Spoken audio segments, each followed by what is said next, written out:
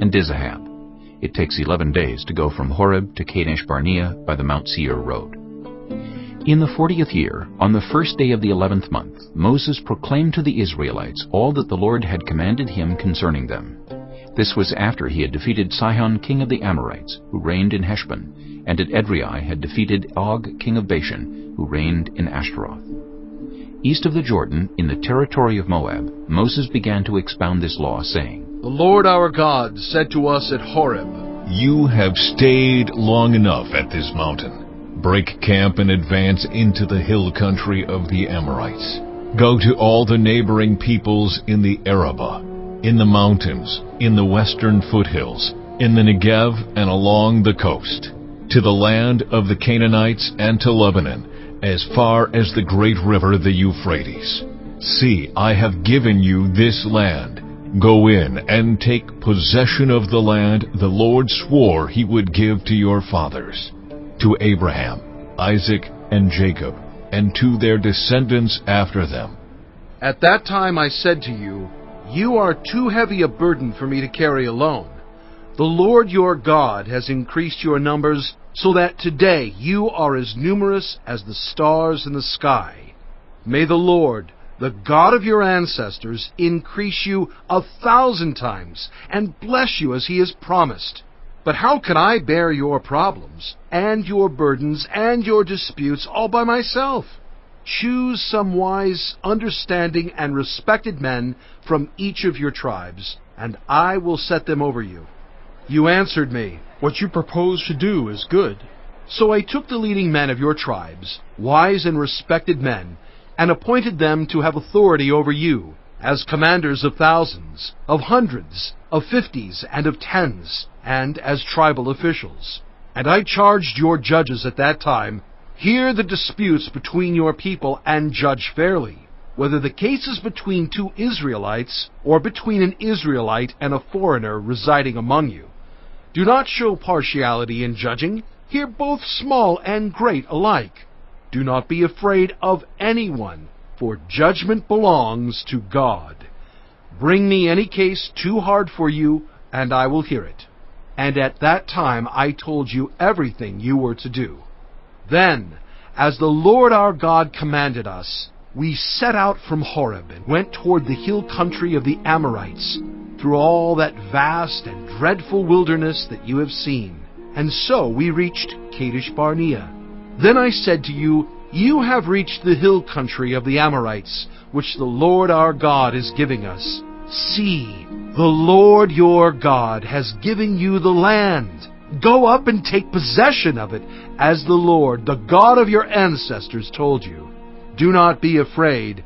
Do not be discouraged. Then all of you came to me and said, Let us send men ahead to spy out the land for us, and bring back a report about the route we are to take and the towns we will come to. The idea seemed good to me, so I selected 12 of you, one man from each tribe. They left and went up into the hill country and came to the valley of Eshcol and explored it. Taking with them some of the fruit of the land, they brought it down to us and reported, It is a good land that the Lord our God is giving us. But you were unwilling to go up. You rebelled against the command of the Lord your God. You grumbled in your tents and said, The Lord hates us, so he brought us out of Egypt to deliver us into the hands of the Amorites to destroy us. Where can we go? Our brothers have made our hearts melt in fear. They say, The people are stronger and taller than we are. The cities are large, with walls up to the sky. We even saw the Anakites there. Then I said to you, Do not be terrified. Do not be afraid of them. The Lord your God, who is going before you, will fight for you, as he did for you in Egypt, before your very eyes and in the wilderness. There you saw how the Lord your God carried you, as a father carries his son, all the way you went until you reached this place. In spite of this, you did not trust in the Lord your God, who went ahead of you on your journey, in fire by night and in a cloud by day, to search out places for you to camp and to show you the way you should go. When the Lord heard what you said, he was angry and solemnly swore, No one from this evil generation shall see the good land I swore to give your ancestors, except Caleb, son of Jephunneh. He will see it, and I will give him and his descendants the land he set his feet on, because he followed the Lord wholeheartedly. Because of you, the Lord became angry with me also and said, You shall not enter it either, but your assistant, Joshua, son of Nun, will enter it. Encourage him, because he will lead Israel to inherit it. And the little ones that you said would be taken captive, your children who do not yet know good from bad, they will enter the land.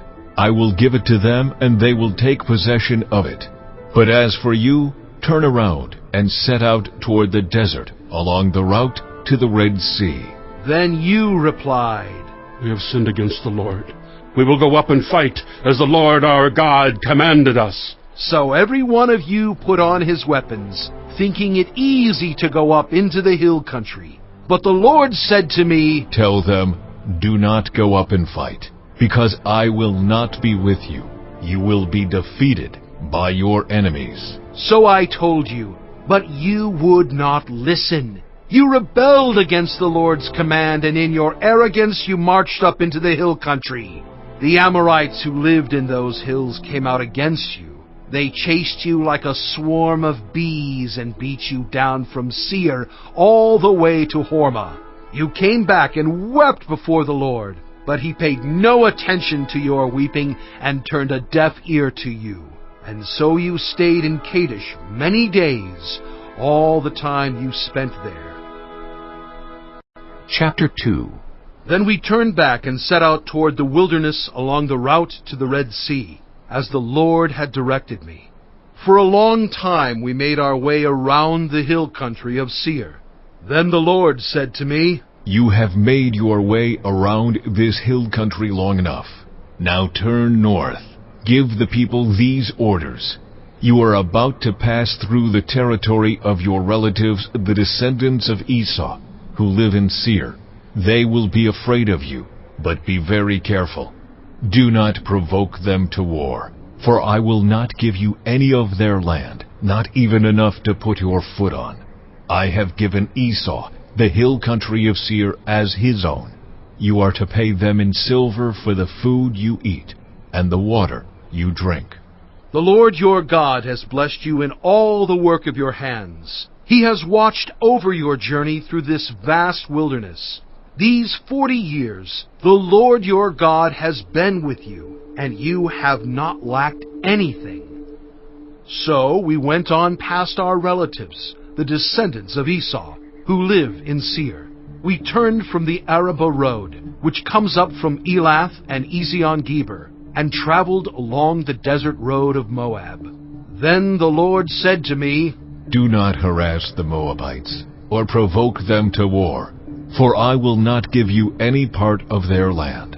I have given Ar to the descendants of Lot as a possession. The Emites used to live there, a people strong and numerous, and as tall as the Anakites. Like the Anakites, they too were considered Rephaites, but the Moabites called them Emites. Horites used to live in Seir, but the descendants of Esau drove them out. They destroyed the Horites from before them and settled in their place, just as Israel did in the land the Lord gave them as their possession. And the Lord said, Now get up and cross the Zered Valley. So we crossed the valley. 38 years passed from the time we left Kadesh Barnea until we crossed the Zered Valley.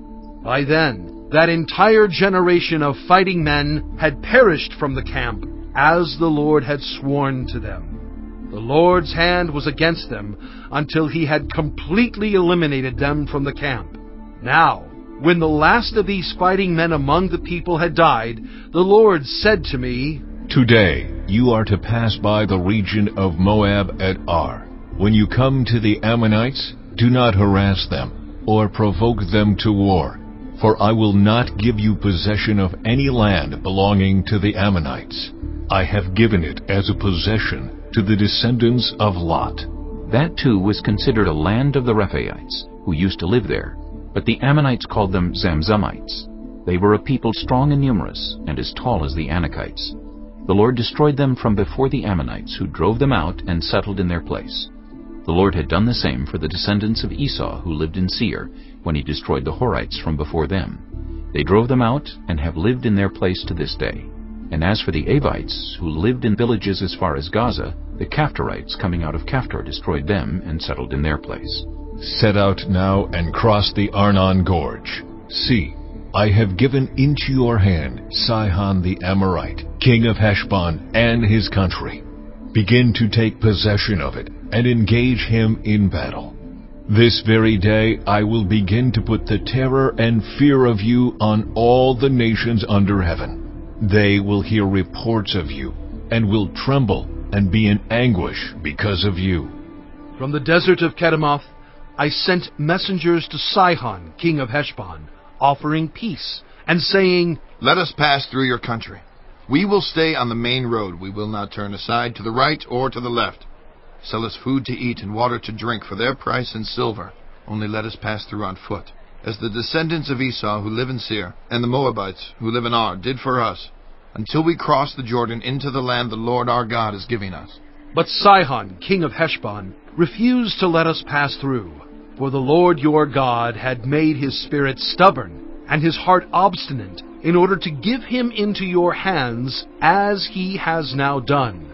The Lord said to me, See, I have begun to deliver Sihon and his country over to you. Now begin to conquer and possess his land. When Sihon and all his army came out to meet us in battle at Jahaz, the Lord our God delivered him over to us, and we struck him down, together with his sons and his whole army.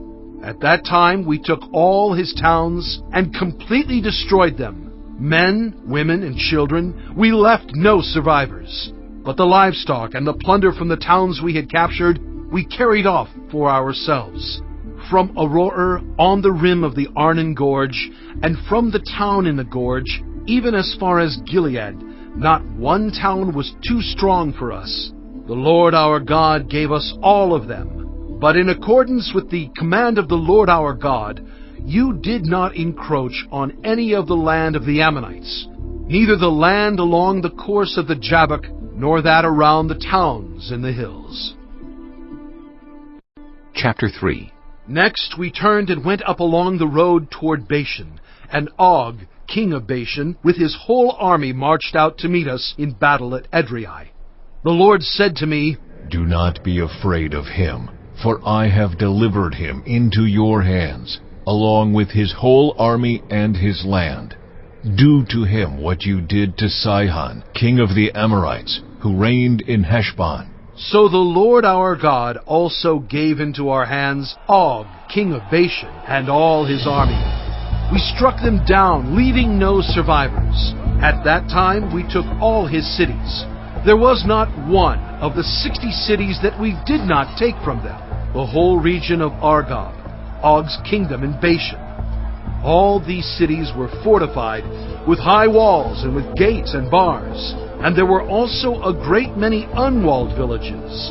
We completely destroyed them, as we had done with Sihon, king of Heshbon, destroying every city, men, women, and children.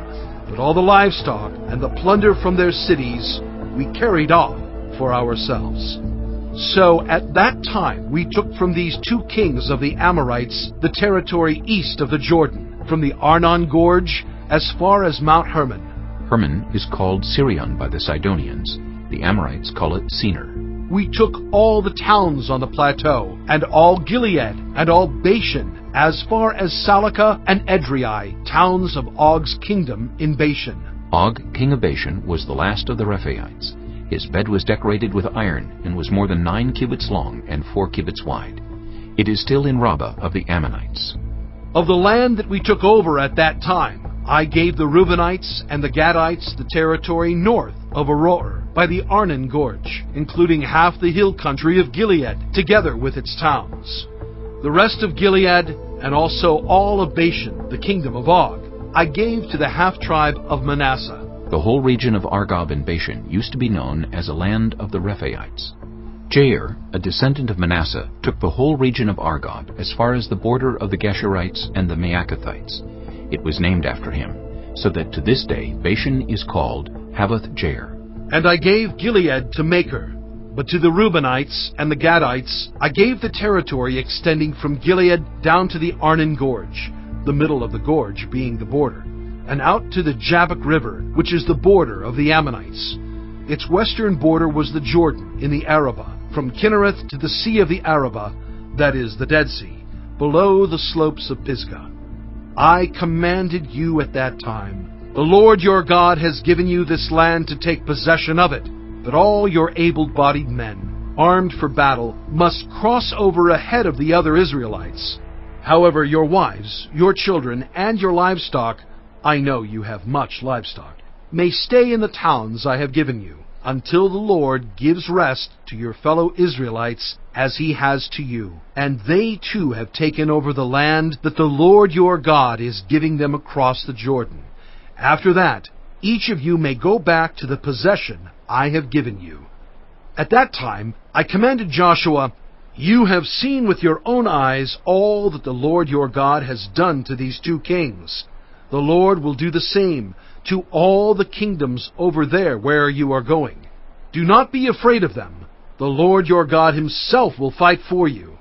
At that time, I pleaded with the Lord, Sovereign Lord, you have begun to show to your servant your greatness and your strong hand. For what God is there in heaven or on earth who can do the deeds and mighty works you do? Let me go over and see the good land beyond the Jordan, that fine hill country and Lebanon. But because of you, the Lord was angry with me and would not listen to me. That is enough. The Lord said, Do not speak to me any more about this matter. Go up to the top of Pisgah, and look west, and north, and south, and east.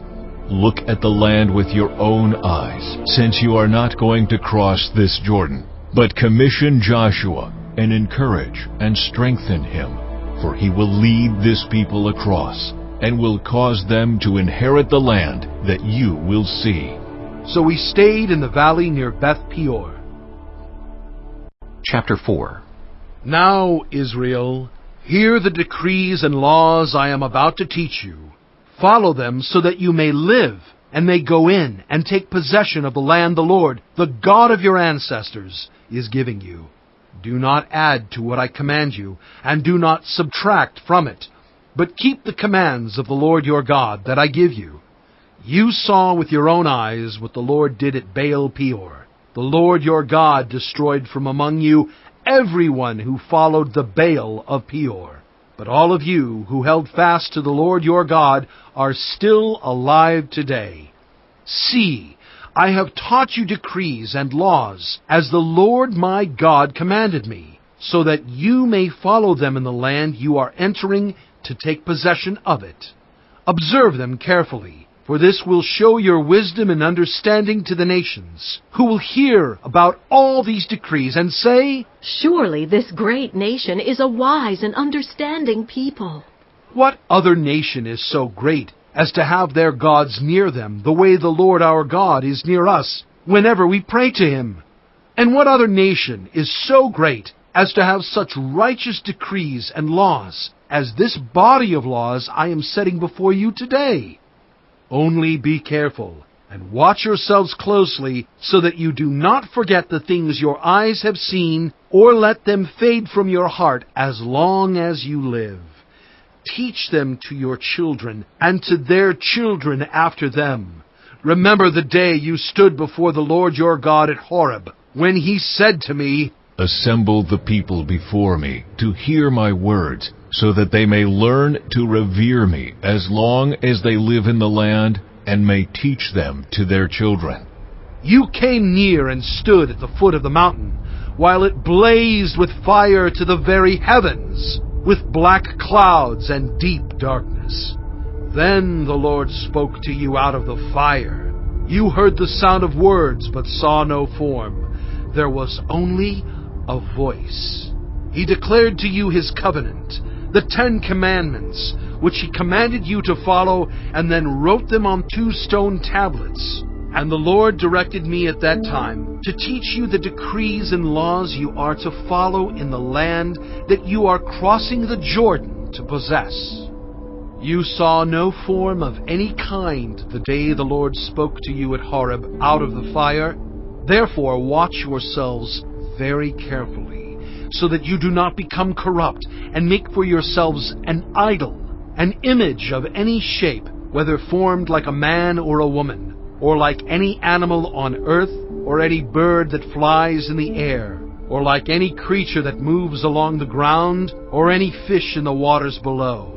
And when you look up to the sky and see the sun, the moon, and the stars, all the heavenly array, do not be enticed into bowing down to them and worshiping things the Lord your God has apportioned to all the nations under heaven. But as for you, the Lord took you and brought you out of the iron-smelting furnace, out of Egypt, to be the people of his inheritance, as you now are. The Lord was angry with me because of you, and he solemnly swore that I would not cross the Jordan and enter the good land the Lord your God is giving you as your inheritance. I will die in this land. I will not cross the Jordan, but you are about to cross over and take possession of that good land. Be careful not to forget the covenant of the Lord your God that he made with you. Do not make for yourselves an idol in the form of anything the Lord your God has forbidden. For the Lord your God is a consuming fire, a jealous God. After you have had children and grandchildren and have lived in the land a long time, if you then become corrupt and make any kind of idol, doing evil in the eyes of the Lord your God and arousing his anger, I call the heavens and the earth as witnesses against you this day, that you will quickly perish from the land that you are crossing the Jordan to possess. You will not live there long, but will certainly be destroyed. The Lord will scatter you among the peoples, and only a few of you will survive among the nations to which the Lord will drive you. There you will worship man-made gods of wood and stone, which cannot see or hear or eat or smell. But if from there you seek the Lord your God, you will find him, if you seek him with all your heart and with all your soul. When you are in distress and all these things have happened to you, then in later days you will return to the Lord your God and obey him. For the Lord your God is a merciful God. He will not abandon or destroy you or forget the covenant with your ancestors, which he confirmed to them by oath. Ask now about the former days, long before your time, from the day God created human beings on the earth. Ask from one end of the heavens to the other. Has anything so great as this ever happened? Or has anything like it ever been heard of? Has any other people heard the voice of God speaking out of fire as you have and lived? Has any God ever tried to take for himself one nation out of another nation, by testings, by signs and wonders, by war, by a mighty hand and an outstretched arm, or by great and awesome deeds, like all the things the Lord your God did for you in Egypt before your very eyes? You were shown these things so that you might know that the Lord is God. Besides him there is no other. From heaven he made you hear his voice to discipline you. On earth he showed you his great fire, and you heard his words from out of the fire. Because he loved your ancestors and chose their descendants after them, he brought you out of Egypt by his presence and his great strength, to drive out before you nations greater and stronger than you, and to bring you into their land, to give it to you for your inheritance, as it is today. Acknowledge and take to heart this day that the Lord is God in heaven above and on the earth below. There is no other. Keep his decrees and commands, which I am giving you today, so that it may go well with you and your children after you, and that you may live long in the land the Lord your God gives you for all time. Then Moses set aside 3 cities east of the Jordan, to which anyone who had killed a person could flee if they had unintentionally killed a neighbor without malice aforethought. They could flee into one of these cities and save their life. The cities were these: Bezer in the wilderness plateau for the Reubenites, Ramoth in Gilead for the Gadites, and Golan in Bashan for the Manassites. This is the law Moses set before the Israelites. These are the stipulations, decrees, and laws Moses gave them when they came out of Egypt, and were in the valley near Beth Peor, east of the Jordan, in the land of Sihon king of the Amorites, who reigned in Heshbon, and was defeated by Moses and the Israelites as they came out of Egypt. They took possession of his land, and the land of Og king of Bashan, the 2 Amorite kings east of the Jordan. This land extended from Aroer on the rim of the Arnon Gorge to Mount Sirion, that is Hermon, and included all of the Arabah east of the Jordan as far as the Dead Sea, below the slopes of Pisgah. Chapter 5. Moses summoned all Israel and said, Hear, Israel, the decrees and laws I declare in your hearing today. Learn them and be sure to follow them. The Lord our God made a covenant with us at Horeb. It was not with our ancestors that the Lord made this covenant, but with us, with all of us who are alive here today. The Lord spoke to you face to face out of the fire on the mountain. At that time I stood between the Lord and you to declare to you the word of the Lord, because you were afraid of the fire and did not go up the mountain. And he said, I am the Lord your God, who brought you out of Egypt, out of the land of slavery. You shall have no other gods before me. You shall not make for yourself an image in the form of anything in heaven above, or on the earth beneath, or in the waters below. You shall not bow down to them, or worship them. For I, the Lord your God, am a jealous God, punishing the children for the sin of the parents to the 3rd and 4th generation of those who hate me, but showing love to 1,000 generations of those who love me and keep my commandments. You shall not misuse the name of the Lord your God, for the Lord will not hold anyone guiltless who misuses his name. Observe the Sabbath day by keeping it holy, as the Lord your God has commanded you. 6 days you shall labor and do all your work, but the 7th day is a Sabbath to the Lord your God. On it you shall not do any work, neither you nor your son or daughter, nor your male or female servant, nor your ox, your donkey, or any of your animals, nor any foreigner residing in your towns, so that your male and female servants may rest, as you do. Remember that you were slaves in Egypt, and that the Lord your God brought you out of there with a mighty hand and an outstretched arm. Therefore the Lord your God has commanded you to observe the Sabbath day. Honor your father and your mother, as the Lord your God has commanded you, so that you may live long, and that it may go well with you in the land the Lord your God is giving you. You shall not murder. You shall not commit adultery. You shall not steal. You shall not give false testimony against your neighbor. You shall not covet your neighbor's wife. You shall not set your desire on your neighbor's house or land, his male or female servant, his ox or donkey, or anything that belongs to your neighbor. These are the commandments the Lord proclaimed in a loud voice to your whole assembly there on the mountain, from out of the fire, the cloud, and the deep darkness. And he added nothing more. Then he wrote them on 2 stone tablets and gave them to me. When you heard the voice out of the darkness, while the mountain was ablaze with fire, all the leaders of your tribes and your elders came to me, and you said, The Lord our God has shown us his glory and his majesty, and we have heard his voice from the fire. Today we have seen that a person can live even if God speaks with them. But now, why should we die? This great fire will consume us, and we will die if we hear the voice of the Lord our God any longer. For what mortal has ever heard the voice of the living God speaking out of fire as we have and survived? Go near and listen to all that the Lord our God says. Then tell us whatever the Lord our God tells you. We will listen and obey."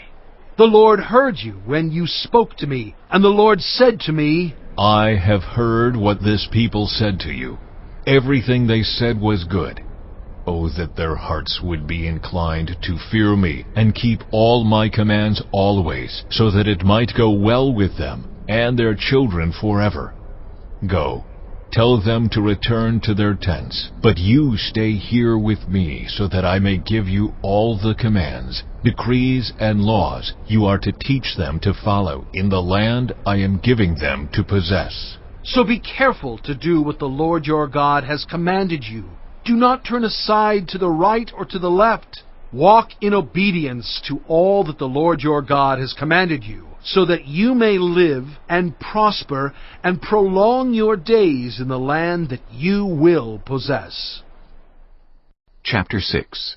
These are the commands, decrees, and laws the Lord your God directed me to teach you to observe in the land that you are crossing the Jordan to possess, so that you, your children, and their children after them may fear the Lord your God as long as you live, by keeping all his decrees and commands that I give you, and so that you may enjoy long life. Hear, Israel, and be careful to obey, so that it may go well with you, and that you may increase greatly in a land flowing with milk and honey, just as the Lord, the God of your ancestors, promised you. Hear, O Israel, the Lord our God, the Lord is one. Love the Lord your God with all your heart, and with all your soul, and with all your strength. These commandments that I give you today are to be on your hearts. Impress them on your children. Talk about them when you sit at home, and when you walk along the road, when you lie down, and when you get up. Tie them as symbols on your hands, and bind them on your foreheads. Write them on the doorframes of your houses and on your gates. When the Lord your God brings you into the land he swore to your fathers, to Abraham, Isaac, and Jacob, to give you a land with large, flourishing cities you did not build, houses filled with all kinds of good things you did not provide, wells you did not dig, and vineyards and olive groves you did not plant.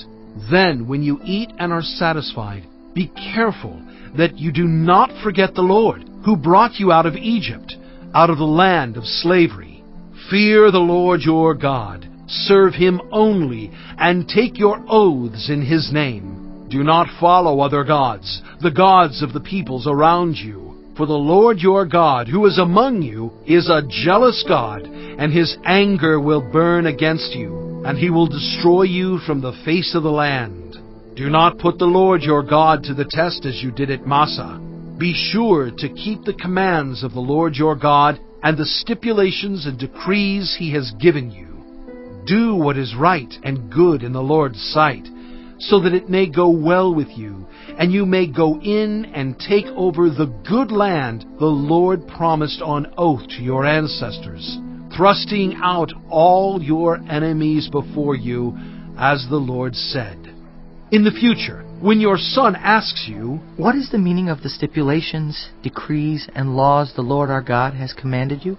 tell him, "We were slaves of Pharaoh in Egypt, but the Lord brought us out of Egypt with a mighty hand. Before our eyes the Lord sent signs and wonders, great and terrible, on Egypt and Pharaoh and his whole household. But he brought us out from there to bring us in and give us the land he promised on oath to our ancestors. The Lord commanded us to obey all these decrees and to fear the Lord our God, so that we might always prosper and be kept alive, as is the case today. And if we are careful to obey all this law before the Lord our God, as he has commanded us, that will be our righteousness." Chapter 7.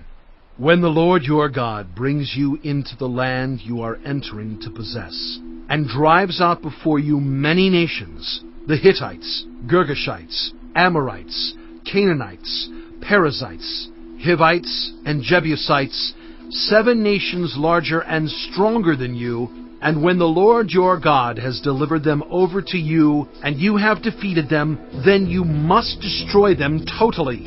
Make no treaty with them, and show them no mercy. Do not intermarry with them. Do not give your daughters to their sons, or take their daughters for your sons, for they will turn your children away from following me to serve other gods.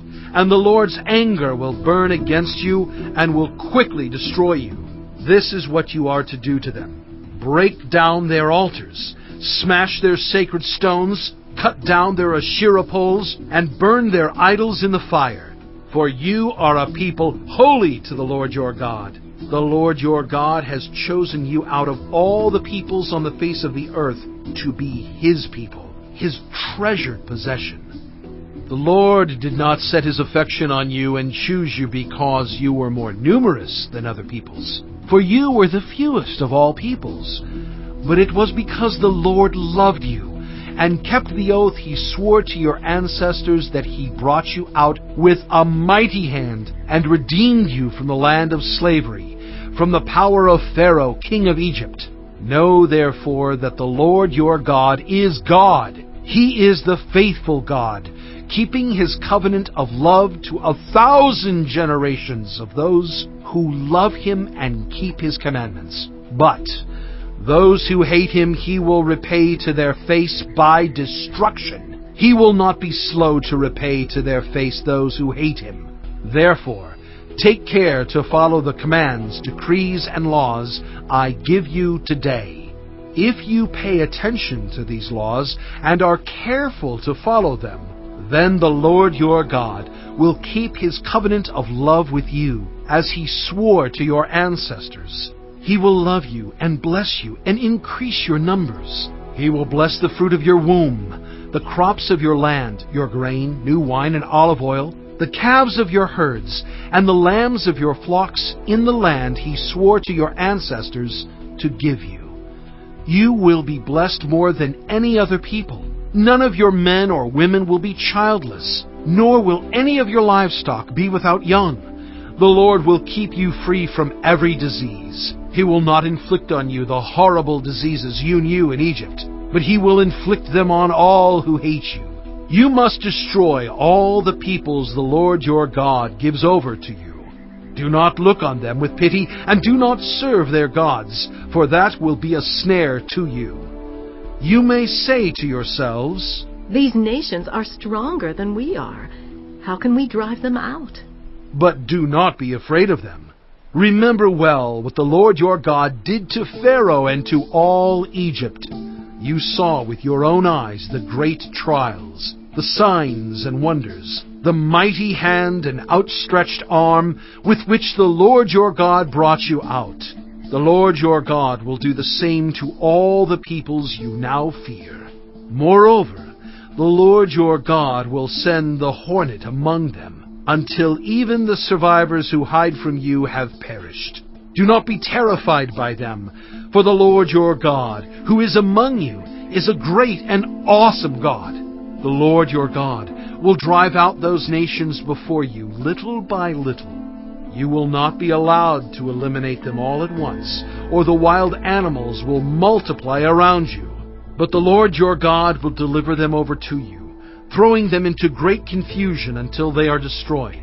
He will give their kings into your hand, and you will wipe out their names from under heaven.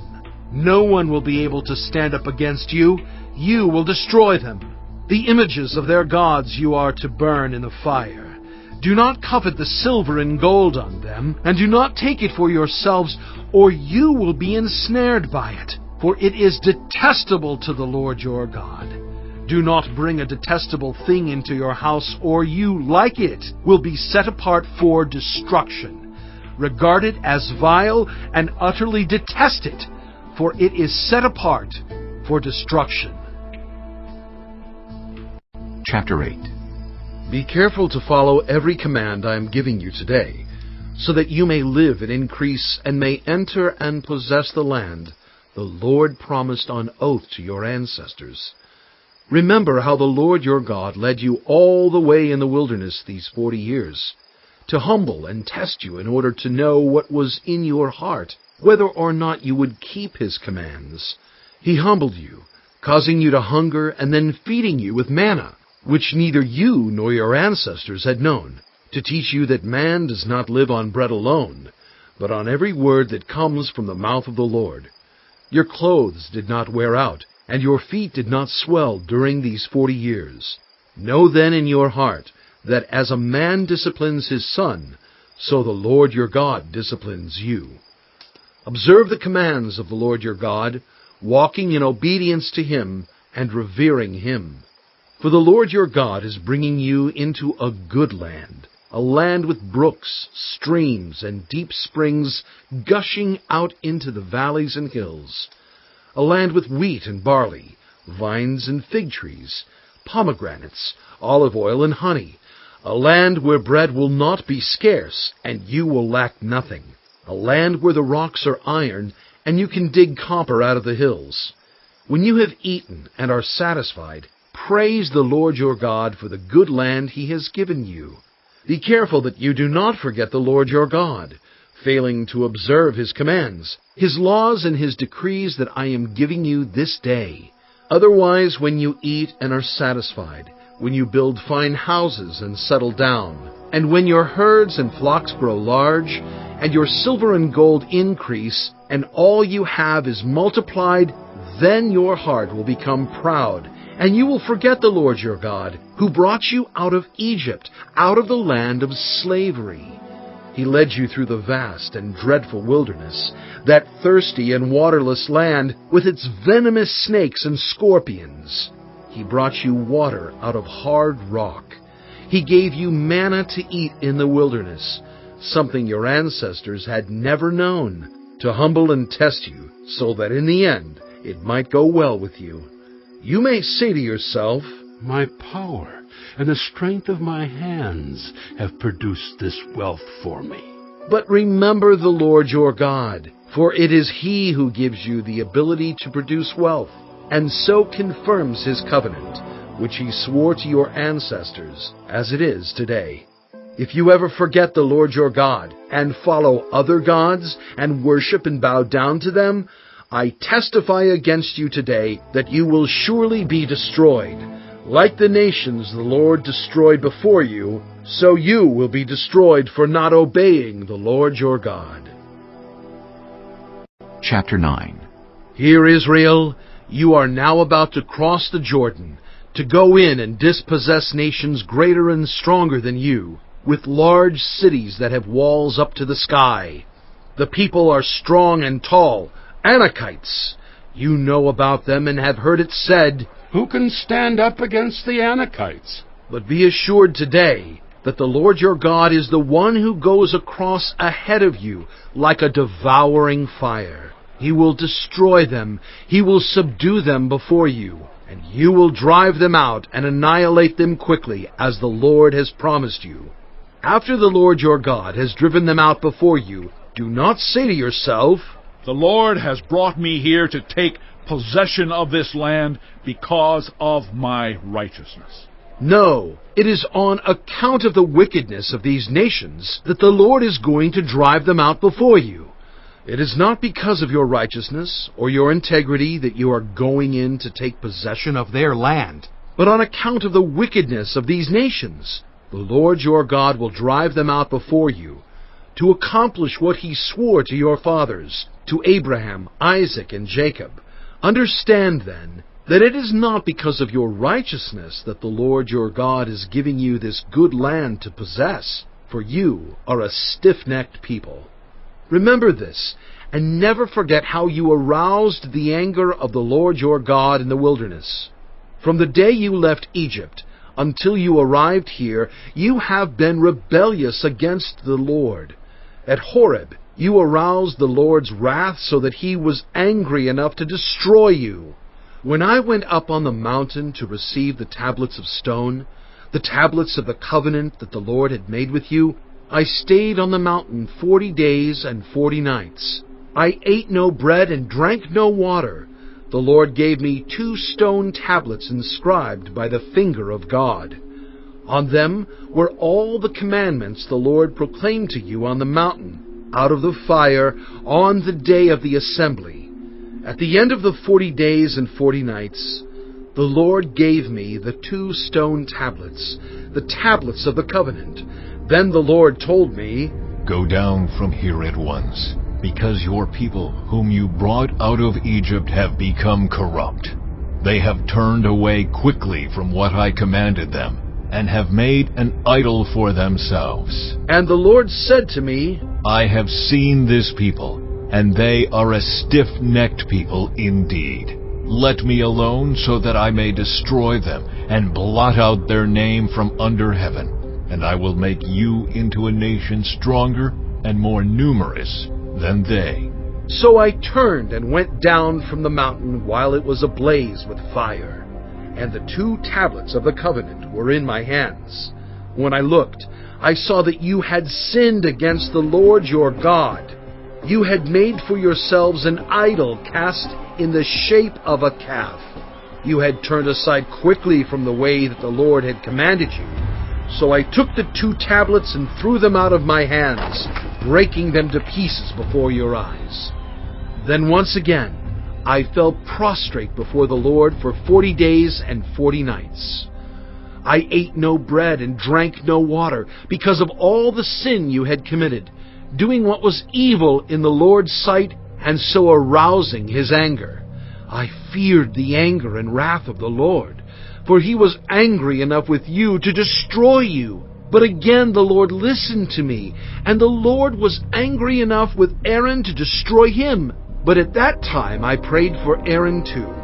Also I took that sinful thing of yours, the calf you had made, and burned it in the fire.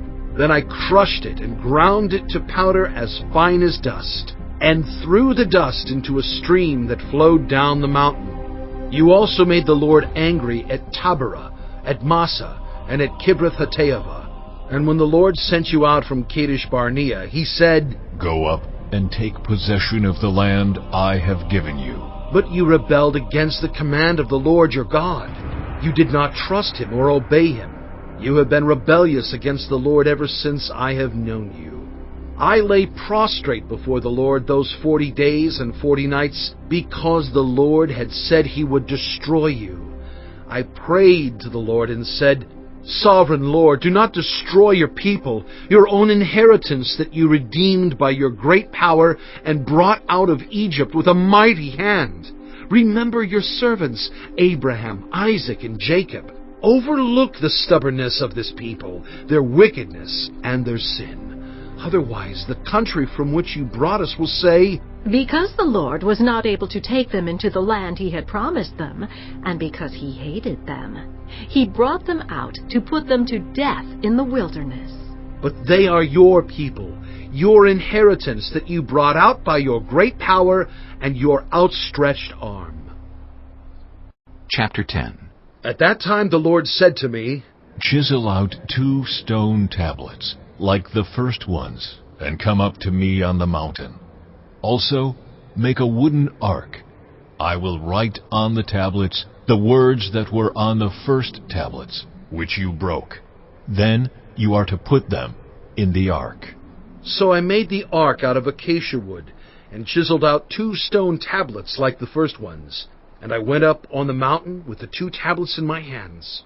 The Lord wrote on these tablets what he had written before, the 10 commandments he had proclaimed to you on the mountain, out of the fire, on the day of the assembly, and the Lord gave them to me. Then I came back down the mountain and put the tablets in the ark I had made, as the Lord commanded me, and they are there now. The Israelites traveled from the wells of Beni-Jaakan to Mosera. There Aaron died and was buried, and Eleazar his son succeeded him as priest. From there they traveled to Gudgoda and on to Jotbatha, a land with streams of water. At that time the Lord set apart the tribe of Levi to carry the ark of the covenant of the Lord, to stand before the Lord to minister, and to pronounce blessings in his name, as they still do today. That is why the Levites have no share or inheritance among their fellow Israelites. The Lord is their inheritance, as the Lord your God told them. Now I had stayed on the mountain 40 days and 40 nights, as I did the first time, and the Lord listened to me at this time also. It was not his will to destroy you. Go, The Lord said to me, and lead the people on their way, so that they may enter and possess the land I swore to their ancestors to give them. And now, Israel, what does the Lord your God ask of you but to fear the Lord your God, to walk in obedience to him, to love him, to serve the Lord your God with all your heart and with all your soul, and to observe the Lord's commands and decrees that I am giving you today for your own good? To the Lord your God belong the heavens, even the highest heavens, the earth and everything in it. Yet the Lord set his affection on your ancestors and loved them, and he chose you, their descendants, above all the nations, as it is today. Circumcise your hearts, therefore, and do not be stiff-necked any longer. For the Lord your God is God of gods and Lord of lords, the great God, mighty and awesome, who shows no partiality and accepts no bribes. He defends the cause of the fatherless and the widow, and loves the foreigner residing among you, giving them food and clothing. And you are to love those who are foreigners, for you yourselves were foreigners in Egypt. Fear the Lord your God and serve him. Hold fast to him and take your oaths in his name. He is the one you praise. He is your God who performed for you those great and awesome wonders you saw with your own eyes. Your ancestors who went down into Egypt were 70 in all, and now the Lord your God has made you as numerous as the stars in the sky. Chapter 11. Love the Lord your God and keep his requirements, his decrees, his laws, and his commands always.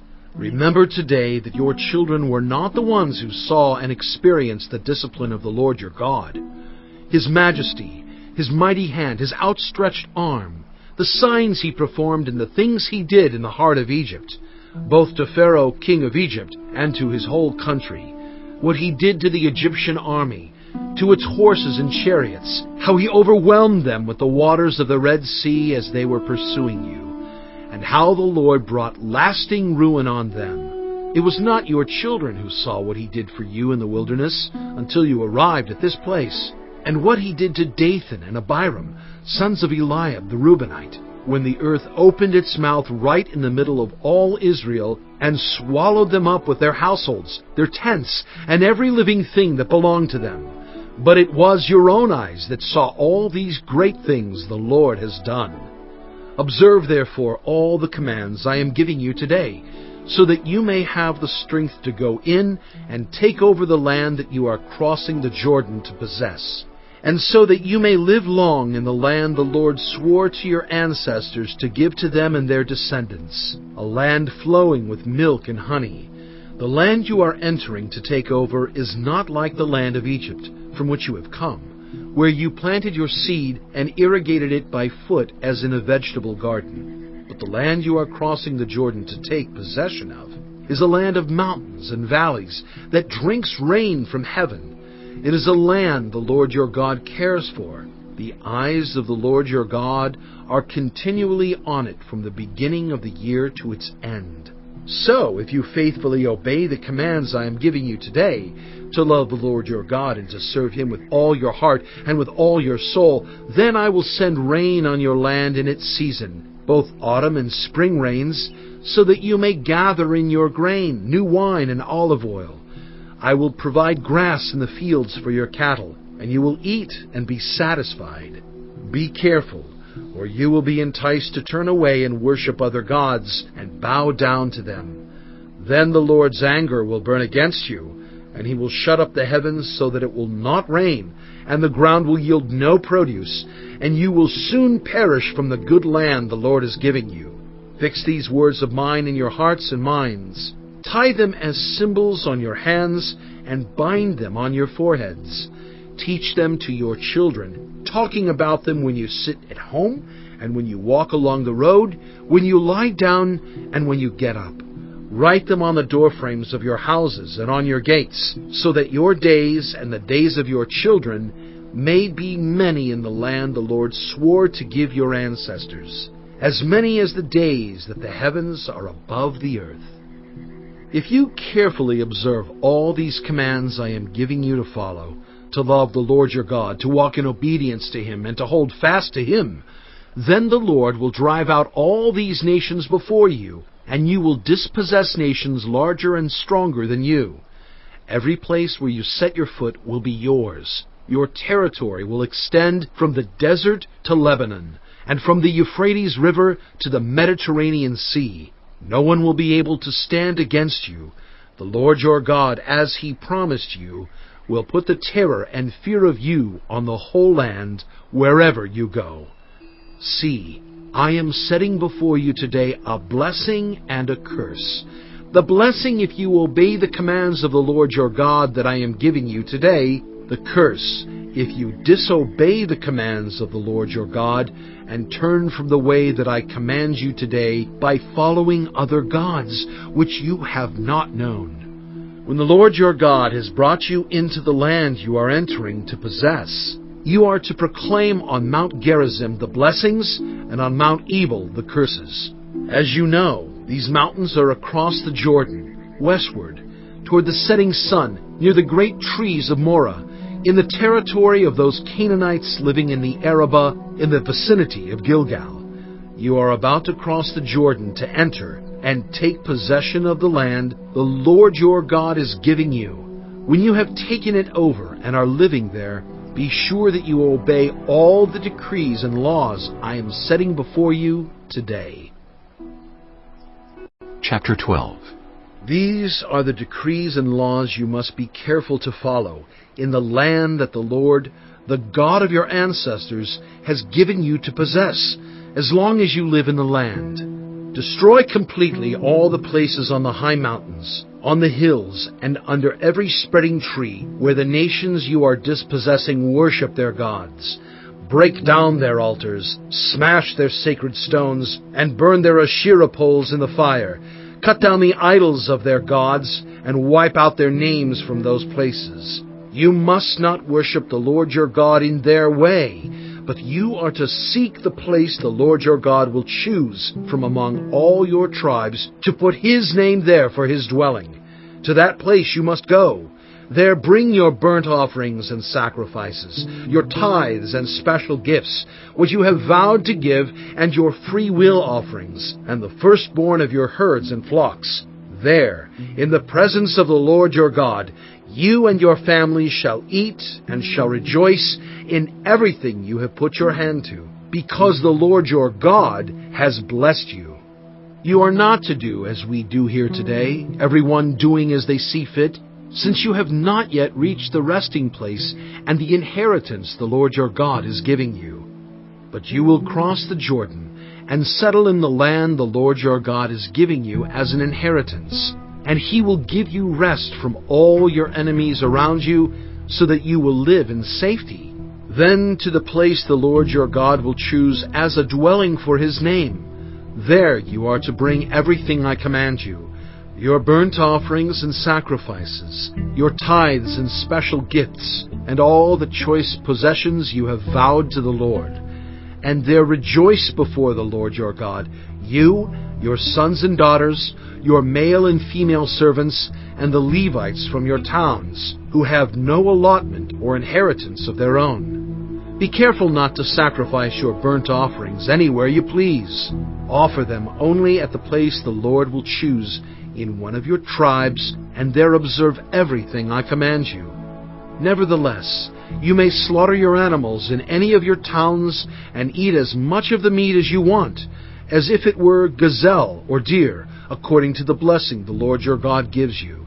Both the ceremonially unclean and the clean may eat it, but you must not eat the blood. Pour it out on the ground like water.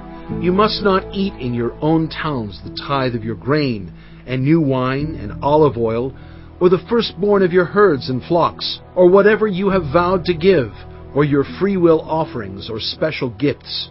Instead, You are to eat them in the presence of the Lord your God, at the place the Lord your God will choose. You, your sons and daughters, your male and female servants, and the Levites from your towns. And you are to rejoice before the Lord your God in everything you put your hand to. Be careful not to neglect the Levites, as long as you live in your land. When the Lord your God has enlarged your territory as he promised you, and you crave meat and say, I would like some meat, then you may eat as much of it as you want. If the place where the Lord your God chooses to put his name is too far away from you, you may slaughter animals from the herds and flocks the Lord has given you, as I have commanded you, and in your own towns you may eat as much of them as you want. Eat them as you would gazelle or deer. Both the ceremonially unclean and the clean may eat. But be sure you do not eat the blood, because the blood is the life, and you must not eat the life with the meat. You must not eat the blood. Pour it out on the ground like water.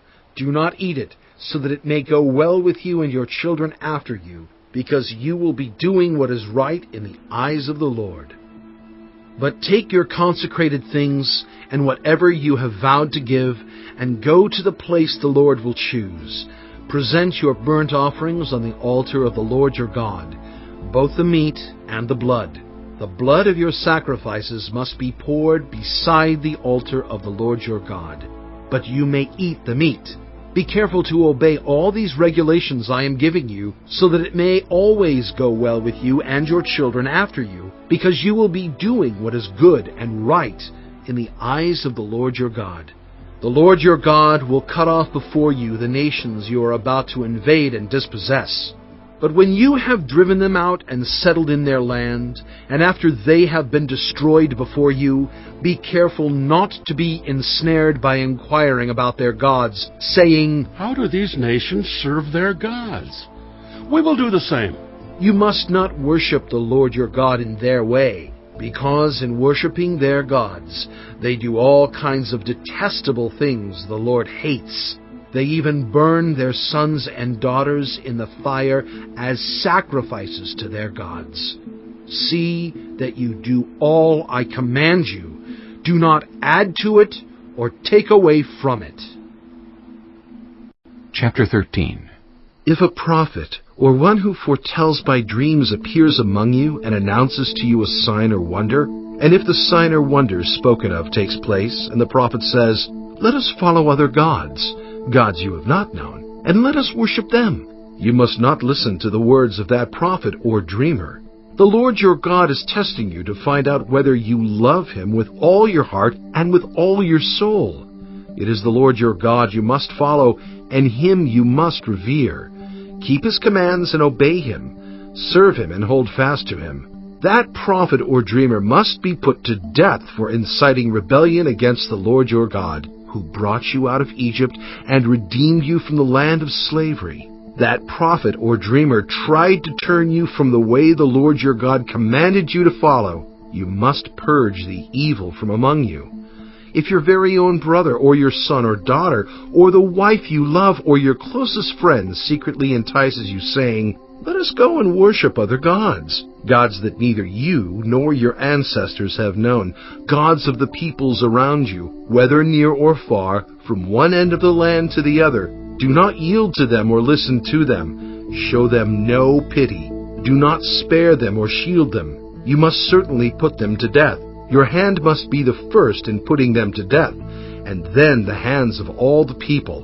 Stone them to death, because they tried to turn you away from the Lord your God, who brought you out of Egypt, out of the land of slavery. Then all Israel will hear and be afraid, and no one among you will do such an evil thing again. If you hear it said about one of the towns the Lord your God is giving you to live in, that troublemakers have arisen among you and have led the people of their town astray, saying, Let us go and worship other gods you have not known, then you must inquire, probe, and investigate it thoroughly. And if it is true, and it has been proved that this detestable thing has been done among you, you must certainly put to the sword all who live in that town. You must destroy it completely, both its people and its livestock. You are to gather all the plunder of the town into the middle of the public square and completely burn the town and all its plunder as a whole burnt offering to the Lord your God. That town is to remain a ruin forever, never to be rebuilt, and none of the condemned things are to be found in your hands. Then the Lord will turn from his fierce anger, will show you mercy, and will have compassion on you. He will increase your numbers, as he promised on oath to your ancestors, because you obey the Lord your God by keeping all his commands that I am giving you today, and doing what is right in his eyes. Chapter 14. You are the children of the Lord your God. Do not cut yourselves or shave the front of your heads for the dead, for you are a people holy to the Lord your God. Out of all the peoples on the face of the earth, the Lord has chosen you to be his treasured possession. Do not eat any detestable thing. These are the animals you may eat: the ox, the sheep, the goat, the deer, the gazelle, the roe deer, the wild goat, the ibex, the antelope, and the mountain sheep.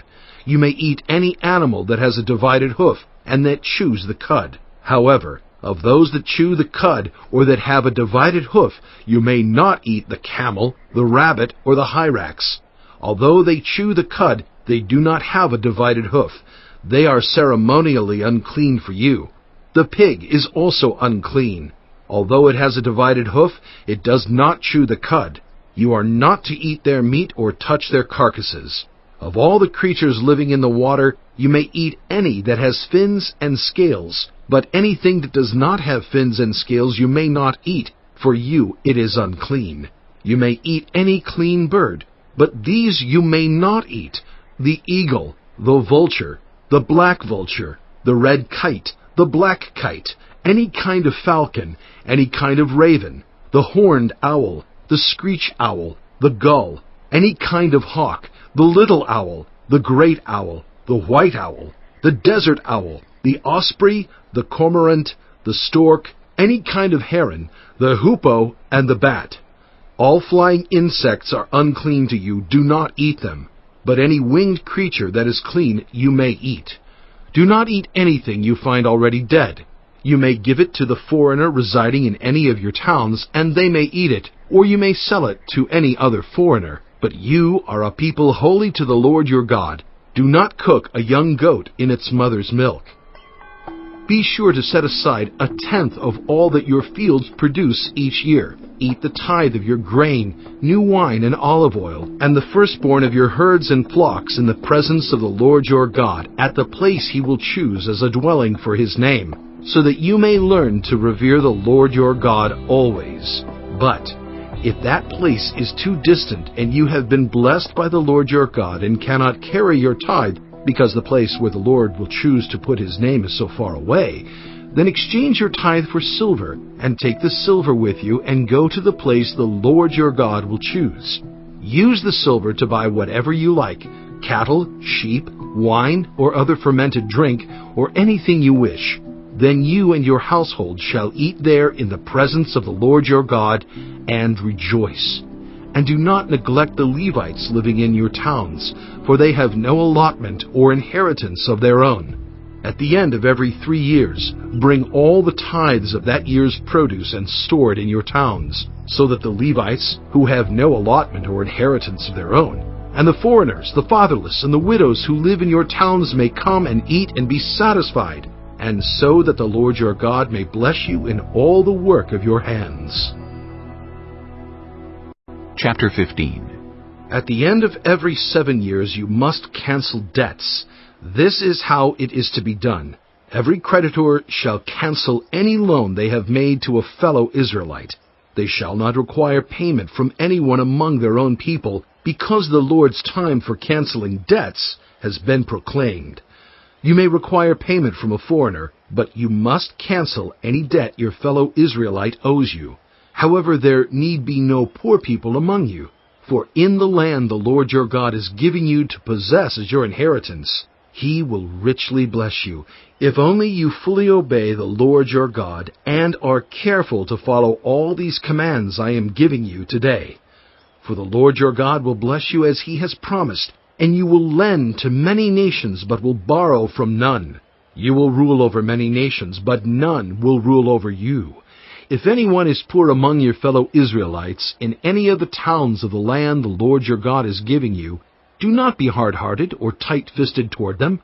Rather, be open-handed and freely lend them whatever they need. Be careful not to harbor this wicked thought.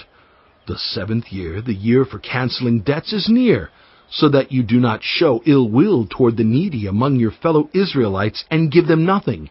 They may then appeal to the Lord against you, and you will be found guilty of sin. Give generously to them and do so without a grudging heart. Then because of this, the Lord your God will bless you in all your work and in everything you put your hand to. There will always be poor people in the land. Therefore, I command you to be open-handed toward your fellow Israelites who are poor and needy in your land.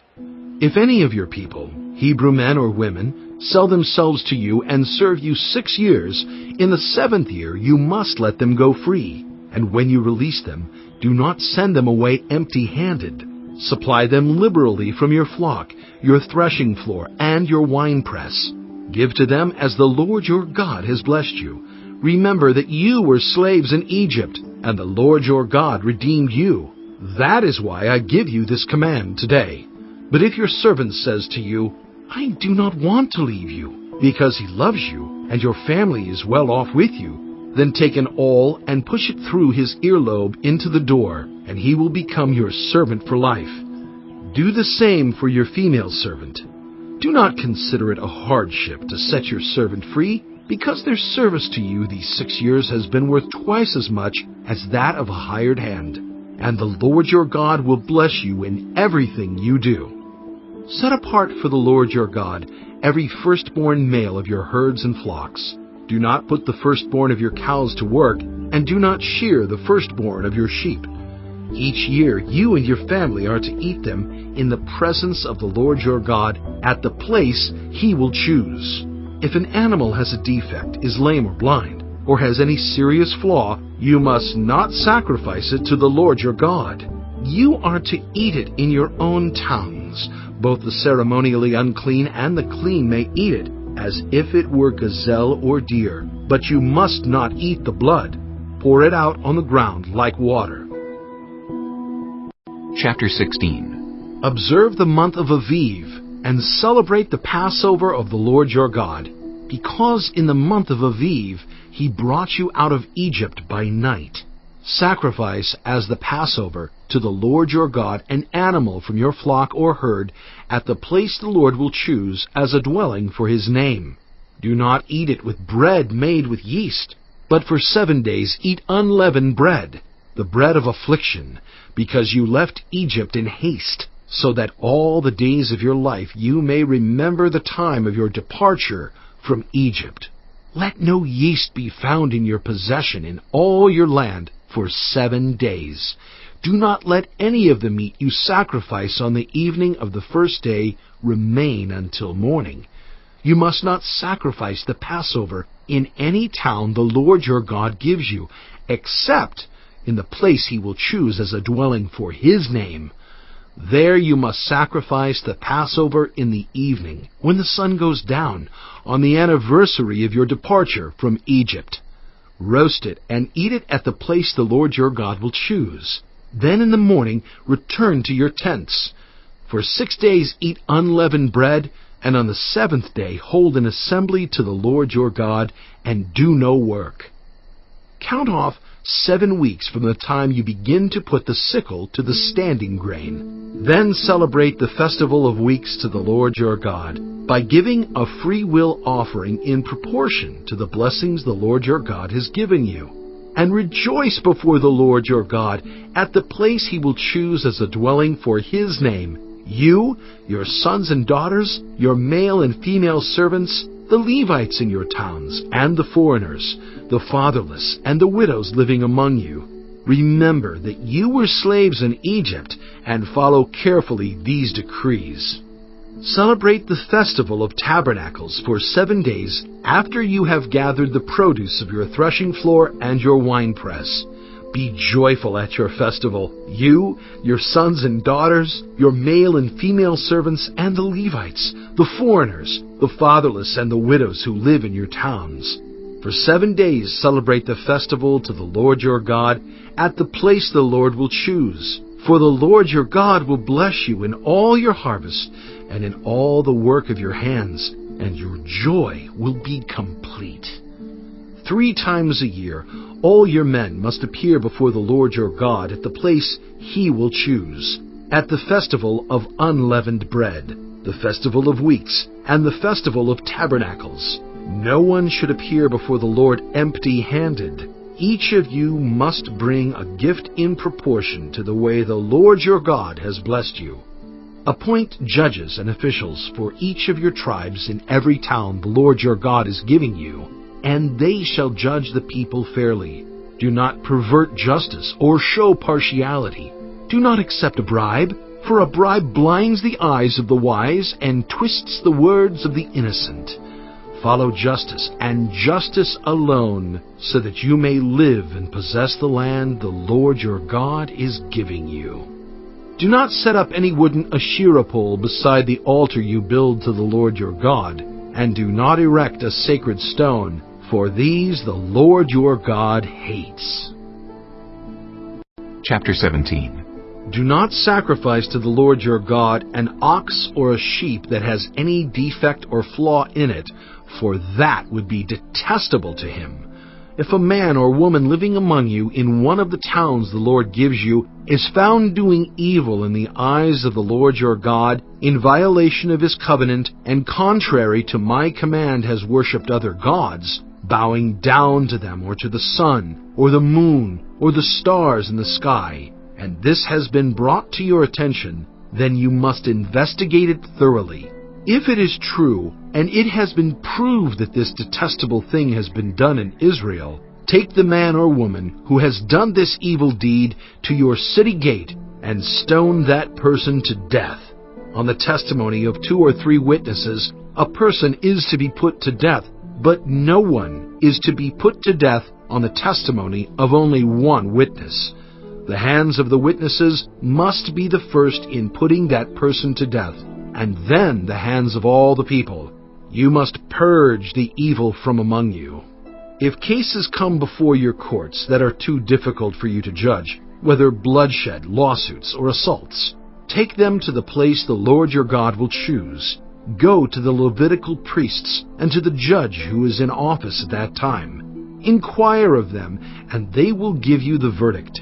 You must act according to the decisions they give you at the place the Lord will choose. Be careful to do everything they instruct you to do. Act according to whatever they teach you and the decisions they give you. Do not turn aside from what they tell you, to the right or to the left. Anyone who shows contempt for the judge or for the priest who stands ministering there to the Lord your God is to be put to death. You must purge the evil from Israel. All the people will hear and be afraid, and will not be contemptuous again. When you enter the land the Lord your God is giving you, and have taken possession of it, and settled in it, and you say, "Let us set a king over us like all the nations around us," be sure to appoint over you a king the Lord your God chooses. He must be from among your fellow Israelites. Do not place a foreigner over you, one who is not an Israelite. The king, moreover, must not acquire great numbers of horses for himself, or make the people return to Egypt to get more of them. For the Lord has told you, You are not to go back that way again. he must not take many wives, or his heart will be led astray. He must not accumulate large amounts of silver and gold. When he takes the throne of his kingdom, he is to write for himself on a scroll a copy of this law, taken from that of the Levitical priests. It is to be with him, and he is to read it all the days of his life, so that he may learn to revere the Lord his God and follow carefully all the words of this law and these decrees, and not consider himself better than his fellow Israelites, and turn from the law to the right or to the left. Then he and his descendants will reign a long time over his kingdom, in Israel. Chapter 18. The Levitical priests, indeed the whole tribe of Levi, are to have no allotment or inheritance with Israel. They shall live on the food offerings presented to the Lord, for that is their inheritance. They shall have no inheritance among their fellow Israelites. The Lord is their inheritance, as He promised them. This is the share due the priests from the people who sacrifice a bull or a sheep, the shoulder, the internal organs, and the meat from the head. You are to give them the firstfruits of your grain, new wine, and olive oil, and the first wool from the shearing of your sheep. For the Lord your God has chosen them and their descendants out of all your tribes to stand and minister in the Lord's name always. If a Levite moves from one of your towns anywhere in Israel where he is living, and comes in all earnestness to the place the Lord will choose, he may minister in the name of the Lord his God, like all his fellow Levites who serve there in the presence of the Lord. He is to share equally in their benefits, even though he has received money from the sale of family possessions. When you enter the land the Lord your God is giving you, do not learn to imitate the detestable ways of the nations there.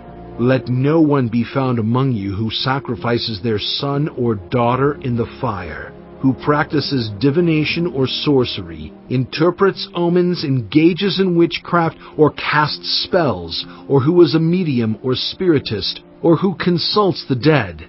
Anyone who does these things is detestable to the Lord. Because of these same detestable practices, the Lord your God will drive out those nations before you. You must be blameless before the Lord your God. The nations you will dispossess, listen to those who practice sorcery or divination. But as for you, the Lord your God has not permitted you to do so. The Lord your God will raise up for you a prophet like me from among you, from your fellow Israelites. You must listen to him, for this is what you asked of the Lord your God at Horeb on the day of the assembly when you said, "Let us not hear the voice of the Lord our God, nor see this great fire any more, or we will die." The Lord said to me, What they say is good. I will raise up for them a prophet like you from among their fellow Israelites, and I will put my words in his mouth. He will tell them everything I command him. I myself will call to account anyone who does not listen to my words that the prophet speaks in my name. But a prophet who presumes to speak in my name anything I have not commanded, or a prophet who speaks in the name of other gods, is to be put to death. You may say to yourselves, "How can we know when a message has not been spoken by the Lord?" if what a prophet proclaims in the name of the Lord does not take place or come true, that is a message the Lord has not spoken. That prophet has spoken presumptuously, so do not be alarmed. Chapter 19. When the Lord your God has destroyed the nations whose land he is giving you, and when you have driven them out and settled in their towns and houses, then set aside for yourselves 3 cities in the land the Lord your God is giving you to possess. Determine the distances involved, and divide into 3 parts the land the Lord your God is giving you as an inheritance, so that a person who kills someone may flee for refuge to one of these cities. This is the rule concerning anyone who kills a person and flees there for safety. Anyone who kills a neighbor unintentionally without malice aforethought. For instance, a man may go into the forest with his neighbor to cut wood, and as he swings his axe to fell a tree, the head may fly off and hit his neighbor and kill him. That man may flee to one of these cities and save his life.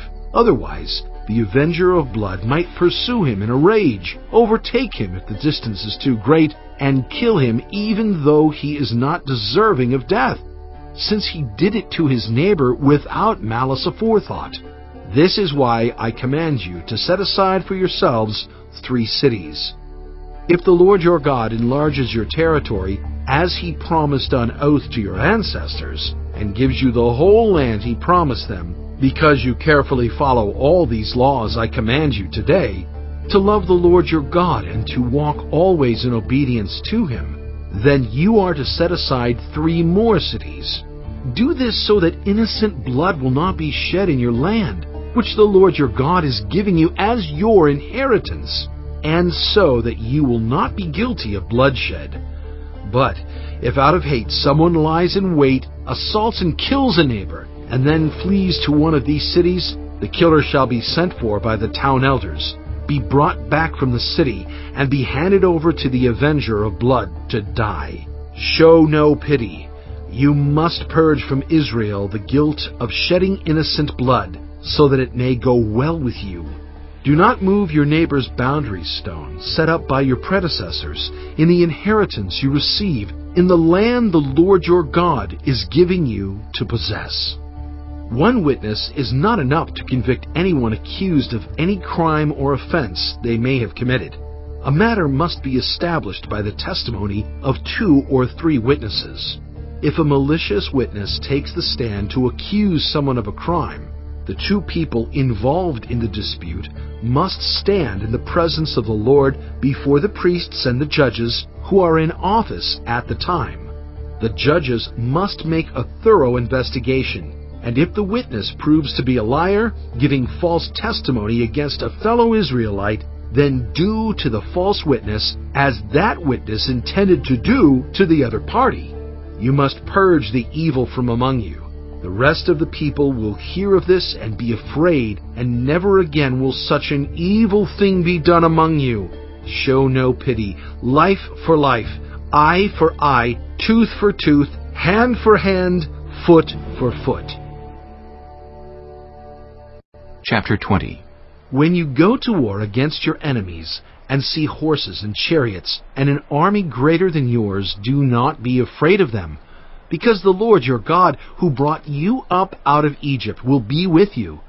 When you are about to go into battle, the priest shall come forward and address the army. He shall say, "Hear, Israel! Today you are going into battle against your enemies. Do not be faint-hearted or afraid. Do not panic or be terrified by them.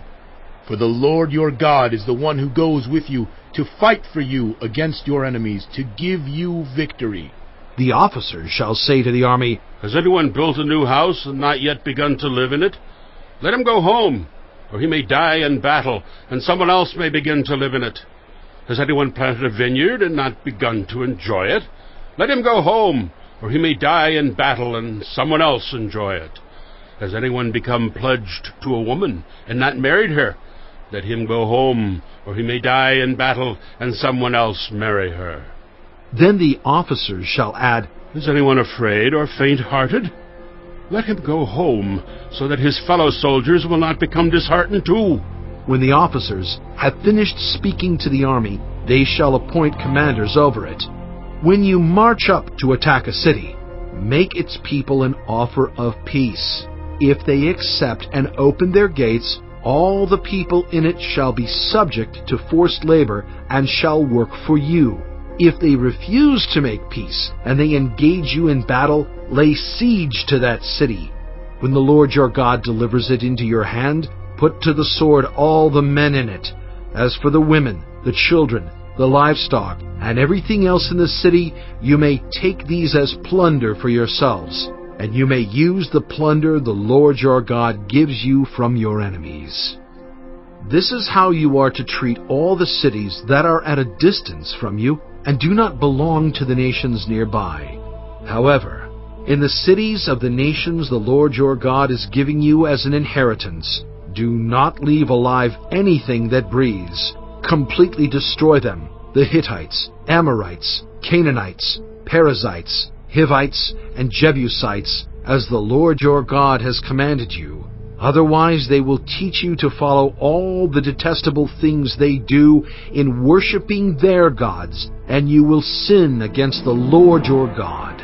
When you lay siege to a city for a long time, fighting against it to capture it, do not destroy its trees by putting an axe to them, because you can eat their fruit. Do not cut them down. Are the trees people that you should besiege them? However, You may cut down trees that you know are not fruit trees and use them to build siege works until the city at war with you falls. Chapter 21.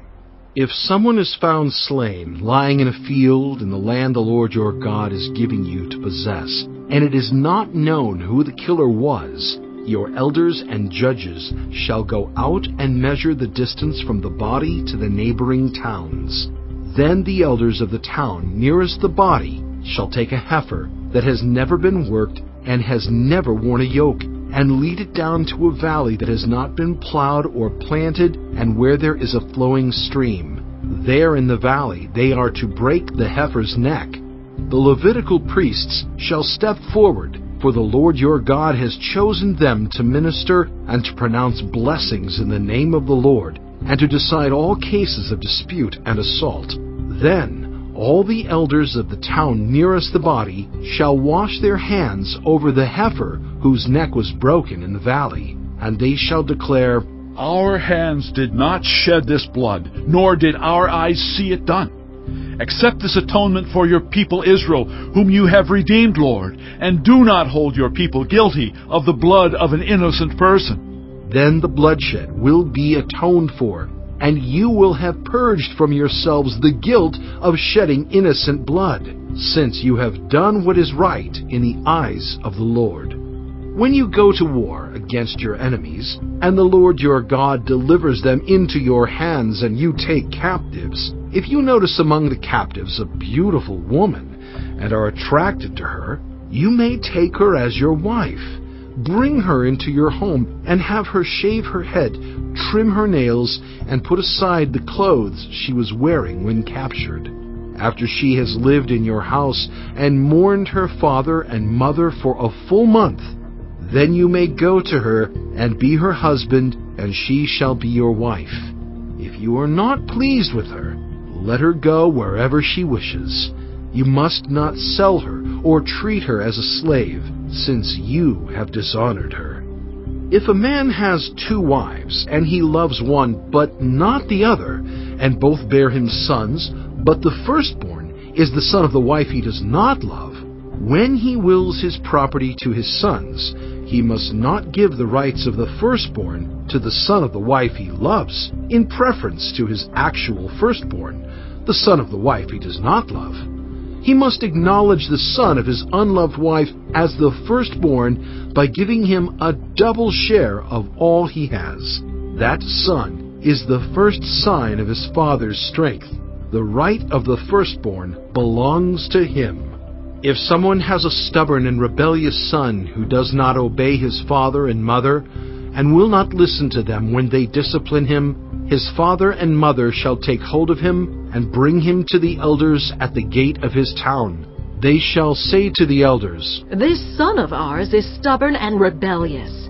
He will not obey us. He is a glutton and a drunkard. Then all the men of his town are to stone him to death. You must purge the evil from among you. All Israel will hear of it and be afraid. If someone guilty of a capital offense is put to death and their body is exposed on a pole, you must not leave the body hanging on the pole overnight. Be sure to bury it that same day, because anyone who is hung on a pole is under God's curse. You must not desecrate the land the Lord your God is giving you as an inheritance. Chapter 22. If you see your fellow Israelites' ox or sheep straying, do not ignore it, but be sure to take it back to its owner. If they do not live near you, or if you do not know who owns it, take it home with you and keep it until they come looking for it. Then give it back. Do the same if you find their donkey or cloak or anything else they have lost. Do not ignore it. If you see your fellow Israelites' donkey or ox fallen on the road, do not ignore it. Help the owner get it to its feet. A woman must not wear men's clothing, nor a man wear women's clothing, for the Lord your God detests anyone who does this.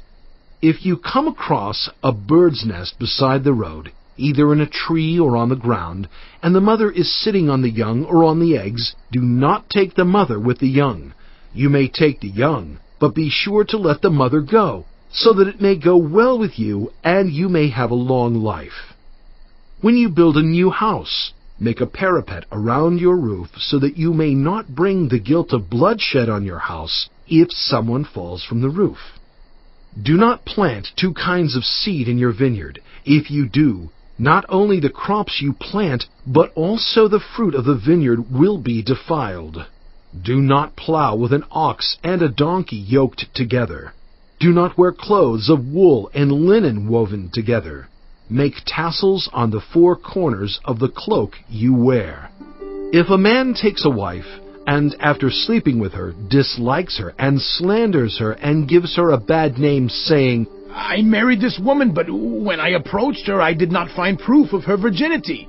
Then the young woman's father and mother shall bring to the town elders at the gate proof that she was a virgin. Her father will say to the elders, I gave my daughter in marriage to this man, but he dislikes her.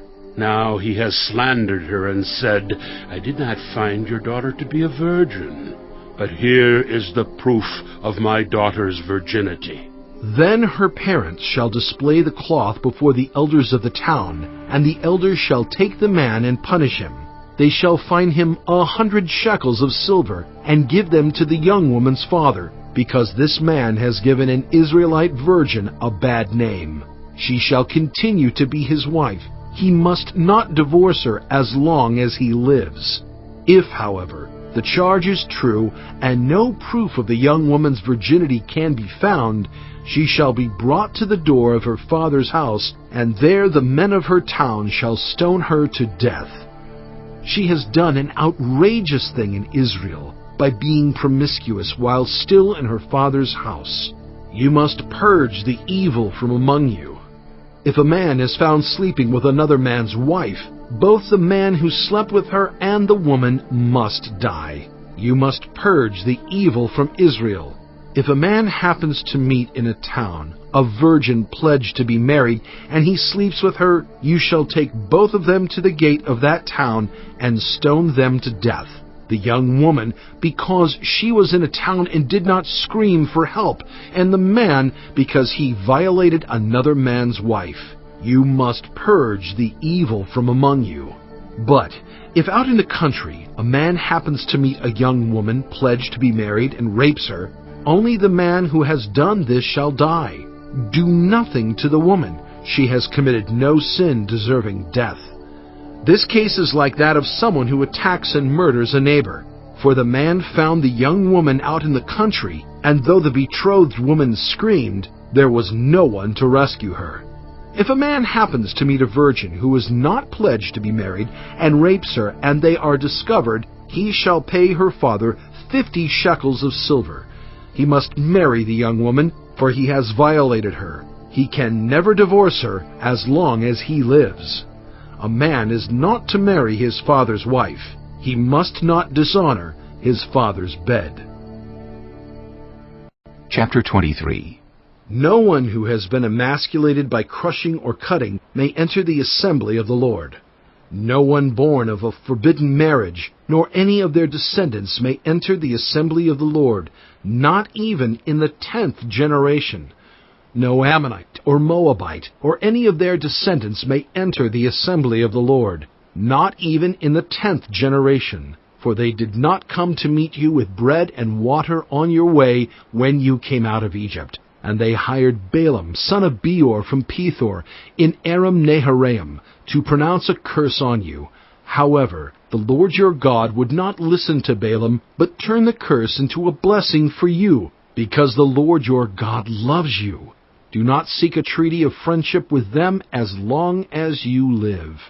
Do not despise an Edomite, for the Edomites are related to you. Do not despise an Egyptian, because you resided as foreigners in their country. The 3rd generation of children born to them may enter the assembly of the Lord. When you are encamped against your enemies, keep away from everything impure. If one of your men is unclean because of a nocturnal emission, He is to go outside the camp and stay there, but as evening approaches he is to wash himself, and at sunset he may return to the camp. Designate a place outside the camp where you can go to relieve yourself. As part of your equipment, have something to dig with, and when you relieve yourself, dig a hole and cover up your excrement. For the Lord your God moves about in your camp to protect you, and to deliver your enemies to you. Your camp must be holy, so that he will not see among you anything indecent and turn away from you.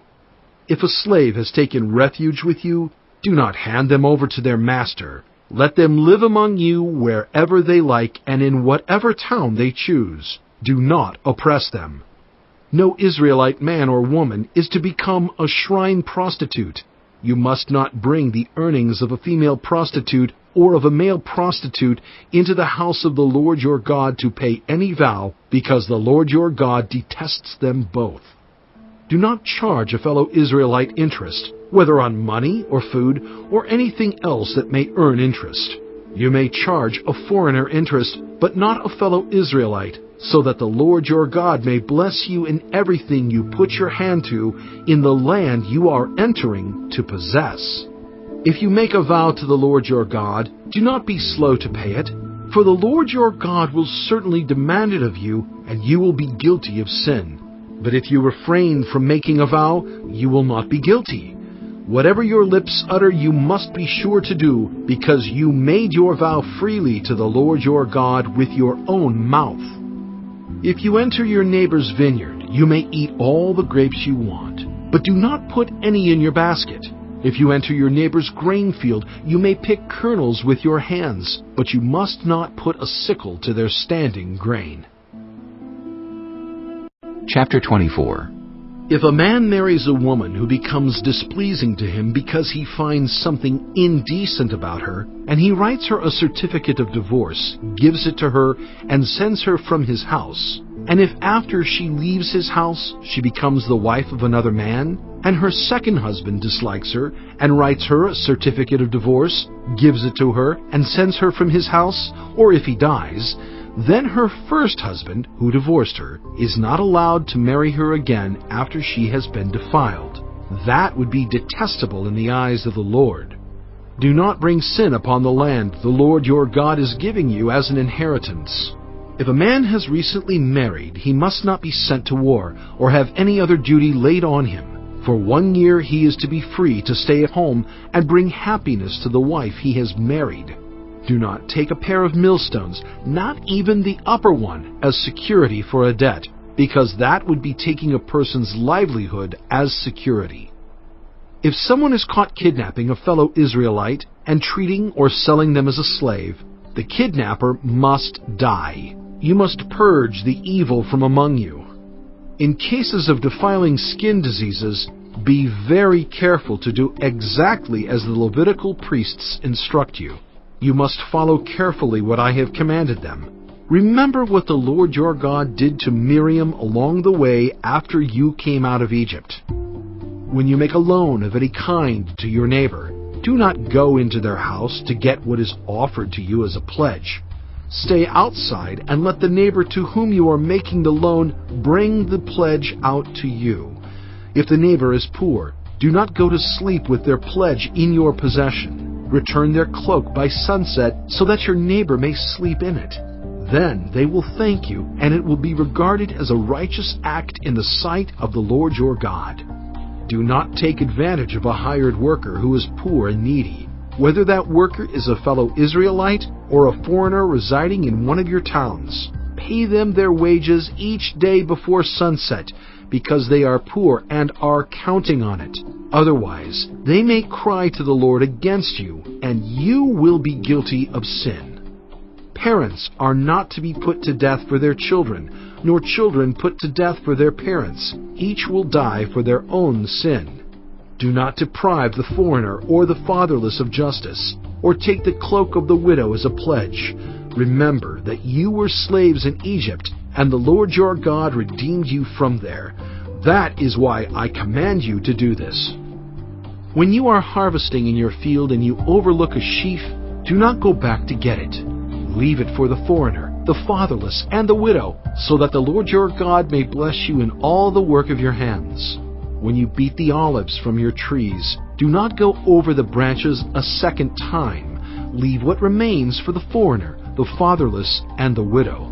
When you harvest the grapes in your vineyard, do not go over the vines again. Leave what remains for the foreigner, the fatherless, and the widow. Remember that you were slaves in Egypt. That is why I command you to do this. Chapter 25. When people have a dispute, they are to take it to court, and the judges will decide the case, acquitting the innocent and condemning the guilty. If the guilty person deserves to be beaten, the judge shall make them lie down and have them flogged in his presence with the number of lashes the crime deserves. But the judge must not impose more than 40 lashes. If the guilty party is flogged more than that, your fellow Israelite will be degraded in your eyes. Do not muzzle an ox while it is treading out the grain. If brothers are living together and one of them dies without a son, his widow must not marry outside the family. Her husband's brother shall take her and marry her and fulfill the duty of a brother-in-law to her. The first son she bears shall carry on the name of the dead brother, so that his name will not be blotted out from Israel. However, if a man does not want to marry his brother's wife, she shall go to the elders at the town gate and say, My husband's brother refuses to carry on his brother's name in Israel. He will not fulfill the duty of a brother-in-law to me. Then the elders of his town shall summon him and talk to him. If he persists in saying, I do not want to marry her, his brother's widow shall go up to him in the presence of the elders, take off one of his sandals, spit in his face, and say, This is what is done to the man who will not build up his brother's family line. That man's line shall be known in Israel as the family of the unsandaled. If two men are fighting, and the wife of one of them comes to rescue her husband from his assailant, and she reaches out and seizes him by his private parts, you shall cut off her hand. Show her no pity. Do not have two differing weights in your bag, one heavy, one light. Do not have two differing measures in your house, one large, one small.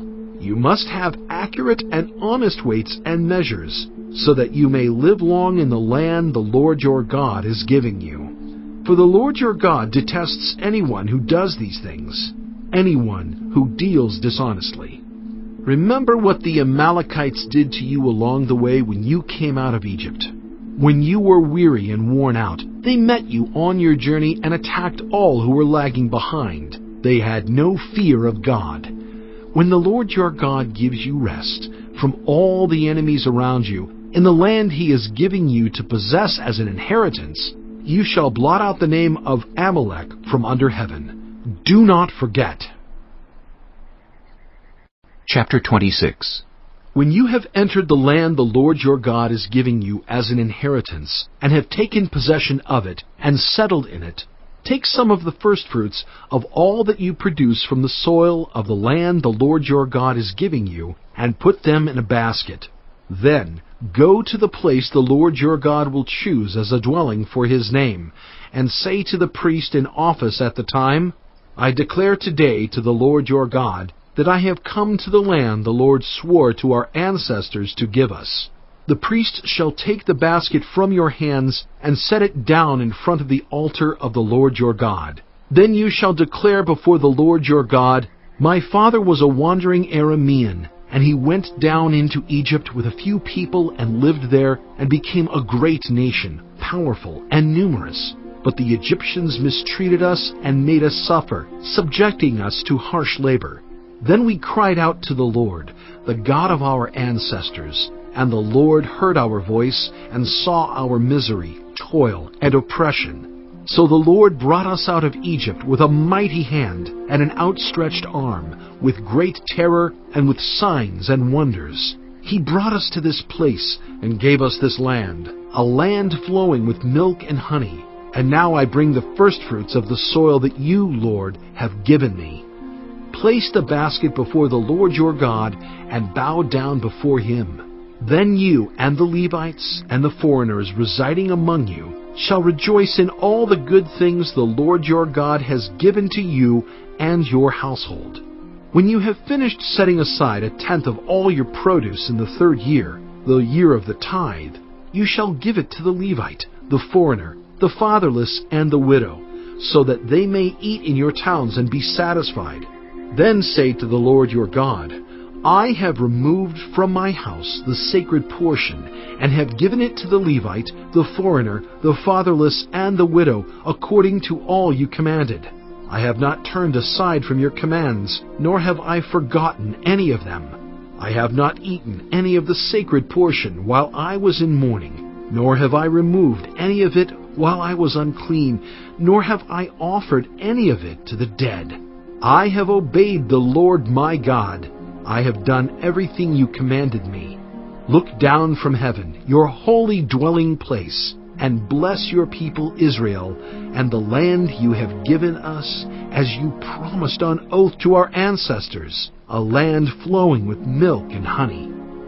The Lord your God commands you this day to follow these decrees and laws. Carefully observe them with all your heart and with all your soul. You have declared this day that the Lord is your God, and that you will walk in obedience to Him, that you will keep His decrees, commands, and laws, that you will listen to Him.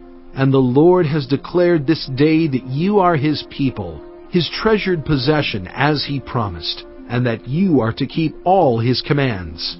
He has declared that He will set you in praise, fame, and honor high above all the nations He has made, and that you will be a people holy to the Lord your God, as He promised. Chapter 27. Moses and the elders of Israel commanded the people, Keep all these commands that I give you today. When you have crossed the Jordan into the land the Lord your God is giving you, set up some large stones and coat them with plaster. Write on them all the words of this law when you have crossed over to enter the land the Lord your God is giving you, a land flowing with milk and honey, just as the Lord, the God of your ancestors, promised you.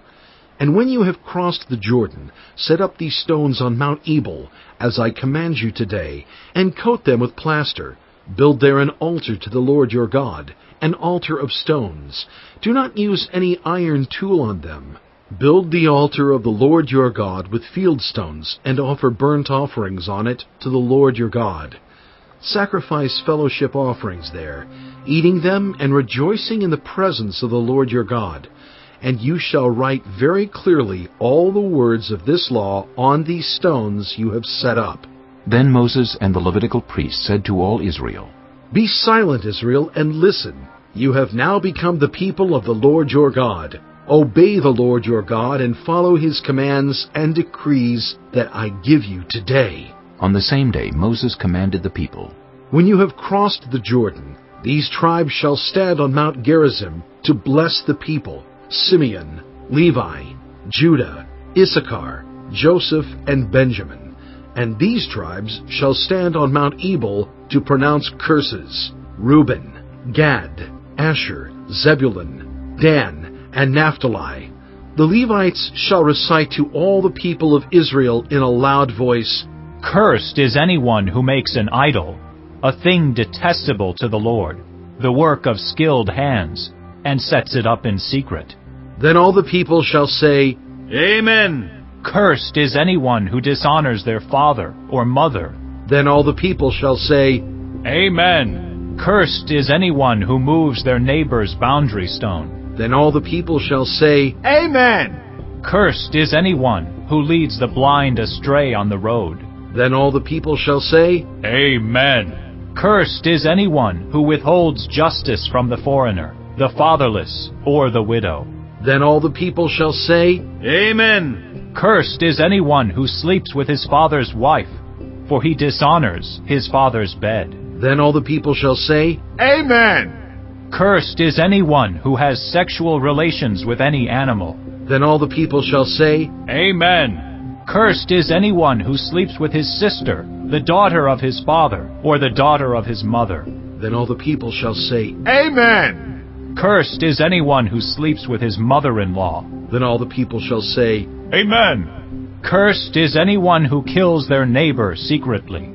Then all the people shall say, Amen. Cursed is anyone who accepts a bribe to kill an innocent person. Then all the people shall say, Amen. Cursed is anyone who does not uphold the words of this law by carrying them out. Then all the people shall say, Amen.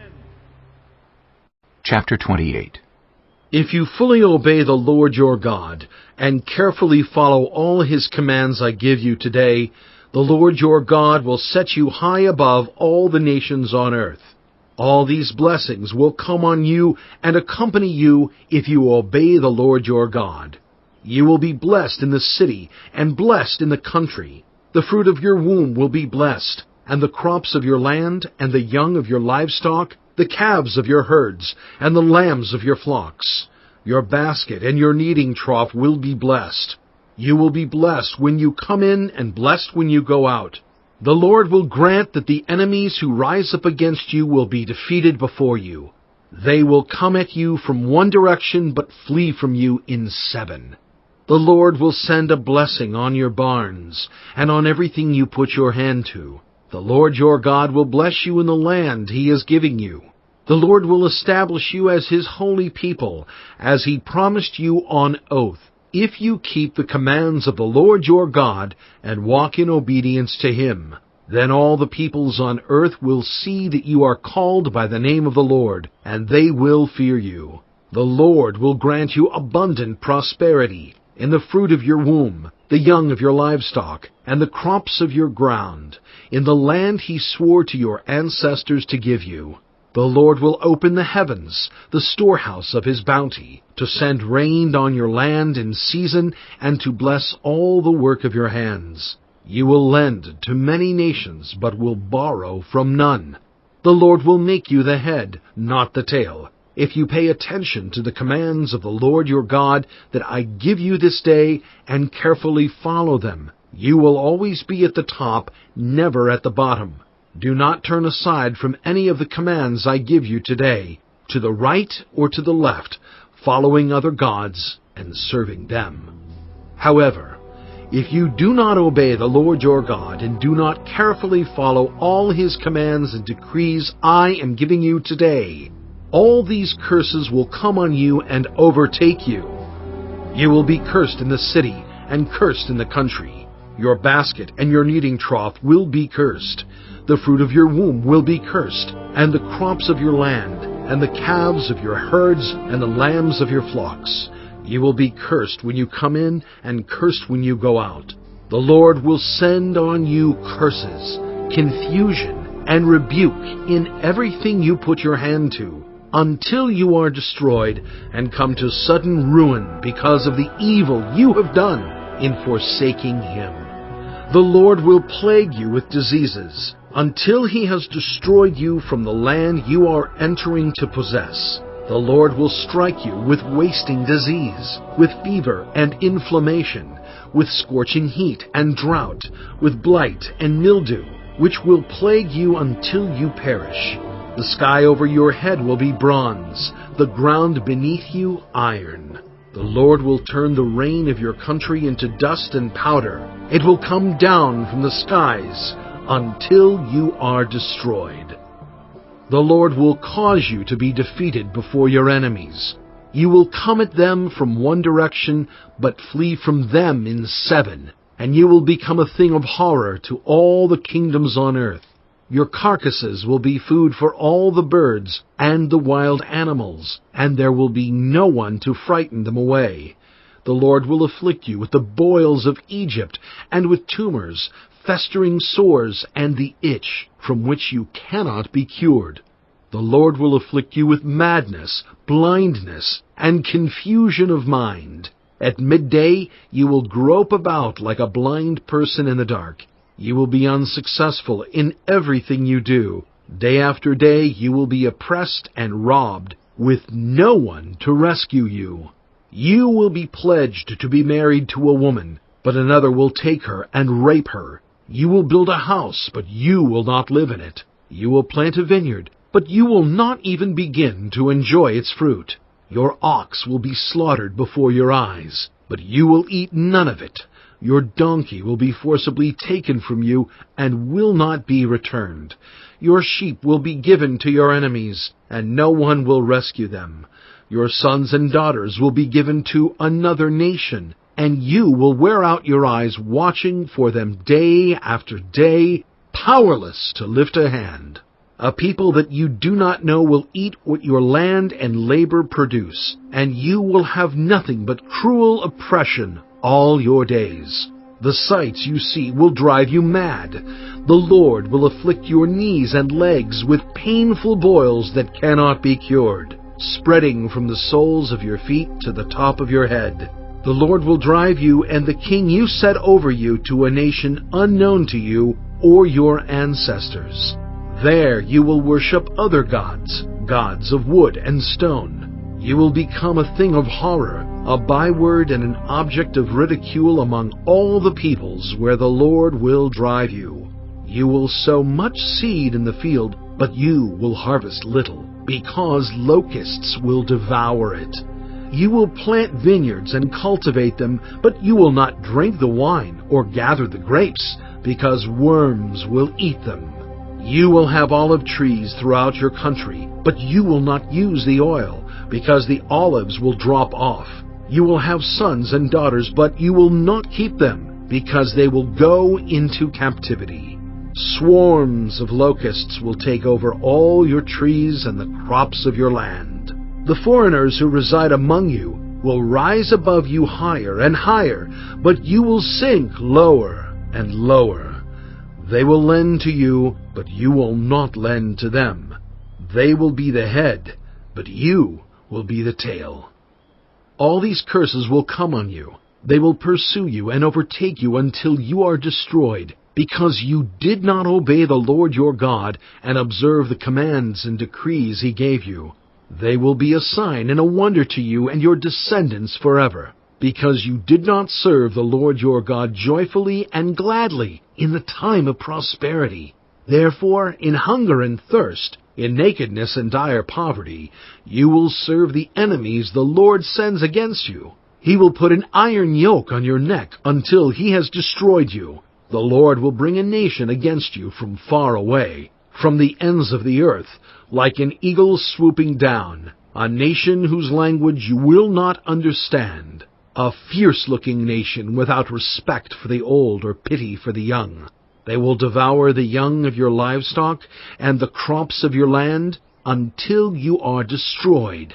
They will leave you no grain, new wine, or olive oil, nor any calves of your herds, or lambs of your flocks, until you are ruined.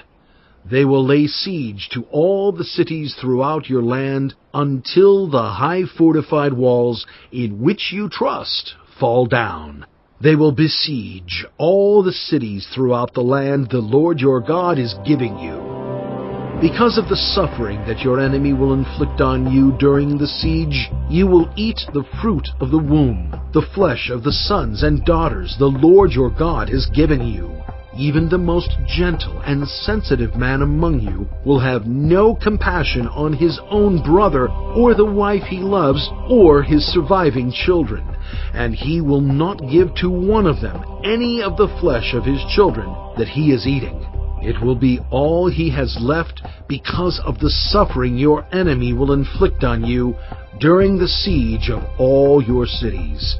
The most gentle and sensitive woman among you, so sensitive and gentle that she would not venture to touch the ground with the sole of her foot, will begrudge the husband she loves and her own son or daughter the afterbirth from her womb, and the children she bears. For in her dire need she intends to eat them secretly, because of the suffering your enemy will inflict on you during the siege of your cities. If you do not carefully follow all the words of this law, which are written in this book, and do not revere this glorious and awesome name, the Lord your God, the Lord will send fearful plagues on you and your descendants, harsh and prolonged disasters, and severe and lingering illnesses. He will bring on you all the diseases of Egypt that you dreaded, and they will cling to you. The Lord will also bring on you every kind of sickness and disaster not recorded in this book of the law until you are destroyed. You who were as numerous as the stars in the sky will be left but few in number, because you did not obey the Lord your God. Just as it pleased the Lord to make you prosper and increase in number, so it will please him to ruin and destroy you.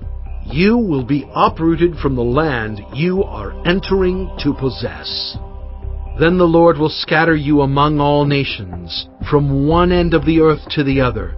There you will worship other gods, gods of wood and stone, which neither you nor your ancestors have known.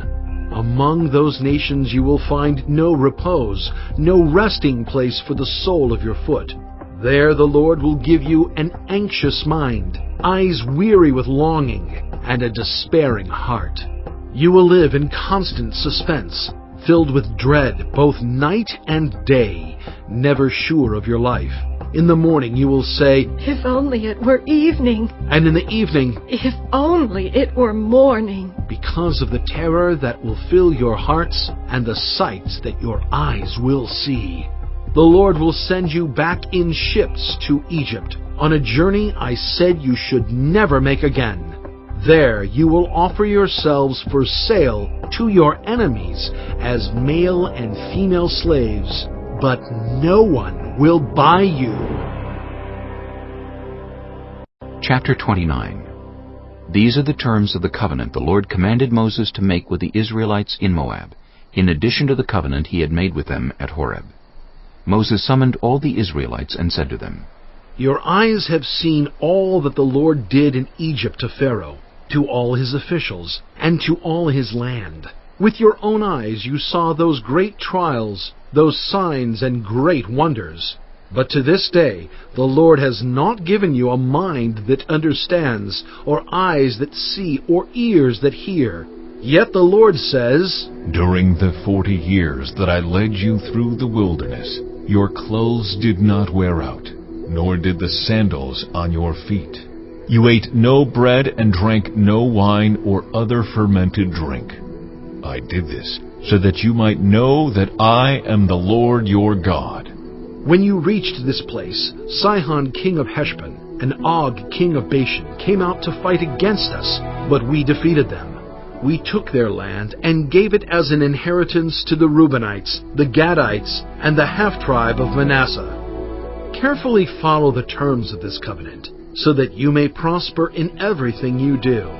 All of you are standing today in the presence of the Lord your God, your leaders and chief men, your elders and officials, and all the other men of Israel, together with your children and your wives, and the foreigners living in your camps, who chop your wood and carry your water. You are standing here in order to enter into a covenant with the Lord your God, a covenant the Lord is making with you this day and sealing with an oath, to confirm you this day as his people, that he may be your God, as he promised you, and as he swore to your fathers, Abraham, Isaac, and Jacob. I am making this covenant with its oath, not only with you, who are standing here with us today in the presence of the Lord our God, but also with those who are not here today. You yourselves know how we lived in Egypt, and how we passed through the countries on the way here.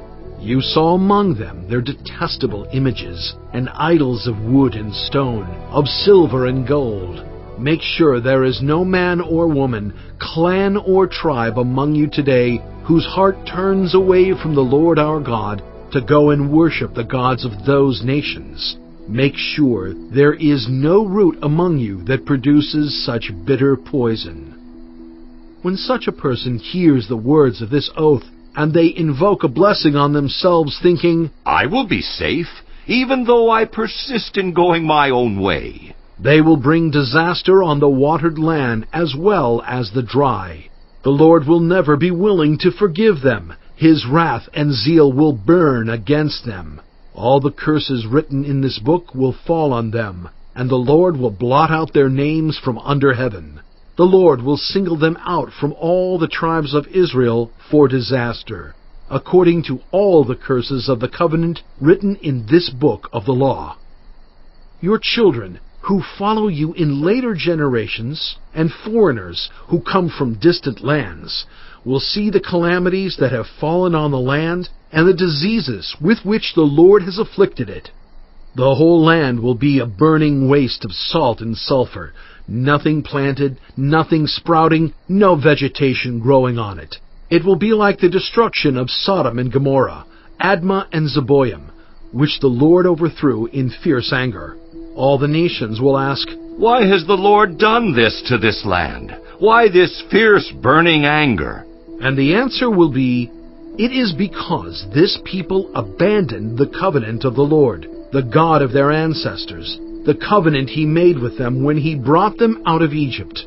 They went off and worshipped other gods and bowed down to them, gods they did not know, gods He had not given them. Therefore the Lord's anger burned against this land, so that He brought on it all the curses written in this book. In furious anger and in great wrath the Lord uprooted them from their land and thrust them into another land, as it is now. The secret things belong to the Lord our God, but the things revealed belong to us and to our children forever, that we may follow all the words of this law."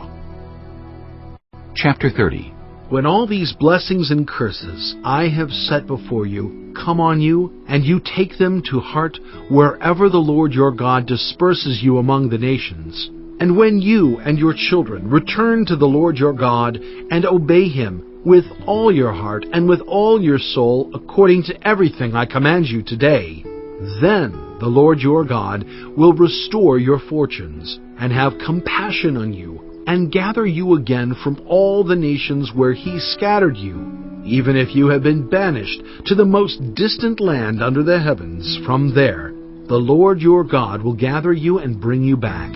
He will bring you to the land that belonged to your ancestors, and you will take possession of it. He will make you more prosperous and numerous than your ancestors. The Lord your God will circumcise your hearts and the hearts of your descendants, so that you may love Him with all your heart and with all your soul, and live.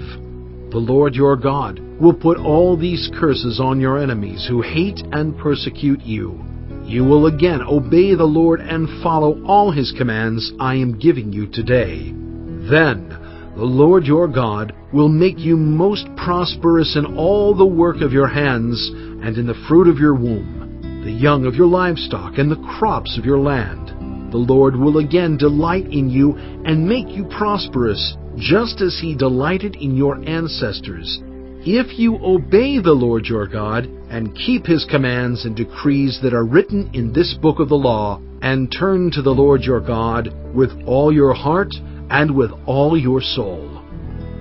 Now, what I am commanding you today is not too difficult for you or beyond your reach. It is not up in heaven, so that you have to ask, "Who will ascend into heaven to get it, and proclaim it to us so we may obey it?" Nor is it beyond the sea, so that you have to ask, "Who will cross the sea to get it, and proclaim it to us so we may obey it?" No, the word is very near you. It is in your mouth and in your heart, so you may obey it. See, I set before you today life and prosperity, death and destruction. For I command you today to love the Lord your God, to walk in obedience to Him, and to keep His commands, decrees, and laws. Then you will live and increase, and the Lord your God will bless you in the land you are entering to possess. But if your heart turns away and you are not obedient, and if you are drawn away to bow down to other gods and worship them, I declare to you this day that you will certainly be destroyed. You will not live long in the land you are crossing the Jordan to enter and possess. This day I call the heavens and the earth as witnesses against you that I have set before you life and death, blessings and curses. Now choose life, so that you and your children may live, and that you may love the Lord your God. Listen to His voice and hold fast to Him. For the Lord is your life, and he will give you many years in the land he swore to give to your fathers, Abraham, Isaac, and Jacob. Chapter 31. Then Moses went out and spoke these words to all Israel. I am now 120 years old, and I am no longer able to lead you. The Lord has said to me, You shall not cross the Jordan. The Lord your God himself will cross over ahead of you. He will destroy these nations before you, and you will take possession of their land. Joshua also will cross over ahead of you, as the Lord said. And the Lord will do to them what he did to Sihon and Og, the kings of the Amorites, whom he destroyed along with their land. The Lord will deliver them to you, and you must do to them all that I have commanded you. Be strong and courageous. Do not be afraid or terrified because of them, for the Lord your God goes with you. He will never leave you nor forsake you. Then Moses summoned Joshua and said to him in the presence of all Israel, Be strong and courageous, for you must go with this people into the land that the Lord swore to their ancestors to give them, and you must divide it among them as their inheritance. The Lord himself goes before you and will be with you. He will never leave you nor forsake you. Do not be afraid. Do not be discouraged. So Moses wrote down this law and gave it to the Levitical priests who carried the ark of the covenant of the Lord, and to all the elders of Israel. Then Moses commanded them, At the end of every 7 years, in the year for canceling debts, during the festival of tabernacles, when all Israel comes to appear before the Lord your God at the place he will choose, you shall read this law before them in their hearing. Assemble the people, men, women, and children, and the foreigners residing in your towns, so they can listen and learn to fear the Lord your God, and follow carefully all the words of this law. Their children, who do not know this law, must hear it and learn to fear the Lord your God as long as you live in the land you are crossing the Jordan to possess. The Lord said to Moses, Now the day of your death is near. Call Joshua and present yourselves at the tent of meeting, where I will commission him. So Moses and Joshua came and presented themselves at the tent of meeting. Then the Lord appeared at the tent in a pillar of cloud, and the cloud stood over the entrance to the tent. And the Lord said to Moses, You are going to rest with your ancestors, and these people will soon prostitute themselves to the foreign gods of the land they are entering. They will forsake me and break the covenant I made with them. And in that day I will become angry with them and forsake them. I will hide my face from them, and they will be destroyed.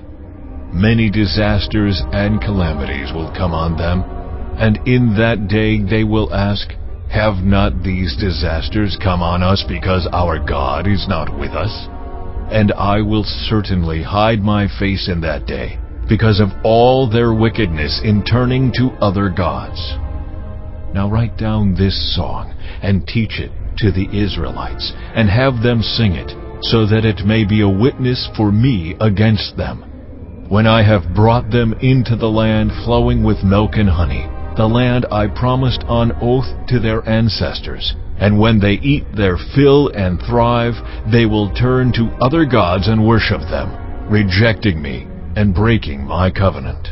And when many disasters and calamities come on them, this song will testify against them, because it will not be forgotten by their descendants.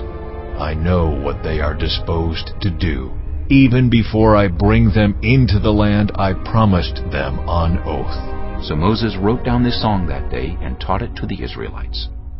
The Lord gave this command to Joshua son of Nun, Be strong and courageous, for you will bring the Israelites into the land I promised them on oath, and I myself will be with you.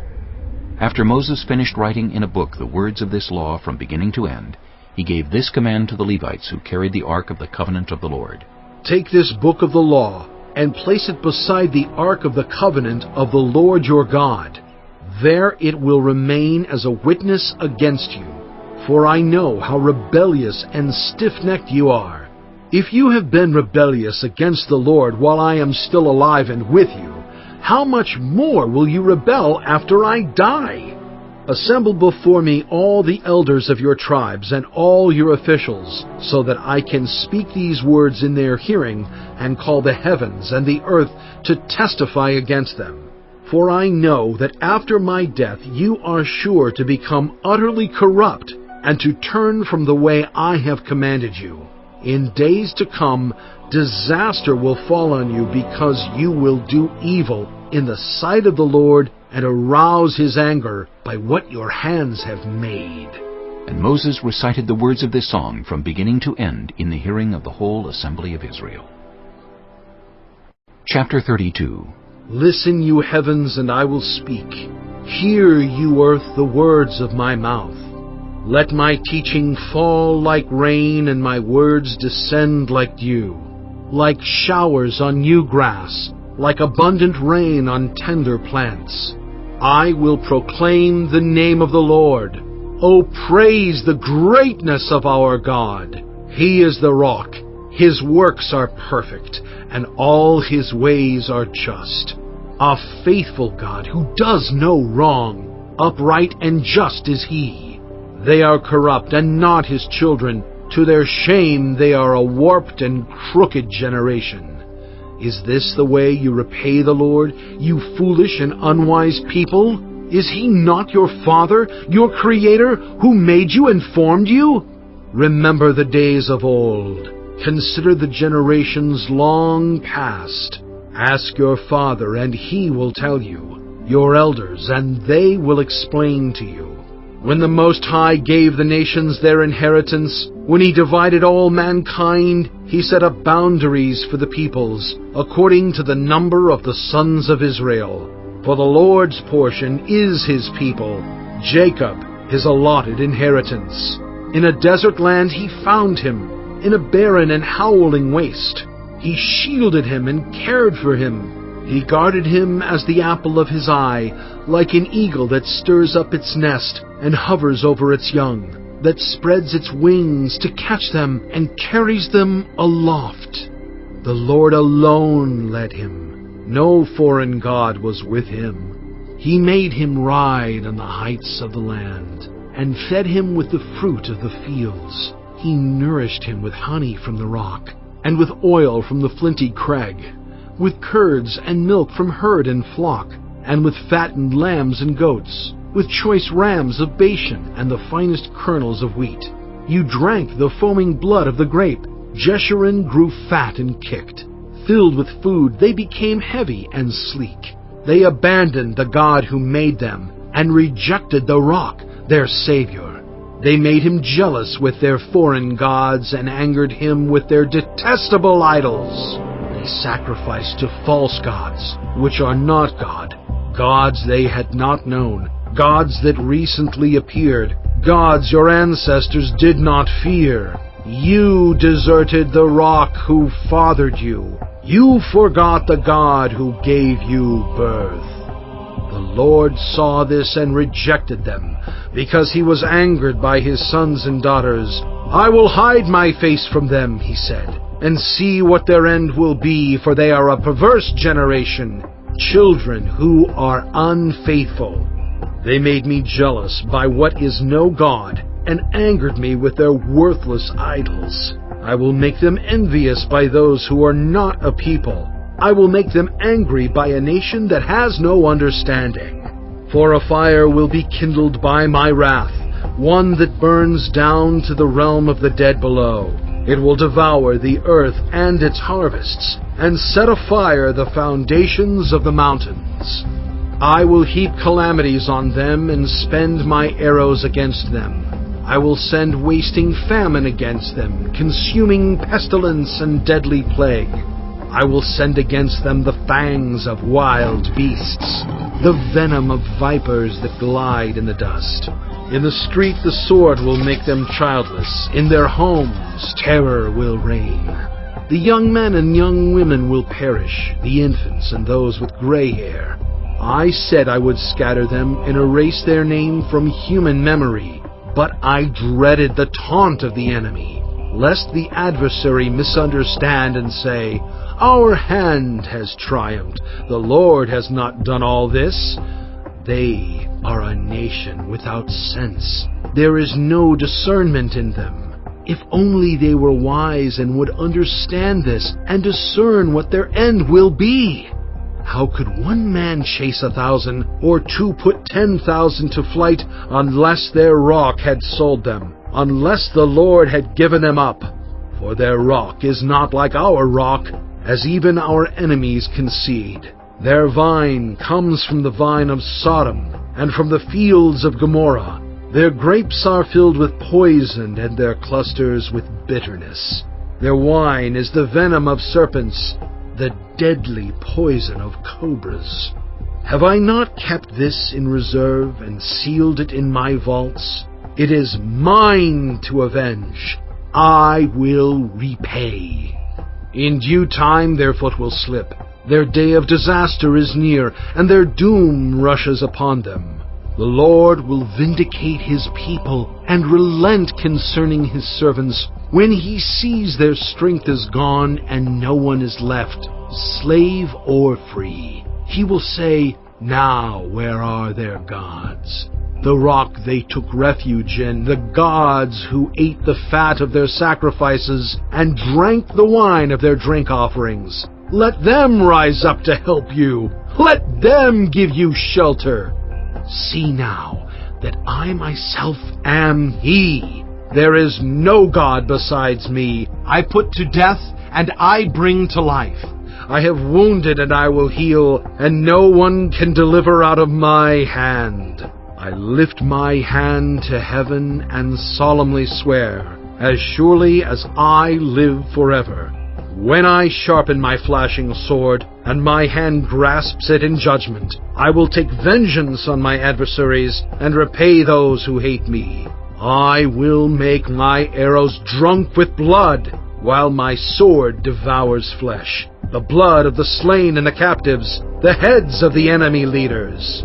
Rejoice, you nations, with his people, for he will avenge the blood of his servants. He will take vengeance on his enemies and make atonement for his land and people. Moses came with Joshua son of Nun and spoke all the words of this song in the hearing of the people. When Moses finished reciting all these words to all Israel, he said to them, "Take to heart all the words I have solemnly declared to you this day, so that you may command your children to obey carefully all the words of this law. They are not just idle words for you. They are your life. By them you will live long in the land you are crossing the Jordan to possess." On that same day the Lord told Moses, "Go up into the Abarim range to Mount Nebo in Moab, across from Jericho, and view Canaan, the land I am giving the Israelites as their own possession. There on the mountain that you have climbed, you will die and be gathered to your people, just as your brother Aaron died on Mount Hor and was gathered to his people.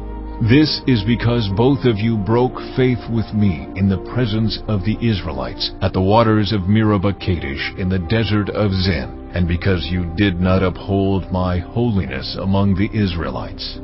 Therefore you will see the land only from a distance.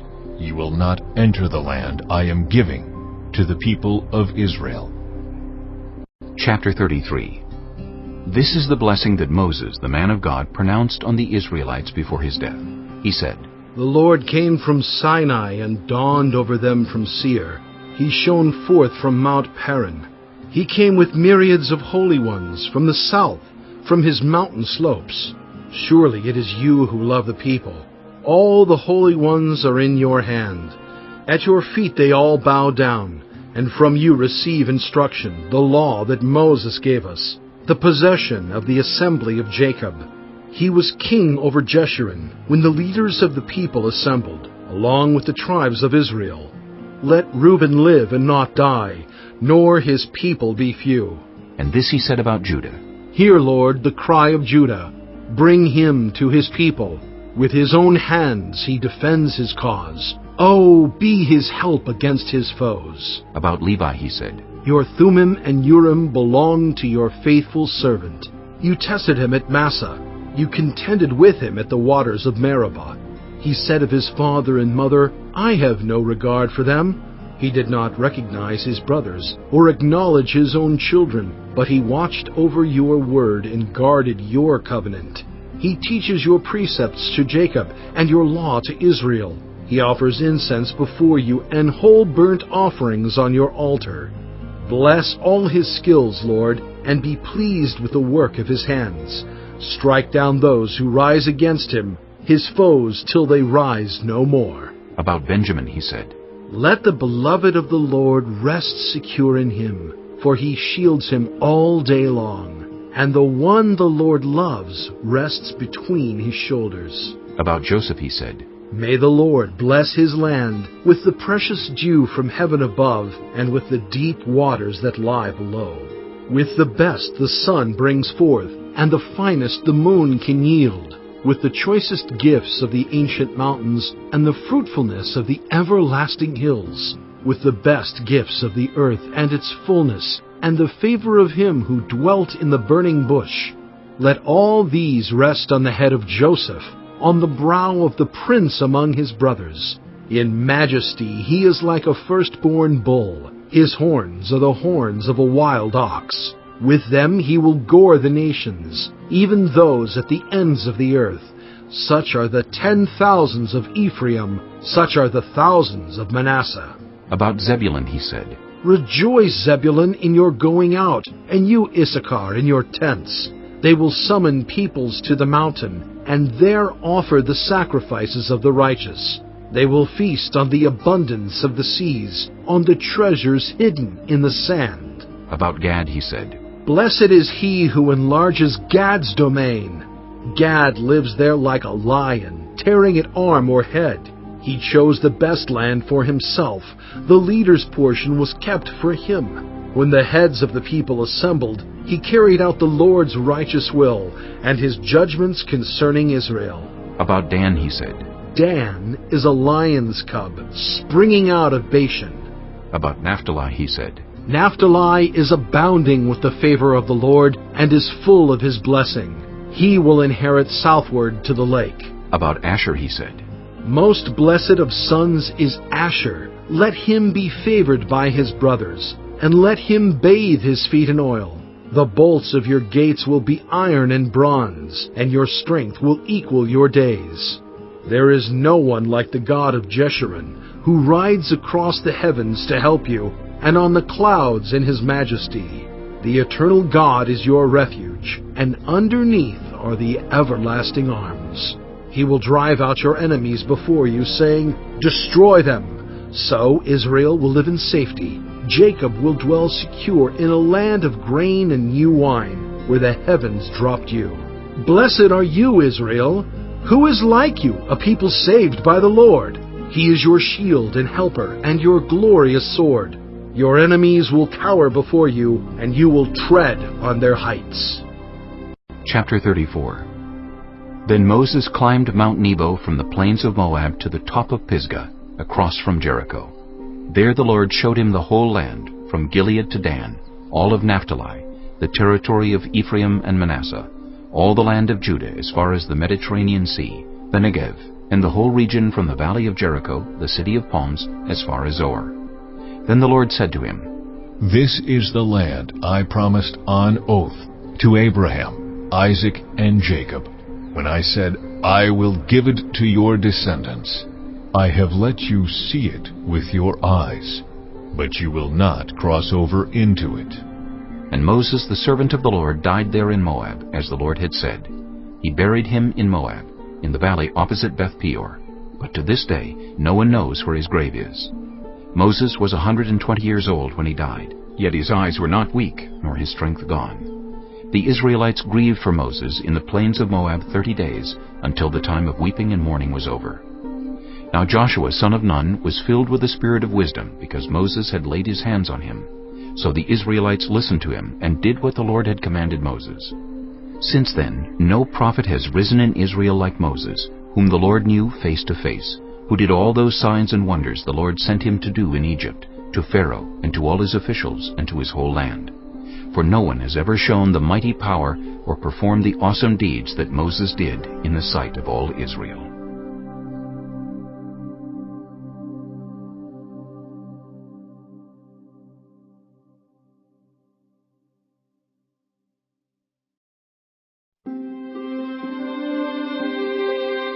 Exodus chapter 1. These are the names of the sons of Israel who went to Egypt with Jacob, each with his family: Reuben, Simeon, Levi, and Judah; Issachar, Zebulun, and Benjamin; Dan, and Naphtali; Gad, and Asher. The descendants of Jacob numbered 70 in all. Joseph was already in Egypt. Now Joseph and all his brothers and all that generation died, but the Israelites were exceedingly fruitful. They multiplied greatly, increased in numbers, and became so numerous that the land was filled with them. Then a new king, to whom Joseph meant nothing, came to power in Egypt. "Look," he said to his people, "the Israelites have become far too numerous for us. Come, we must deal shrewdly with them, or they will become even more numerous. And if war breaks out, we'll join our enemies, fight against us, and leave the country." So they put slave masters over them to oppress them with forced labor, and they built Pithom and Ramesses as store cities for Pharaoh. But the more they were oppressed, the more they multiplied and spread. So the Egyptians came to dread the Israelites and worked them ruthlessly. They made their lives bitter with harsh labor, in brick and mortar, and with all kinds of work in the fields. In all their harsh labor the Egyptians worked them ruthlessly. The king of Egypt said to the Hebrew midwives, whose names were Shiphrah and Puah, "When you are helping the Hebrew women during childbirth on the delivery stool, if you see that the baby is a boy, kill him. But if it is a girl, let her live." The midwives, however, feared God and did not do what the king of Egypt had told them to do. They let the boys live.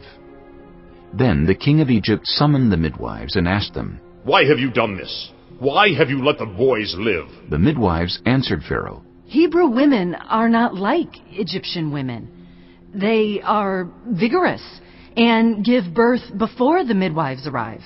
So God was kind to the midwives, and the people increased and became even more numerous. And because the midwives feared God, he gave them families of their own. Then Pharaoh gave this order to all his people: "Every Hebrew boy that is born you must throw into the Nile, but let every girl live." Chapter 2.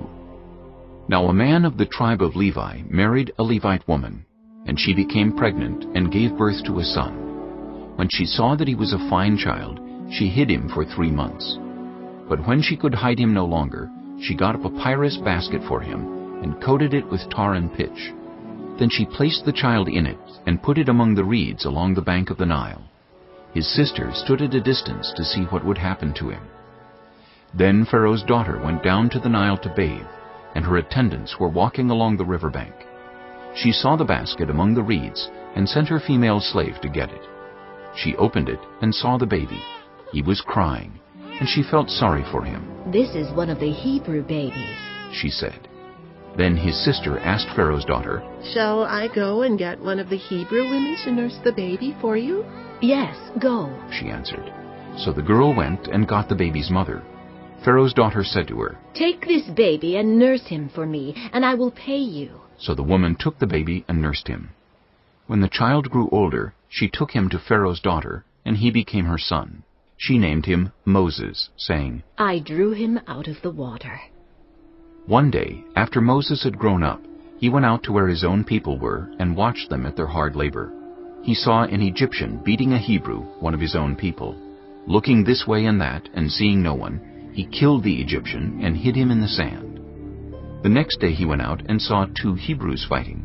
He asked the one in the wrong, "Why are you hitting your fellow Hebrew?" The man said, "Who made you ruler and judge over us?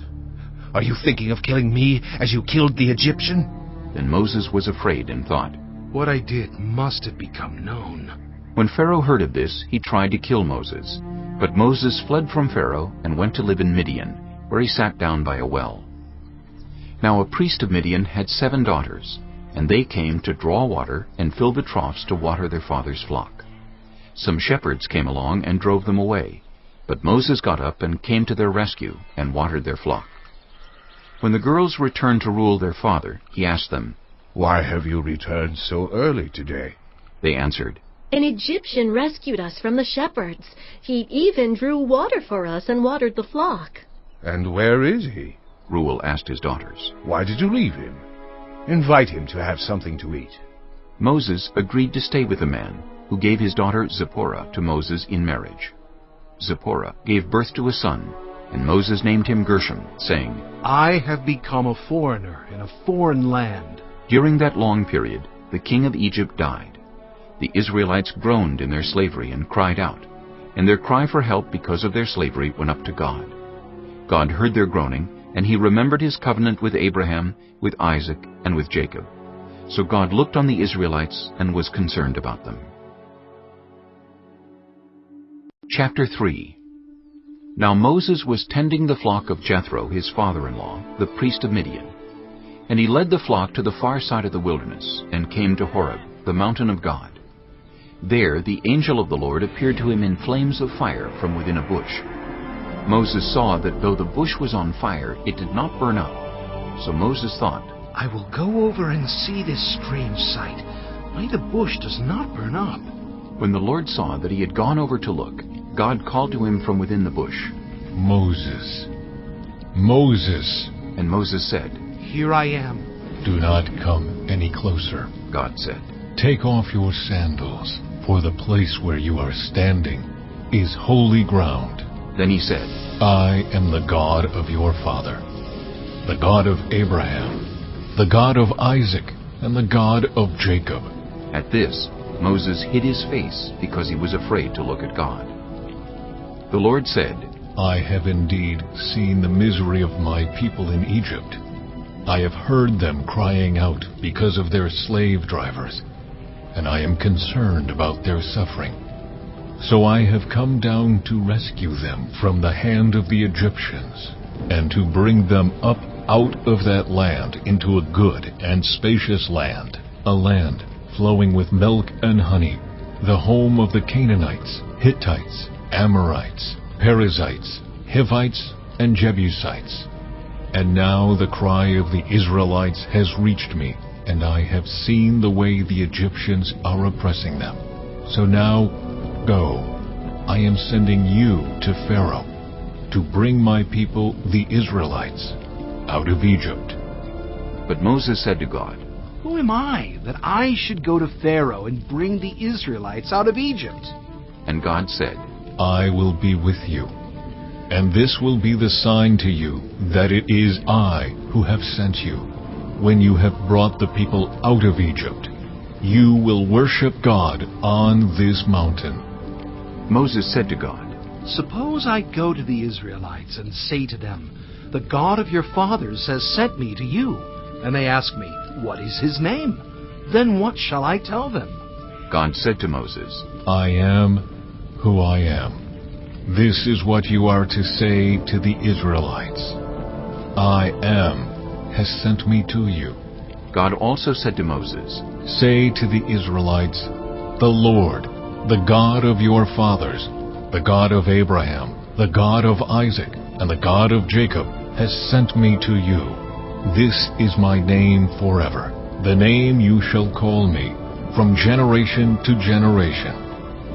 Go, assemble the elders of Israel, and say to them, 'The Lord, the God of your fathers, the God of Abraham, Isaac, and Jacob, appeared to me and said, I have watched over you, and have seen what has been done to you in Egypt.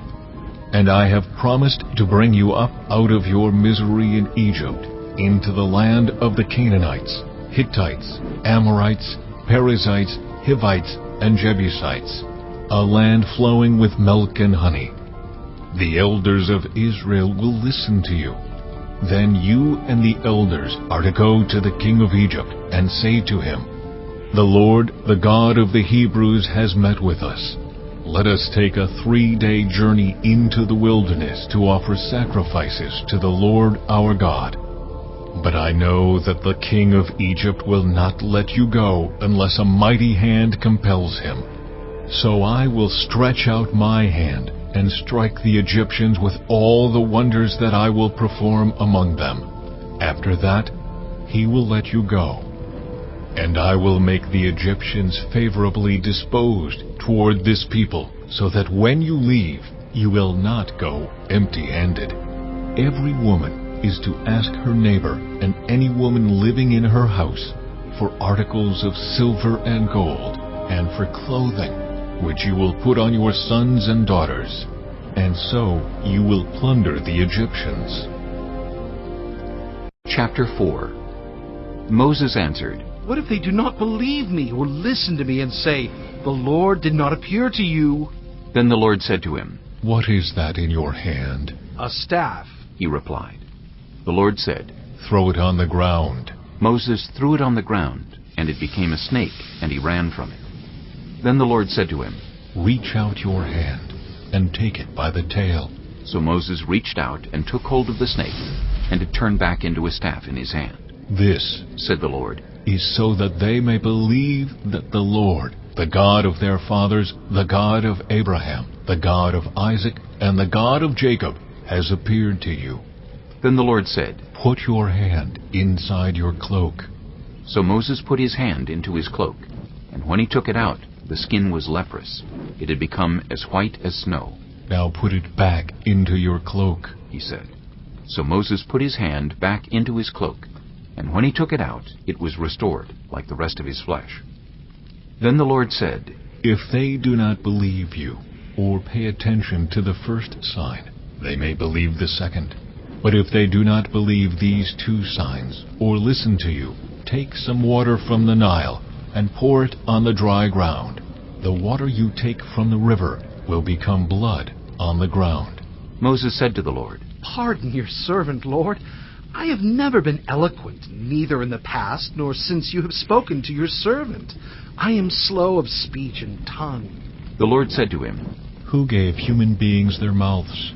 Who makes them deaf or mute? Who gives them sight or makes them blind? Is it not I, the Lord? Now go. I will help you speak, and will teach you what to say. But Moses said, Pardon your servant, Lord. Please send someone else. Then the Lord's anger burned against Moses, and he said, What about your brother Aaron the Levite? I know he can speak well. He is already on his way to meet you, and he will be glad to see you. You shall speak to him and put words in his mouth. I will help both of you speak, and will teach you what to do.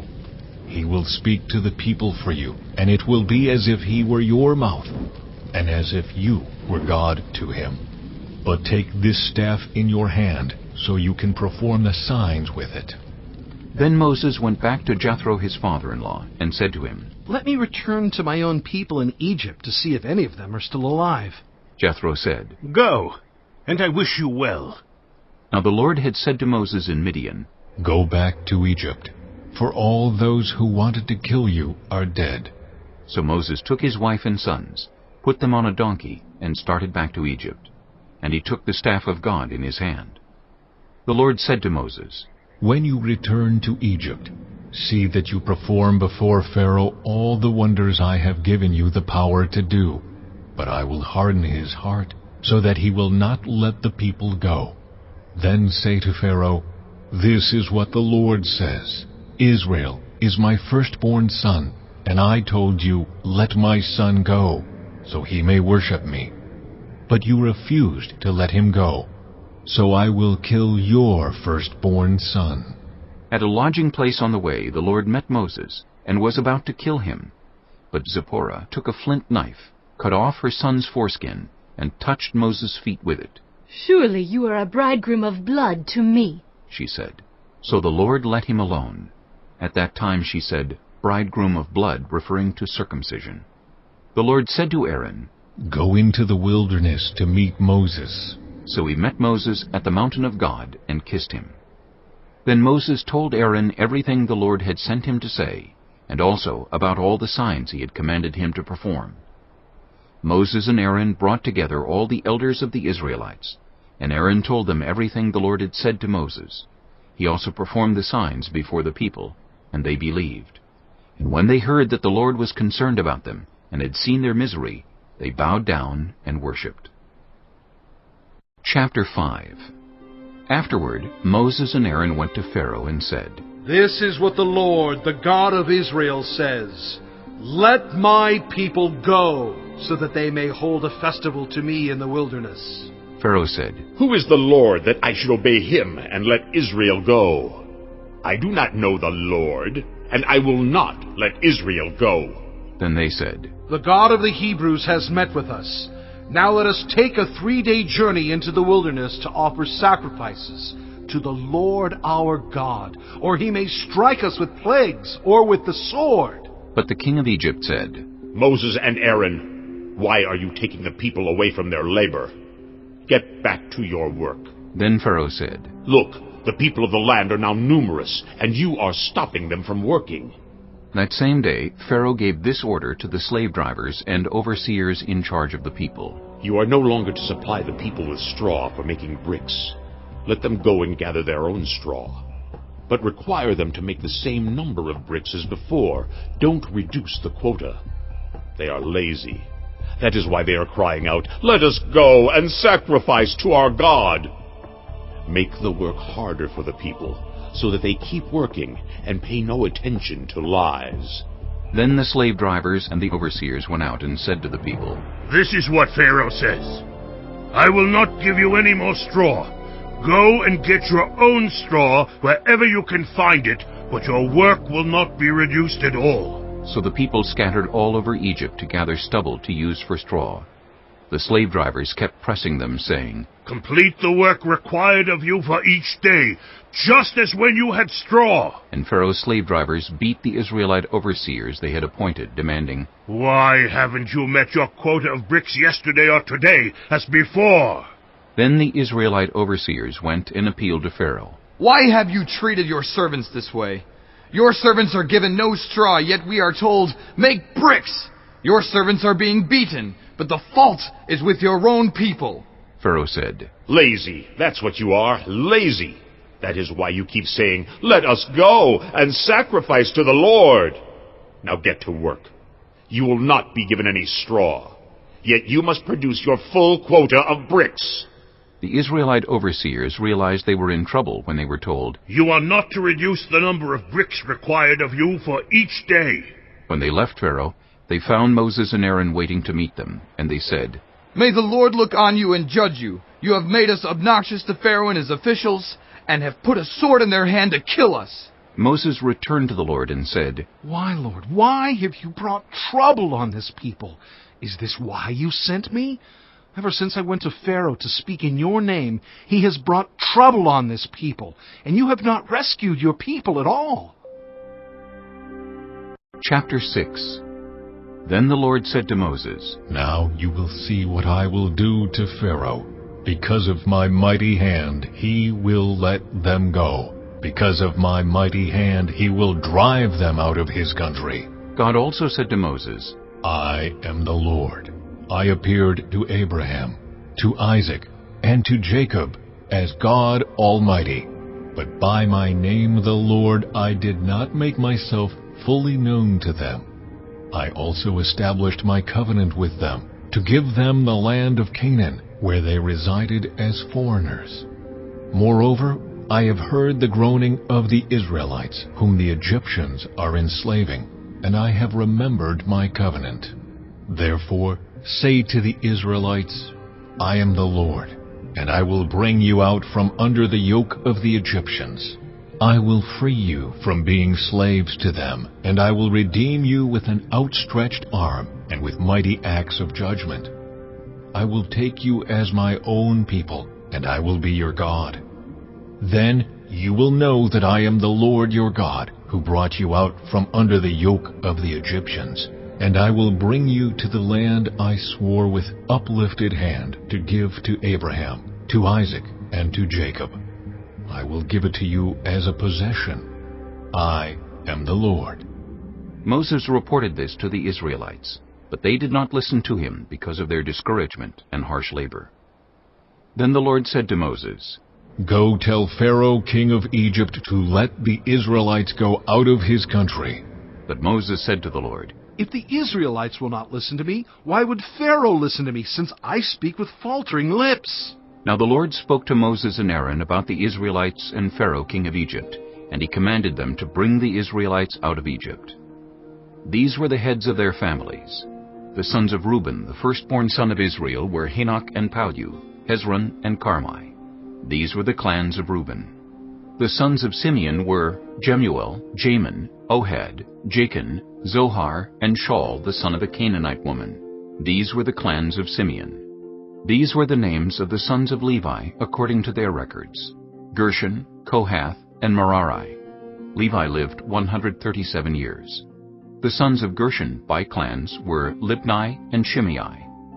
The sons of Kohath were Amram, Izhar, Hebron, and Uzziel. Kohath lived 133 years. The sons of Merari were Malai and Mushi. These were the clans of Levi according to their records. Amram married his father's sister Jochebed, who bore him Aaron and Moses. Amram lived 137 years. The sons of Izhar were Korah, Nepheg, and Zikri. The sons of Uzziel were Mishael, Elzaphan, and Sithri. Aaron married Elisheba, daughter of Amminadab, and sister of Nahshon, and she bore him Nadab and Abihu, Eleazar, and Ithamar. The sons of Korah were Asher, Elkanah, and Abiasaph. These were the Korahite clans. Eleazar, son of Aaron, married one of the daughters of Putiel, and she bore him Phinehas. These were the heads of the Levite families, clan by clan.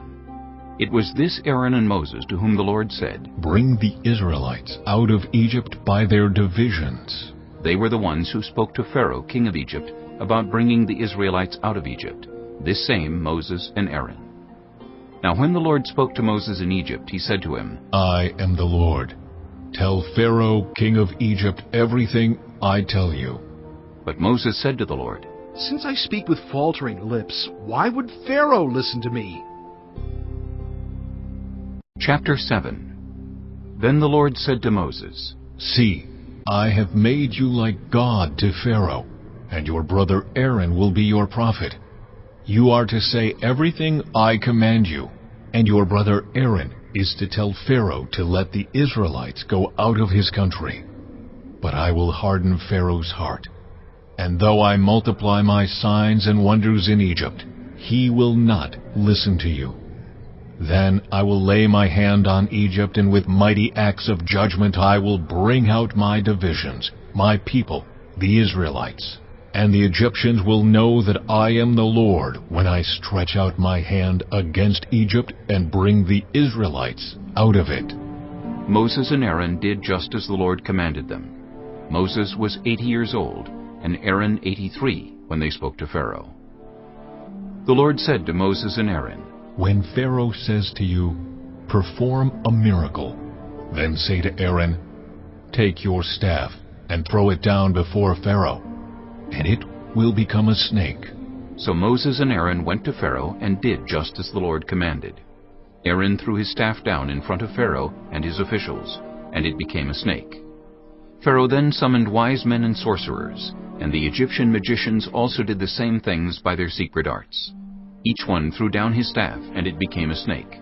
But Aaron's staff swallowed up their staffs. Yet Pharaoh's heart became hard, and he would not listen to them, just as the Lord had said. Then the Lord said to Moses, Pharaoh's heart is unyielding. He refuses to let the people go. Go to Pharaoh in the morning as he goes out to the river. Confront him on the bank of the Nile, and take in your hand the staff that was changed into a snake. Then say to him, The Lord, the God of the Hebrews, has sent me to say to you, Let my people go, so that they may worship me in the wilderness. But until now you have not listened. This is what the Lord says, By this you will know that I am the Lord. With the staff that is in my hand, I will strike the water of the Nile, and it will be changed into blood, The fish in the Nile will die, and the river will stink. The Egyptians will not be able to drink its water. The Lord said to Moses, Tell Aaron, take your staff and stretch out your hand over the waters of Egypt, over the streams and canals, over the ponds and all the reservoirs, and they will turn to blood. Blood will be everywhere in Egypt, even in vessels of wood and stone. Moses and Aaron did just as the Lord had commanded. He raised his staff in the presence of Pharaoh and his officials, and struck the water of the Nile, and all the water was changed into blood. The fish in the Nile died, and the river smelled so bad that the Egyptians could not drink its water. Blood was everywhere in Egypt. But the Egyptian magicians did the same things by their secret arts, and Pharaoh's heart became hard. He would not listen to Moses and Aaron, just as the Lord had said. Instead, he turned and went into his palace, and did not take even this to heart. And all the Egyptians dug along the Nile to get drinking water, because they could not drink the water of the river. 7 days passed after the Lord struck the Nile. Chapter 8. Then the Lord said to Moses, Go to Pharaoh and say to him, This is what the Lord says, Let my people go, so that they may worship me. If you refuse to let them go, I will send a plague of frogs on your whole country. The Nile will teem with frogs. They will come up into your palace and your bedroom and onto your bed, into the houses of your officials and on your people, and into your ovens and kneading troughs. The frogs will come up on you and your people and all your officials. Then the Lord said to Moses, Tell Aaron, Stretch out your hand with your staff over the streams and canals and ponds, and make frogs come up on the land of Egypt. So Aaron stretched out his hand over the waters of Egypt, and the frogs came up and covered the land. But the magicians did the same things by their secret arts. They also made frogs come up on the land of Egypt. Pharaoh summoned Moses and Aaron and said, Pray to the Lord to take the frogs away from me and my people, and I will let your people go to offer sacrifices to the Lord. Moses said to Pharaoh, I leave to you the honor of setting the time for me to pray for you and your officials and your people, that you and your houses may be rid of the frogs, except for those that remain in the Nile. Tomorrow, Pharaoh said. Moses replied, It will be as you say, so that you may know there is no one like the Lord our God. The frogs will leave you and your houses, your officials and your people. They will remain only in the Nile. After Moses and Aaron left Pharaoh, Moses cried out to the Lord about the frogs he had brought on Pharaoh. And the Lord did what Moses asked. The frogs died in the houses, in the courtyards, and in the fields. They were piled into heaps, and the land reeked of them. But when Pharaoh saw that there was relief, he hardened his heart and would not listen to Moses and Aaron, just as the Lord had said. Then the Lord said to Moses, Tell Aaron, Stretch out your staff and strike the dust of the ground, and throughout the land of Egypt the dust will become gnats. They did this, and when Aaron stretched out his hand with the staff and struck the dust of the ground, gnats came on people and animals. All the dust throughout the land of Egypt became gnats. But when the magicians tried to produce gnats by their secret arts, they could not. Since the gnats were on people and animals everywhere, the magician said to Pharaoh, This is the finger of God. But Pharaoh's heart was hard, and he would not listen, just as the Lord had said. Then the Lord said to Moses, Get up early in the morning, and confront Pharaoh as he goes to the river, and say to him, This is what the Lord says, Let my people go, so that they may worship me. If you do not let my people go, I will send swarms of flies on you and your officials, on your people and into your houses. The houses of the Egyptians will be full of flies, even the ground will be covered with them. But on that day I will deal differently with the land of Goshen, where my people live. No swarms of flies will be there, so that you will know that I, the Lord, am in this land. I will make a distinction between my people and your people. This sign will occur tomorrow. And the Lord did this. Dense swarms of flies poured into Pharaoh's palace and into the houses of his officials. Throughout Egypt the land was ruined by the flies. Then Pharaoh summoned Moses and Aaron and said, Go sacrifice to your God here in the land. But Moses said, That would not be right. The sacrifices we offer the Lord our God would be detestable to the Egyptians. And if we offer sacrifices that are detestable in their eyes, will they not stone us? We must take a 3-day journey into the wilderness to offer sacrifices to the Lord our God, as He commands us. Pharaoh said, I will let you go to offer sacrifices to the Lord your God in the wilderness, but you must not go very far. Now pray for me. Moses answered, As soon as I leave you, I will pray to the Lord, and tomorrow the flies will leave Pharaoh and his officials and his people. Only let Pharaoh be sure that he does not act deceitfully again by not letting the people go to offer sacrifices to the Lord. Then Moses left Pharaoh and prayed to the Lord. And the Lord did what Moses asked. The flies left Pharaoh and his officials and his people. Not a fly remained. But this time also Pharaoh hardened his heart and would not let the people go. Chapter 9. Then the Lord said to Moses, Go to Pharaoh and say to him, This is what the Lord, the God of the Hebrews, says. Let my people go, so that they may worship me. If you refuse to let them go, and continue to hold them back, the hand of the Lord will bring a terrible plague on your livestock in the field, on your horses, donkeys, and camels, and on your cattle, sheep, and goats. But the Lord will make a distinction between the livestock of Israel and that of Egypt, so that no animal belonging to the Israelites will die. The Lord set a time and said, Tomorrow the Lord will do this in the land. And the next day the Lord did it. All the livestock of the Egyptians died, but not one animal belonging to the Israelites died. Pharaoh investigated and found that not even one of the animals of the Israelites had died.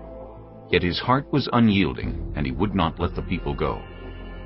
Then the Lord said to Moses and Aaron, Take handfuls of soot from a furnace, and have Moses toss it into the air in the presence of Pharaoh. It will become fine dust over the whole land of Egypt, and festering boils will break out on people and animals throughout the land. So they took soot from a furnace and stood before Pharaoh. Moses tossed it into the air, and festering boils broke out on people and animals. The magicians could not stand before Moses because of the boils that were on them and on all the Egyptians. But the Lord hardened Pharaoh's heart, and he would not listen to Moses and Aaron, just as the Lord had said to Moses. Then the Lord said to Moses, Get up early in the morning, confront Pharaoh, and say to him, This is what the Lord, the God of the Hebrews, says. Let my people go, so that they may worship me. Or this time I will send the full force of my plagues against you, and against your officials and your people, so you may know that there is no one like me in all the earth. For by now I could have stretched out my hand and struck you and your people with a plague that would have wiped you off the earth. But I have raised you up for this very purpose, that I might show you my power, and that my name might be proclaimed in all the earth. You still set yourself against my people and will not let them go. Therefore, at this time tomorrow, I will send the worst hailstorm that has ever fallen on Egypt, from the day it was founded till now. Give an order now to bring your livestock and everything you have in the field to a place of shelter, because the hail will fall on every person and animal that has not been brought in and is still out in the field, and they will die. Those officials of Pharaoh who feared the word of the Lord hurried to bring their slaves and their livestock inside. But those who ignored the word of the Lord left their slaves and livestock in the field. Then the Lord said to Moses, Stretch out your hand toward the sky, so that hail will fall all over Egypt, on people and animals, and on everything growing in the fields of Egypt. When Moses stretched out his staff toward the sky, the Lord sent thunder and hail, and lightning flashed down to the ground. So the Lord rained hail on the land of Egypt. Hail fell, and lightning flashed back and forth. It was the worst storm in all the land of Egypt since it had become a nation.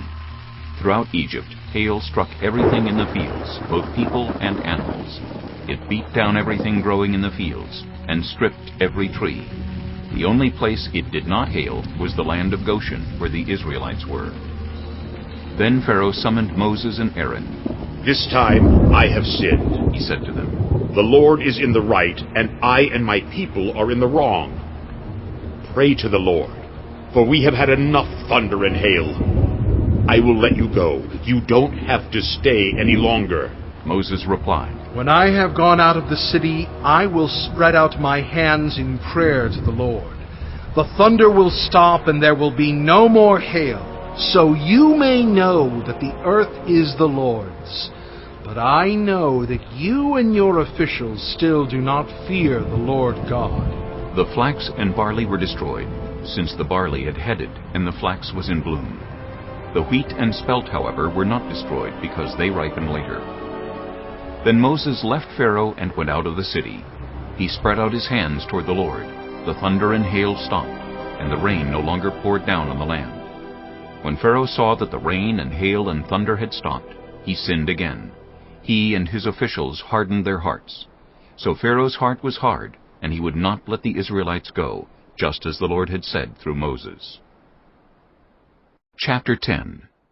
Then the Lord said to Moses, "Go to Pharaoh, for I have hardened his heart, and the hearts of his officials, so that I may perform these signs of mine among them, that you may tell your children and grandchildren how I dealt harshly with the Egyptians, and how I performed my signs among them, and that you may know that I am the Lord." So Moses and Aaron went to Pharaoh and said to him, "This is what the Lord, the God of the Hebrews, says. How long will you refuse to humble yourself before me? Let my people go, so that they may worship me. If you refuse to let them go, I will bring locusts into your country tomorrow. They will cover the face of the ground so that it cannot be seen.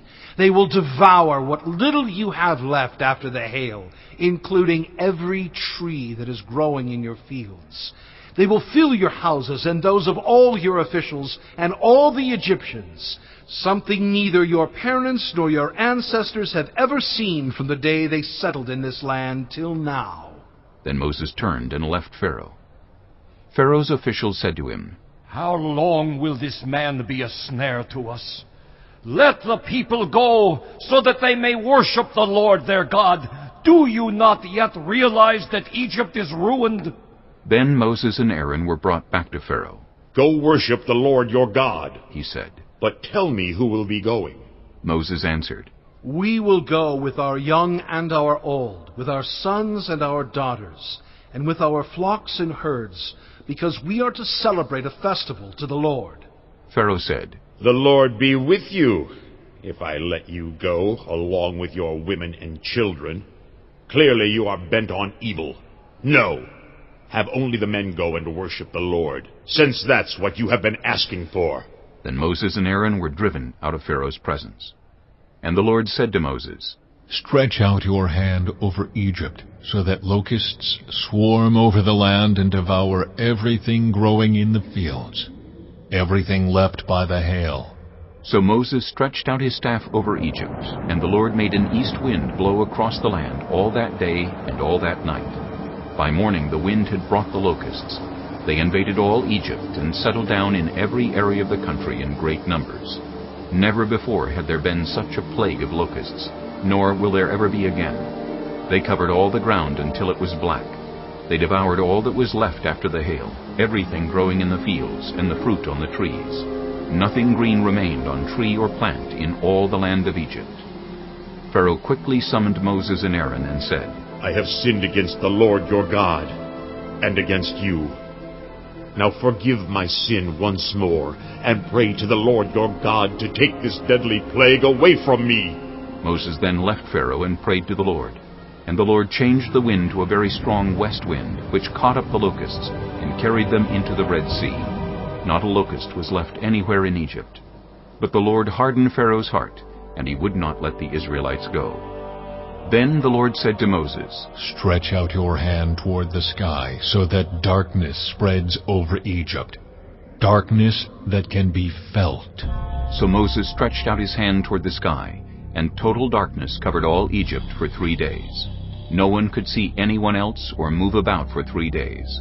Yet all the Israelites had light in the places where they lived. Then Pharaoh summoned Moses and said, "Go, worship the Lord. Even your women and children may go with you. Only leave your flocks and herds behind." But Moses said, "You must allow us to have sacrifices and burnt offerings to present to the Lord our God. Our livestock too must go with us. Not a hoof is to be left behind. We have to use some of them in worshiping the Lord our God, and until we get there, we will not know what we are to use to worship the Lord." But the Lord hardened Pharaoh's heart, and he was not willing to let them go. Pharaoh said to Moses, "Get out of my sight. Make sure you do not appear before me again. The day you see my face, you will die." "Just as you say," Moses replied. "I will never appear before you again." Chapter 11. Now the Lord had said to Moses, "I will bring one more plague on Pharaoh and on Egypt. After that, he will let you go from here, and when he does, he will drive you out completely. Tell the people that men and women alike are to ask their neighbors for articles of silver and gold." The Lord made the Egyptians favorably disposed toward the people, and Moses himself was highly regarded in Egypt by Pharaoh's officials and by the people. So Moses said, "This is what the Lord says. About midnight I will go throughout Egypt. Every firstborn son in Egypt will die, from the firstborn son of Pharaoh who sits on the throne to the firstborn son of the female slave who was at her handmill, and all the firstborn of the cattle as well. There will be loud wailing throughout Egypt, worse than there has ever been or ever will be again. But among the Israelites, not a dog will bark at any person or animal. Then you will know that the Lord makes a distinction between Egypt and Israel. All these officials of yours will come to me, bowing down before me and saying, 'Go, you and all the people who follow you.' After that, I will leave." Then Moses, hot with anger, left Pharaoh. The Lord had said to Moses, "Pharaoh will refuse to listen to you, so that my wonders may be multiplied in Egypt." Moses and Aaron performed all these wonders before Pharaoh, but the Lord hardened Pharaoh's heart, and he would not let the Israelites go out of his country. Chapter 12. The Lord said to Moses and Aaron in Egypt, "This month is to be for you the first month of your year. Tell the whole community of Israel that on the 10th day of this month each man is to take a lamb for his family, one for each household. If any household is too small for a whole lamb, they must share one with their nearest neighbor, having taken into account the number of people there are. You are to determine the amount of lamb needed in accordance with what each person will eat. The animals you choose must be year-old males without defect, and you may take them from the sheep or the goats.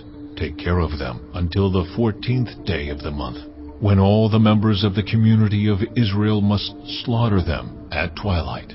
Then they are to take some of the blood and put it on the sides and tops of the door frames of the houses where they eat the lambs. That same night they are to eat the meat roasted over the fire, along with bitter herbs and bread made without yeast. Do not eat the meat raw or boiled in water, but roasted over a fire, with the head, legs, and internal organs. Do not leave any of it till morning. If some is left till morning, you must burn it. This is how you are to eat it, with your cloak tucked into your belt, your sandals on your feet, and your staff in your hand. Eat it in haste. It is the Lord's Passover. On that same night I will pass through Egypt and strike down every firstborn of both people and animals. And I will bring judgment on all the gods of Egypt. I am the Lord. The blood will be a sign for you on the houses where you are. And when I see the blood, I will pass over you. No destructive plague will touch you when I strike Egypt. This is a day you are to commemorate. For the generations to come, you shall celebrate it as a festival to the Lord, a lasting ordinance. For 7 days you are to eat bread made without yeast. On the first day remove the yeast from your houses, for whoever eats anything with yeast in it from the first day through the 7th must be cut off from Israel. On the first day hold a sacred assembly, and another one on the 7th day. Do no work at all on these days, except to prepare food for everyone to eat. That is all you may do. Celebrate the festival of unleavened bread, because it was on this very day that I brought your divisions out of Egypt. Celebrate this day as a lasting ordinance for the generations to come. In the first month you are to eat bread made without yeast, from the evening of the 14th day until the evening of the 21st day. For 7 days no yeast is to be found in your houses, and anyone, whether foreigner or native-born, who eats anything with yeast in it must be cut off from the community of Israel. Eat nothing made with yeast. Wherever you live, you must eat unleavened bread. Then Moses summoned all the elders of Israel and said to them, Go at once and select the animals for your families and slaughter the Passover lamb. Take a bunch of hyssop, dip it into the blood in the basin, and put some of the blood on the top and on both sides of the doorframe. None of you shall go out of the door of your house until morning.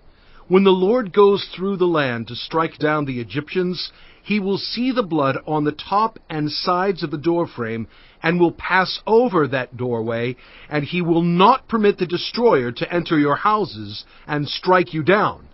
Obey these instructions as a lasting ordinance for you and your descendants. When you enter the land that the Lord will give you as he promised, observe this ceremony. And when your children ask you, What does this ceremony mean to you? Then tell them, It is the Passover sacrifice to the Lord, who passed over the houses of the Israelites in Egypt and spared our homes when he struck down the Egyptians. Then the people bowed down and worshipped. The Israelites did just what the Lord commanded Moses and Aaron. At midnight, the Lord struck down all the firstborn in Egypt, from the firstborn of Pharaoh who sat on the throne to the firstborn of the prisoner who was in the dungeon, and the firstborn of all the livestock as well.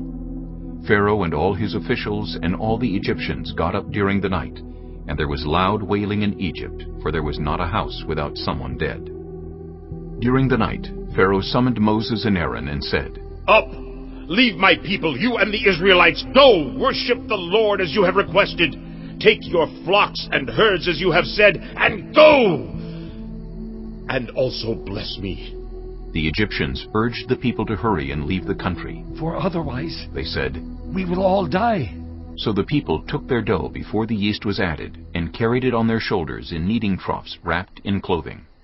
The Israelites did as Moses instructed, and asked the Egyptians for articles of silver and gold, and for clothing. The Lord had made the Egyptians favorably disposed toward the people, and they gave them what they asked for, so they plundered the Egyptians. The Israelites journeyed from Ramesses to Succoth. There were about 600,000 men on foot, besides women and children. Many other people went up with them, and also large droves of livestock, both flocks and herds. With the dough the Israelites had brought from Egypt, they baked loaves of unleavened bread. The dough was without yeast, because they had been driven out of Egypt and did not have time to prepare food for themselves. Now the length of time the Israelite people lived in Egypt was 430 years. At the end of the 430 years, to the very day, all the Lord's divisions left Egypt, because the Lord kept vigil that night to bring them out of Egypt. On this night, all the Israelites are to keep vigil to honor the Lord for the generations to come. The Lord said to Moses and Aaron, These are the regulations for the Passover meal. No foreigner may eat it. any slave you have bought may eat it after you have circumcised him. But a temporary resident or a hired worker may not eat it. It must be eaten inside the house. Take none of the meat outside the house. Do not break any of the bones. The whole community of Israel must celebrate it. A foreigner residing among you who wants to celebrate the Lord's Passover must have all the males in his household circumcised. Then he may take part like one born in the land. No uncircumcised male may eat it. The same law applies both to the native-born and to the foreigner residing among you. All the Israelites did just what the Lord had commanded Moses and Aaron. And on that very day, the Lord brought the Israelites out of Egypt by their divisions. Chapter 13. The Lord said to Moses, Consecrate to me every firstborn male. The first offspring of every womb among the Israelites belongs to me, whether human or animal. Then Moses said to the people, Commemorate this day, the day you came out of Egypt, out of the land of slavery, because the Lord brought you out of it with a mighty hand. Eat nothing containing yeast. Today, in the month of Aviv, you are leaving. When the Lord brings you into the land of the Canaanites, Hittites, Amorites, Hivites, and Jebusites, the land he swore to your ancestors to give you, a land flowing with milk and honey, you are to observe this ceremony in this month. For 7 days eat bread made without yeast, and on the 7th day hold a festival to the Lord. Eat unleavened bread during those 7 days. Nothing with yeast in it is to be seen among you, nor shall any yeast be seen anywhere within your borders. On that day tell your son, I do this because of what the Lord did for me when I came out of Egypt. This observance will be for you like a sign on your hand and a reminder on your forehead that this law of the Lord is to be on your lips. For the Lord brought you out of Egypt with his mighty hand. You must keep this ordinance at the appointed time, year after year. After the Lord brings you into the land of the Canaanites and gives it to you as he promised on oath to you and your ancestors, you are to give over to the Lord the first offspring of every womb. All the firstborn males of your livestock belong to the Lord. Redeem with a lamb every firstborn donkey. But if you do not redeem it, break its neck. Redeem every firstborn among your sons. In days to come when your son asks you, What does this mean? Say to him, With a mighty hand the Lord brought us out of Egypt, out of the land of slavery.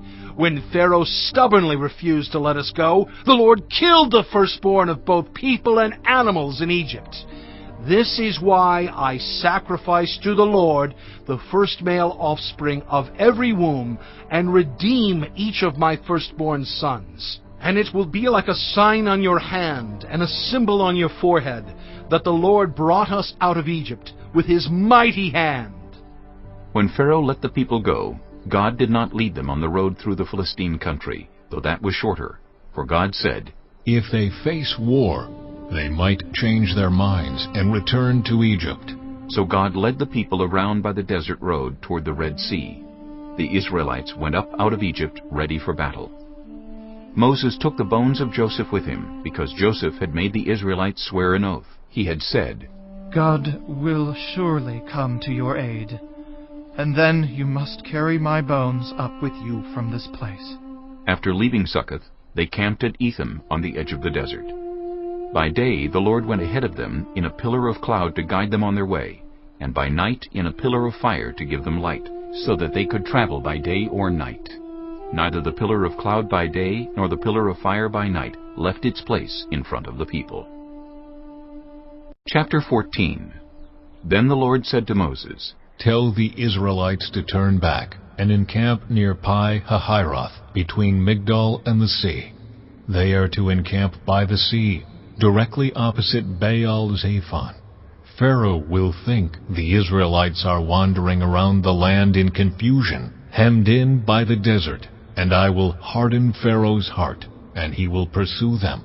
But I will gain glory for myself through Pharaoh and all his army, and the Egyptians will know that I am the Lord."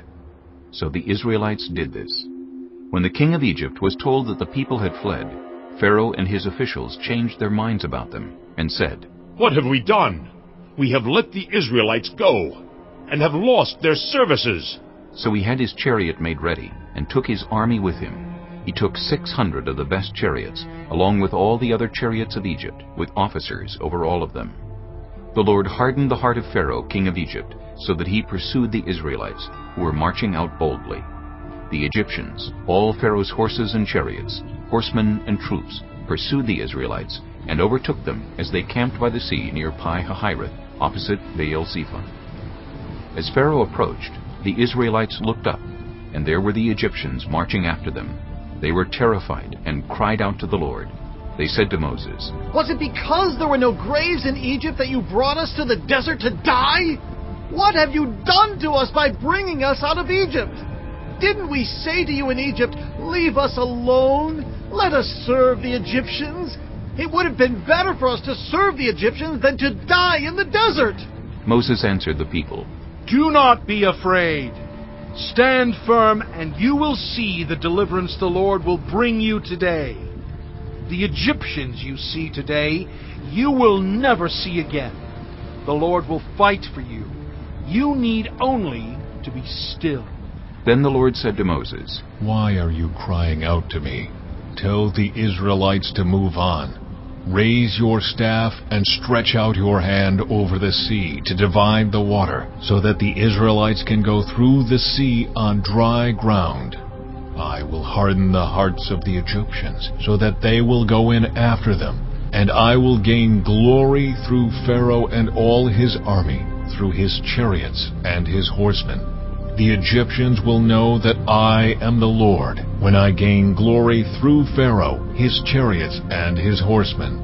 Then the angel of God, who had been traveling in front of Israel's army, withdrew and went behind them. The pillar of cloud also moved from in front and stood behind them, coming between the armies of Egypt and Israel. Throughout the night, the cloud brought darkness to the one side and light to the other side, so neither went near the other all night long. Then Moses stretched out his hand over the sea, and all that night the Lord drove the sea back with a strong east wind, and turned it into dry land.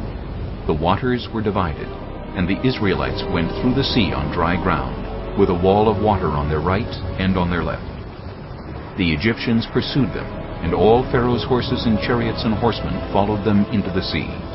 During the last watch of the night, the Lord looked down from the pillar of fire and cloud at the Egyptian army, and threw it into confusion. He jammed the wheels of their chariots so that they had difficulty driving. And the Egyptians said, "Let's get away from the Israelites! The Lord is fighting for them against Egypt!"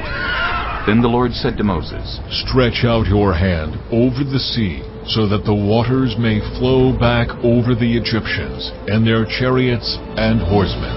Moses stretched out his hand over the sea, and at daybreak the sea went back to its place. The Egyptians were fleeing toward it, and the Lord swept them into the sea. The water flowed back and covered the chariots and horsemen, the entire army of Pharaoh that had followed the Israelites into the sea. Not one of them survived. But the Israelites went through the sea on dry ground, with a wall of water on their right and on their left. That day the Lord saved Israel from the hands of the Egyptians, and Israel saw the Egyptians lying dead on the shore. And when the Israelites saw the mighty hand of the Lord displayed against the Egyptians, the people feared the Lord and put their trust in him and in Moses his servant. Chapter 15. Then Moses and the Israelites sang this song to the Lord. "I will sing to the Lord, for he is highly exalted. Both horse and driver he has hurled into the sea. The Lord is my strength and my defense. He has become my salvation. He is my God, and I will praise him, my father's God, and I will exalt him. The Lord is a warrior. The Lord is his name. Pharaoh's chariots and his army he has hurled into the sea. The best of Pharaoh's officers are drowned in the Red Sea. The deep waters have covered them. They sank to the depths like a stone. Your right hand, Lord, was majestic in power. Your right hand, Lord, shattered the enemy.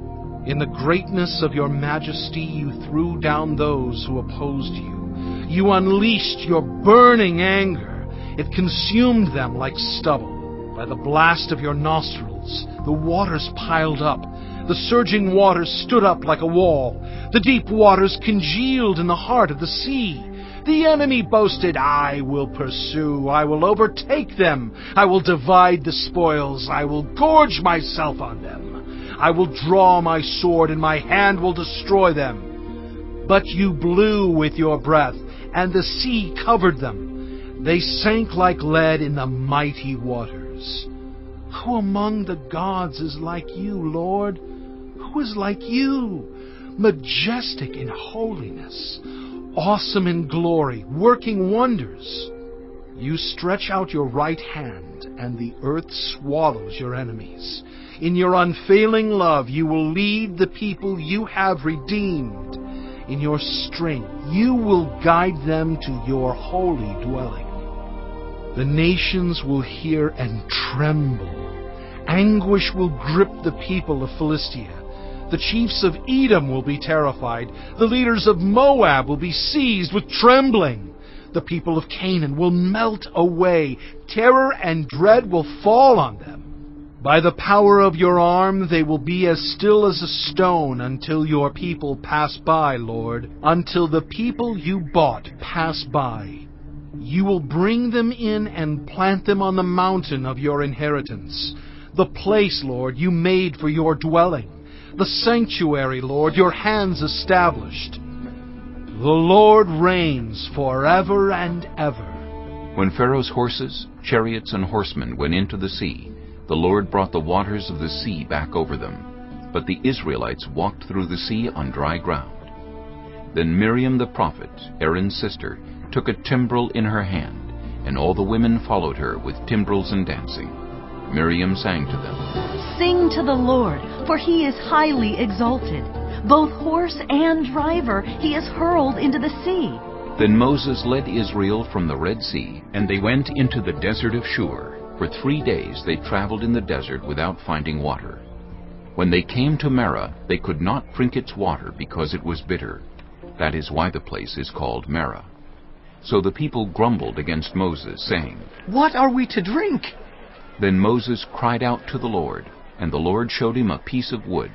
He threw it into the water, and the water became fit to drink. There the Lord issued a ruling and instruction for them, and put them to the test.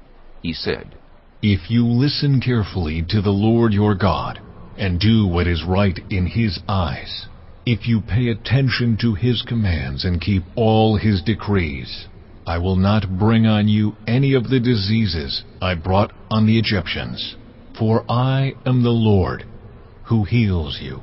Then they came to Elim, where there were 12 springs and 70 palm trees, and they camped there near the water. Chapter 16.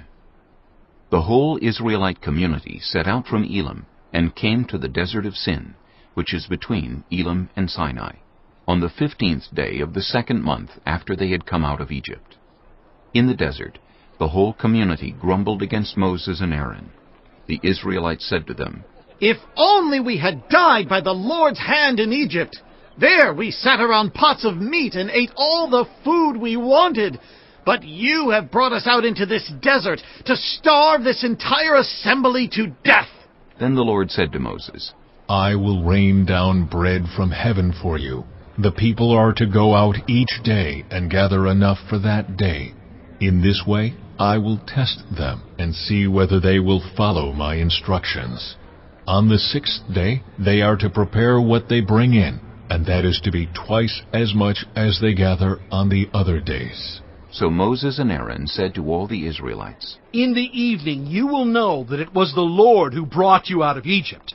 And in the morning you will see the glory of the Lord, because He has heard your grumbling against Him. Who are we that you should grumble against us? Moses also said, You will know that it was the Lord when He gives you meat to eat in the evening, and all the bread you want in the morning, because He has heard your grumbling against Him. Who are we You are not grumbling against us, but against the Lord. Then Moses told Aaron, Say to the entire Israelite community, Come before the Lord, for he has heard your grumbling. While Aaron was speaking to the whole Israelite community, they looked toward the desert, and there was the glory of the Lord appearing in the cloud. The Lord said to Moses, I have heard the grumbling of the Israelites. Tell them, at twilight you will eat meat, and in the morning you will be filled with bread. Then you will know that I am the Lord your God. That evening quail came and covered the camp, and in the morning there was a layer of dew around the camp. When the dew was gone, thin flakes like frost on the ground appeared on the desert floor. When the Israelites saw it, they said to each other, What is it? For they did not know what it was. Moses said to them, It is the bread the Lord has given you to eat. This is what the Lord has commanded. Everyone is to gather as much as they need. Take an omer for each person you have in your tent. The Israelites did as they were told. Some gathered much, some little. And when they measured it by the omer, the one who gathered much did not have too much, and the one who gathered little did not have too little. Everyone had gathered just as much as they needed. Then Moses said to them, No one is to keep any of it until morning. However, some of them paid no attention to Moses. They kept part of it until morning, but it was full of maggots and began to smell. So Moses was angry with them. Each morning everyone gathered as much as they needed, and when the sun grew hot, it melted away. On the 6th day they gathered twice as much, 2 omers for each person. And the leaders of the community came and reported this to Moses. He said to them, This is what the Lord commanded. Tomorrow is to be a day of Sabbath rest, a holy Sabbath to the Lord. So bake what you want to bake, and boil what you want to boil. Save whatever is left, and keep it until morning. So they saved it until morning, as Moses commanded, and it did not stink or get maggots in it. Eat it today, Moses said, because today is a Sabbath to the Lord. You will not find any of it on the ground today. 6 days you are to gather it, but on the 7th day, the Sabbath, there will not be any. Nevertheless, some of the people went out on the 7th day to gather it, but they found none. Then the Lord said to Moses, How long will you refuse to keep my commands and my instructions? Bear in mind that the Lord has given you the Sabbath. That is why on the 6th day he gives you bread for 2 days. Everyone is to stay where they are on the 7th day. No one is to go out. So the people rested on the 7th day. The people of Israel called the bread manna. It was white like coriander seed and tasted like wafers made with honey. Moses said, This is what the Lord has commanded. Take an omer of manna and keep it for the generations to come, so they can see the bread I gave you to eat in the wilderness when I brought you out of Egypt. So Moses said to Aaron, Take a jar and put an omer of manna in it. Then place it before the Lord to be kept for the generations to come. As the Lord commanded Moses, Aaron put the manna with the tablets of the covenant law so that it might be preserved. The Israelites ate manna 40 years, until they came to a land that was settled. They ate manna until they reached the border of Canaan. An omer is 1/10 of an ephah. Chapter 17. The whole Israelite community set out from the desert of Sin, traveling from place to place as the Lord commanded. They camped at Rephidim, but there was no water for the people to drink. So they quarreled with Moses and said, Give us water to drink! Moses replied, Why do you quarrel with me? Why do you put the Lord to the test? But the people were thirsty for water there, and they grumbled against Moses. They said, Why did you bring us up out of Egypt to make us and our children and livestock die of thirst? Then Moses cried out to the Lord, What am I to do with these people? They are almost ready to stone me. The Lord answered Moses, Go out in front of the people. Take with you some of the elders of Israel, and take in your hand the staff with which you struck the Nile, and go. I will stand there before you by the rock at Horeb. Strike the rock, and water will come out of it for the people to drink. So Moses did this in the sight of the elders of Israel. And he called the place Massah and Meribah, because the Israelites quarreled, and because they tested the Lord, saying, Is the Lord among us or not? The Amalekites came and attacked the Israelites at Rephidim. Moses said to Joshua, Choose some of our men and go out to fight the Amalekites. Tomorrow I will stand on top of the hill with the staff of God in my hands. So Joshua fought the Amalekites as Moses had ordered. And Moses, Aaron, and Hur went to the top of the hill. As long as Moses held up his hands, the Israelites were winning. But whenever he lowered his hands, the Amalekites were winning. When Moses' hands grew tired, they took a stone and put it under him, and he sat on it. Aaron and Hur held his hands up, one on one side, one on the other, so that his hands remained steady till sunset. So Joshua overcame the Amalekite army with the sword. Then the Lord said to Moses, Write this on a scroll as something to be remembered, and make sure that Joshua hears it, because I will completely blot out the name of Amalek from under heaven. Moses built an altar and called it, The Lord is my banner. He said, Because hands were lifted up against the throne of the Lord will be at war against the Amalekites from generation to generation. Chapter 18. Now Jethro, the priest of Midian and father-in-law of Moses, heard of everything God had done for Moses and for his people Israel, and how the Lord had brought Israel out of Egypt. After Moses had sent away his wife Zipporah, his father-in-law Jethro received her and her 2 sons. One son was named Gershom, for Moses said, I have become a foreigner in a foreign land. And the other was named Eleazar, for he said, My father's God was my helper. He saved me from the sword of Pharaoh. Jethro, Moses' father-in-law, together with Moses' sons and wife, came to him in the wilderness, where he was camped near the mountain of God. Jethro had sent word to him, I, your father-in-law Jethro, am coming to you with your wife and her 2 sons. So Moses went out to meet his father-in-law, and bowed down and kissed him. They greeted each other, and then went into the tent. Moses told his father-in-law about everything the Lord had done to Pharaoh and the Egyptians for Israel's sake, and about all the hardships they had met along the way, and how the Lord had saved them. Jethro was delighted to hear about all the good things the Lord had done for Israel in rescuing them from the hand of the Egyptians. He said, Praise be to the Lord, who rescued you from the hand of the Egyptians and of Pharaoh, and who rescued the people from the hand of the Egyptians. Now I know that the Lord is greater than all other gods, for he did this to those who had treated Israel arrogantly.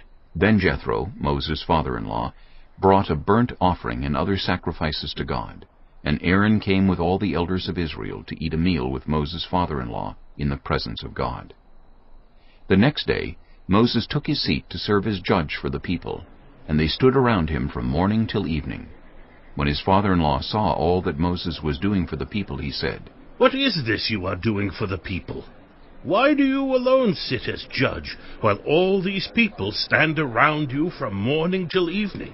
Moses answered him, Because the people come to me to seek God's will.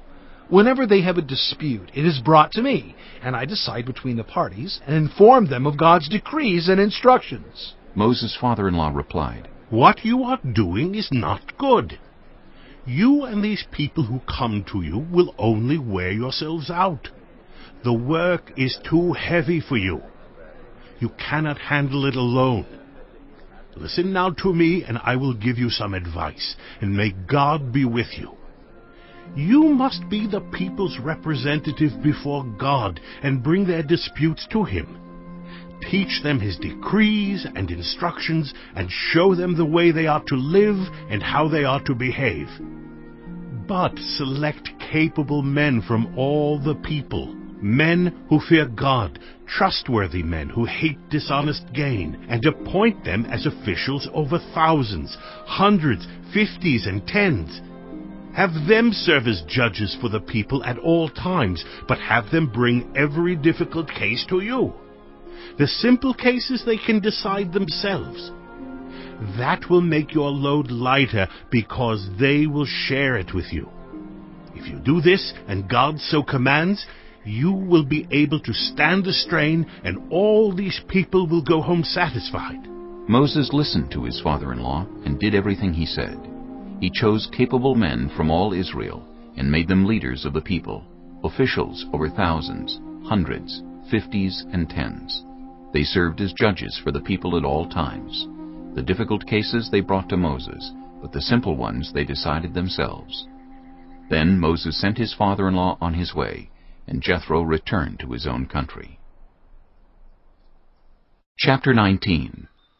On the first day of the 3rd month after the Israelites left Egypt, on that very day, they came to the desert of Sinai. After they set out from Rephidim, they entered the desert of Sinai, and Israel camped there in the desert in front of the mountain. Then Moses went up to God, and the Lord called to him from the mountain and said, This is what you are to say to the descendants of Jacob, and what you are to tell the people of Israel. You yourselves have seen what I did to Egypt, and how I carried you on eagle's wings, and brought you to myself. Now if you obey me fully and keep my covenant, then out of all nations you will be my treasured possession. Although the whole earth is mine, you will be for me a kingdom of priests and a holy nation. These are the words you are to speak to the Israelites. So Moses went back and summoned the elders of the people, and set before them all the words the Lord had commanded him to speak. The people all responded together, We will do everything the Lord has said. So Moses brought their answer back to the Lord. The Lord said to Moses, I am going to come to you in a dense cloud, so that the people will hear me speaking with you, and will always put their trust in you. Then Moses told the Lord what the people had said. And the Lord said to Moses, Go to the people and consecrate them today and tomorrow. Have them wash their clothes and be ready by the 3rd day, because on that day the Lord will come down on Mount Sinai in the sight of all the people. Put limits for the people around the mountain, and tell them, Be careful that you do not approach the mountain or touch the foot of it. Whoever touches the mountain is to be put to death. They are to be stoned or shot with arrows. Not a hand is to be laid on them. No person or animal shall be permitted to live. Only when the ram's horn sounds a long blast may they approach the mountain. After Moses had gone down the mountain to the people, he consecrated them, and they washed their clothes. Then he said to the people, Prepare yourselves for the 3rd day. Abstain from sexual relations. On the morning of the 3rd day there was thunder and lightning, with a thick cloud over the mountain, and a very loud trumpet blast. Everyone in the camp trembled. Then Moses led the people out of the camp to meet with God, and they stood at the foot of the mountain. Mount Sinai was covered with smoke, because the Lord descended on it in fire. The smoke billowed up from it like smoke from a furnace, and the whole mountain trembled violently. As the sound of the trumpet grew louder and louder, Moses spoke, and the voice of God answered him. The Lord descended to the top of Mount Sinai, and called Moses to the top of the mountain. So Moses went up, and the Lord said to him, Go down and warn the people, so they do not force their way through to see the Lord, and many of them perish. Even the priests who approach the Lord must consecrate themselves, or the Lord will break out against them. Moses said to the Lord, The people cannot come up Mount Sinai, because you yourself warned us. Put limits around the mountain and set it apart as holy. The Lord replied, Go down and bring Aaron up with you. But the priests and the people must not force their way through to come up to the Lord, or he will break out against them. So Moses went down to the people and told them. Chapter 20. And God spoke all these words. I am the Lord your God, who brought you out of Egypt, out of the land of slavery. You shall have no other gods before me. You shall not make for yourself an image in the form of anything in heaven above, or on the earth beneath, or in the waters below. You shall not bow down to them, or worship them. For I, the Lord your God, am a jealous God, punishing the children for the sin of the parents to the 3rd and 4th generation of those who hate me, but showing love to 1,000 generations of those who love me and keep my commandments. You shall not misuse the name of the Lord your God, for the Lord will not hold anyone guiltless who misuses his name. Remember the Sabbath day by keeping it holy. 6 days you shall labor and do all your work, but the 7th day is a Sabbath to the Lord your God. On it you shall not do any work, neither you nor your son or daughter, nor your male or female servant, nor your animals, nor any foreigner residing in your towns.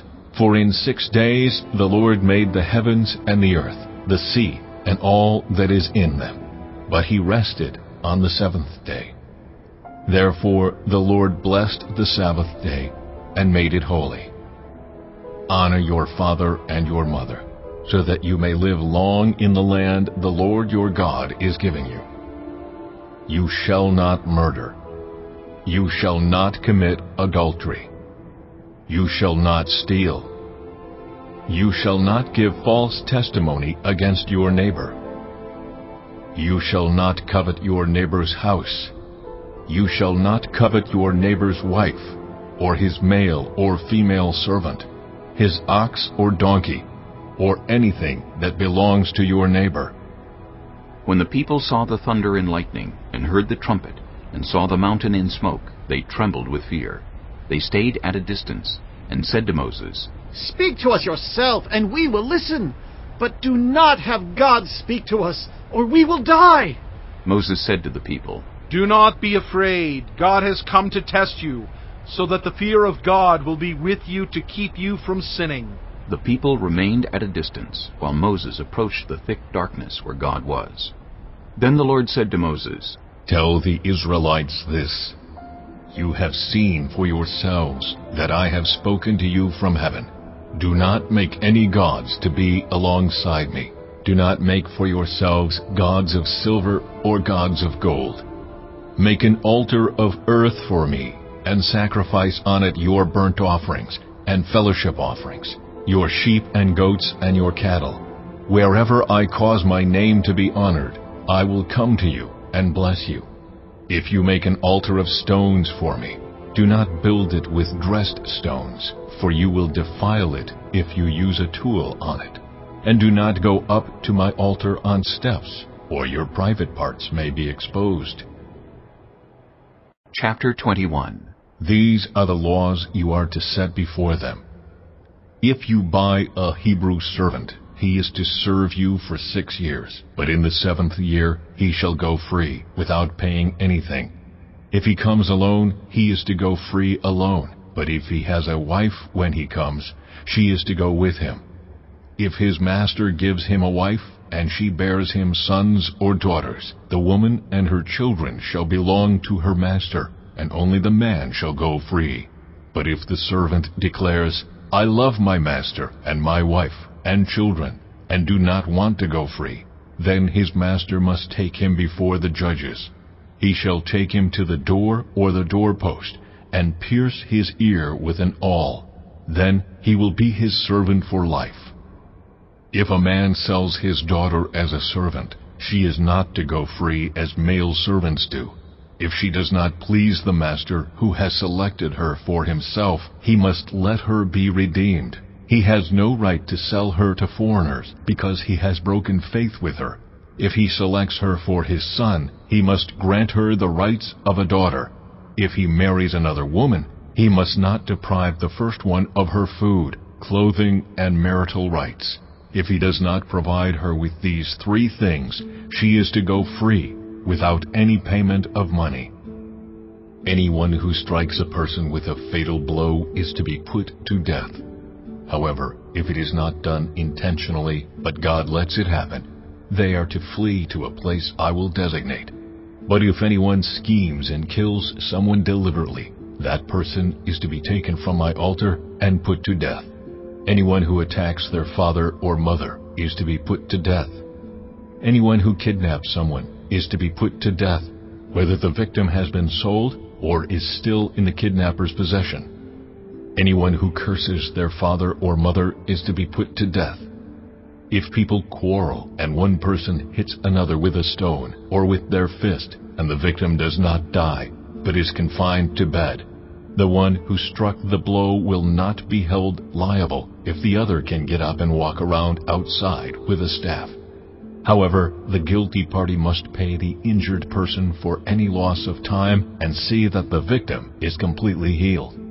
Anyone who beats their male or female slave with a rod must be punished if the slave dies as a direct result, but they are not to be punished if the slave recovers after a day or two, since the slave is their property. If people are fighting and hit a pregnant woman and she gives birth prematurely, but there is no serious injury, the offender must be fined whatever the woman's husband demands and the court allows. But if there is serious injury, you are to take life for life, eye for eye, tooth for tooth, hand for hand, foot for foot, burn for burn, wound for wound, bruise for bruise. An owner who hits a male or female slave in the eye and destroys it must let the slave go free to compensate for the eye.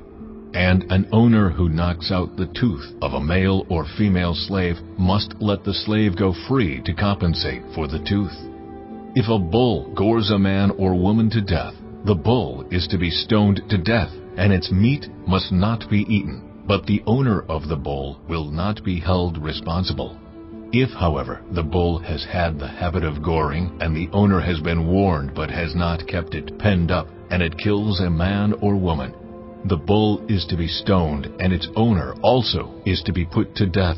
However, if payment is demanded, the owner may redeem his life by the payment of whatever is demanded.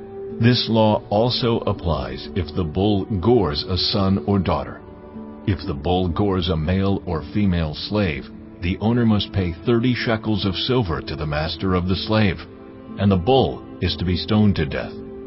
If anyone uncovers a pit or digs one and fails to cover it, and an ox or a donkey falls into it, the one who opened the pit must pay the owner for the loss and take the dead animal in exchange.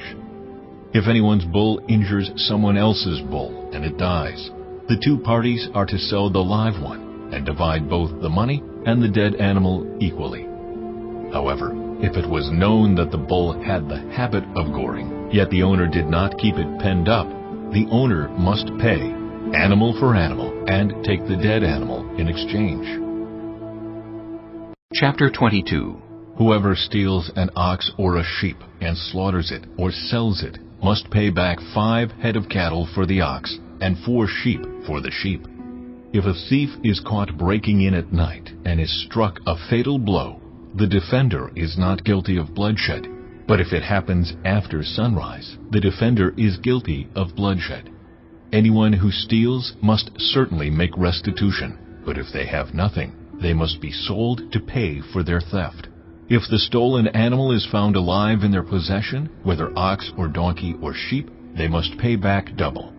If anyone grazes their livestock in a field or vineyard and lets them stray, and they graze in someone else's field, the offender must make restitution from the best of their own field or vineyard. If a fire breaks out and spreads into thorn bushes so that it burns shocks of grain or standing grain or the whole field, the one who started the fire must make restitution. If anyone gives a neighbor silver or goods for safekeeping and they are stolen from the neighbor's house, the thief, if caught, must pay back double.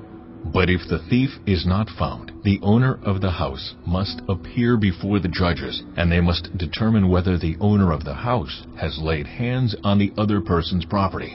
In all cases of illegal possession of an ox, a donkey, a sheep, a garment, or any other lost property about which somebody says, "This is mine," both parties are to bring their cases before the judges.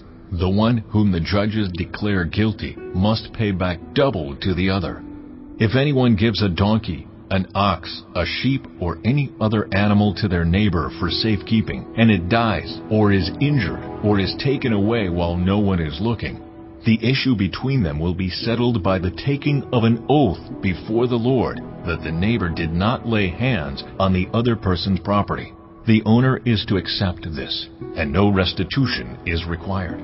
But if the animal was stolen from the neighbor, restitution must be made to the owner. If it was torn to pieces by a wild animal, the neighbor shall bring in the remains as evidence and shall not be required to pay for the torn animal. If anyone borrows an animal from their neighbor and it is injured or dies while the owner is not present, they must make restitution. But if the owner is with the animal, the borrower will not have to pay. If the animal was hired, the money paid for the hire covers the loss. If a man seduces a virgin who is not pledged to be married and sleeps with her, he must pay the bride price, and she shall be his wife. If her father absolutely refuses to give her to him, he must still pay the bride price for virgins. Do not allow a sorceress to live. Anyone who has sexual relations with an animal is to be put to death. Whoever sacrifices to any god other than the Lord must be destroyed. Do not mistreat or oppress a foreigner, for you were foreigners in Egypt. Do not take advantage of the widow or the fatherless. If you do and they cry out to me, I will certainly hear their cry. My anger will be aroused and I will kill you with the sword. Your wives will become widows and your children fatherless. If you lend money to one of my people among you who is needy, do not treat it like a business deal. Charge no interest. If you take your neighbor's cloak as a pledge, return it by sunset, because that cloak is the only covering your neighbor has. What else can they sleep in? When they cry out to me, I will hear, for I am compassionate. Do not blaspheme God or curse the ruler of your people. Do not hold back offerings from your granaries or your vats. You must give me the firstborn of your sons. Do the same with your cattle and your sheep. Let them stay with their mothers for 7 days, but give them to me on the 8th day. You are to be my holy people, so do not eat the meat of an animal torn by wild beasts. Throw it to the dogs. Chapter 23. Do not spread false reports. Do not help a guilty person by being a malicious witness. Do not follow the crowd in doing wrong. When you give testimony in a lawsuit, do not pervert justice by siding with the crowd, and do not show favoritism to a poor person in a lawsuit. If you come across your enemy's ox or donkey wandering off, be sure to return it. If you see the donkey of someone who hates you fallen down under its load, do not leave it there. Be sure you help them with it. Do not deny justice to your poor people in their lawsuits. Have nothing to do with a false charge, and do not put an innocent or honest person to death, for I will not acquit the guilty. Do not accept a bribe, for a bribe blinds those who see and twists the words of the innocent. Do not oppress a foreigner. You yourselves know how it feels to be foreigners, because you were foreigners in Egypt. For 6 years you are to sow your fields and harvest the crops. But during the 7th year let the land lie unplowed and unused. Then the poor among your people may get food from it, and the wild animals may eat what is left. Do the same with your vineyard and your olive grove. 6 days do your work, but on the 7th day do not work, so that your ox and your donkey may rest, and so that the slave born in your household and the foreigner living among you may be refreshed. Be careful to do everything I have said to you.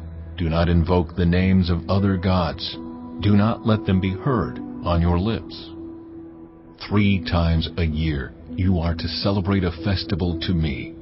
Celebrate the festival of unleavened bread. For 7 days eat bread made without yeast, as I commanded you. Do this at the appointed time in the month of Aviv, for in that month you came out of Egypt. No one is to appear before me empty-handed. Celebrate the festival of harvest with the first fruits of the crops you sow in your field. Celebrate the festival of ingathering at the end of the year, when you gather in your crops from the field. 3 times a year all the men are to appear before the sovereign Lord. Do not offer the blood of a sacrifice to me along with anything containing yeast. The fat of my festival offerings must not be kept until morning.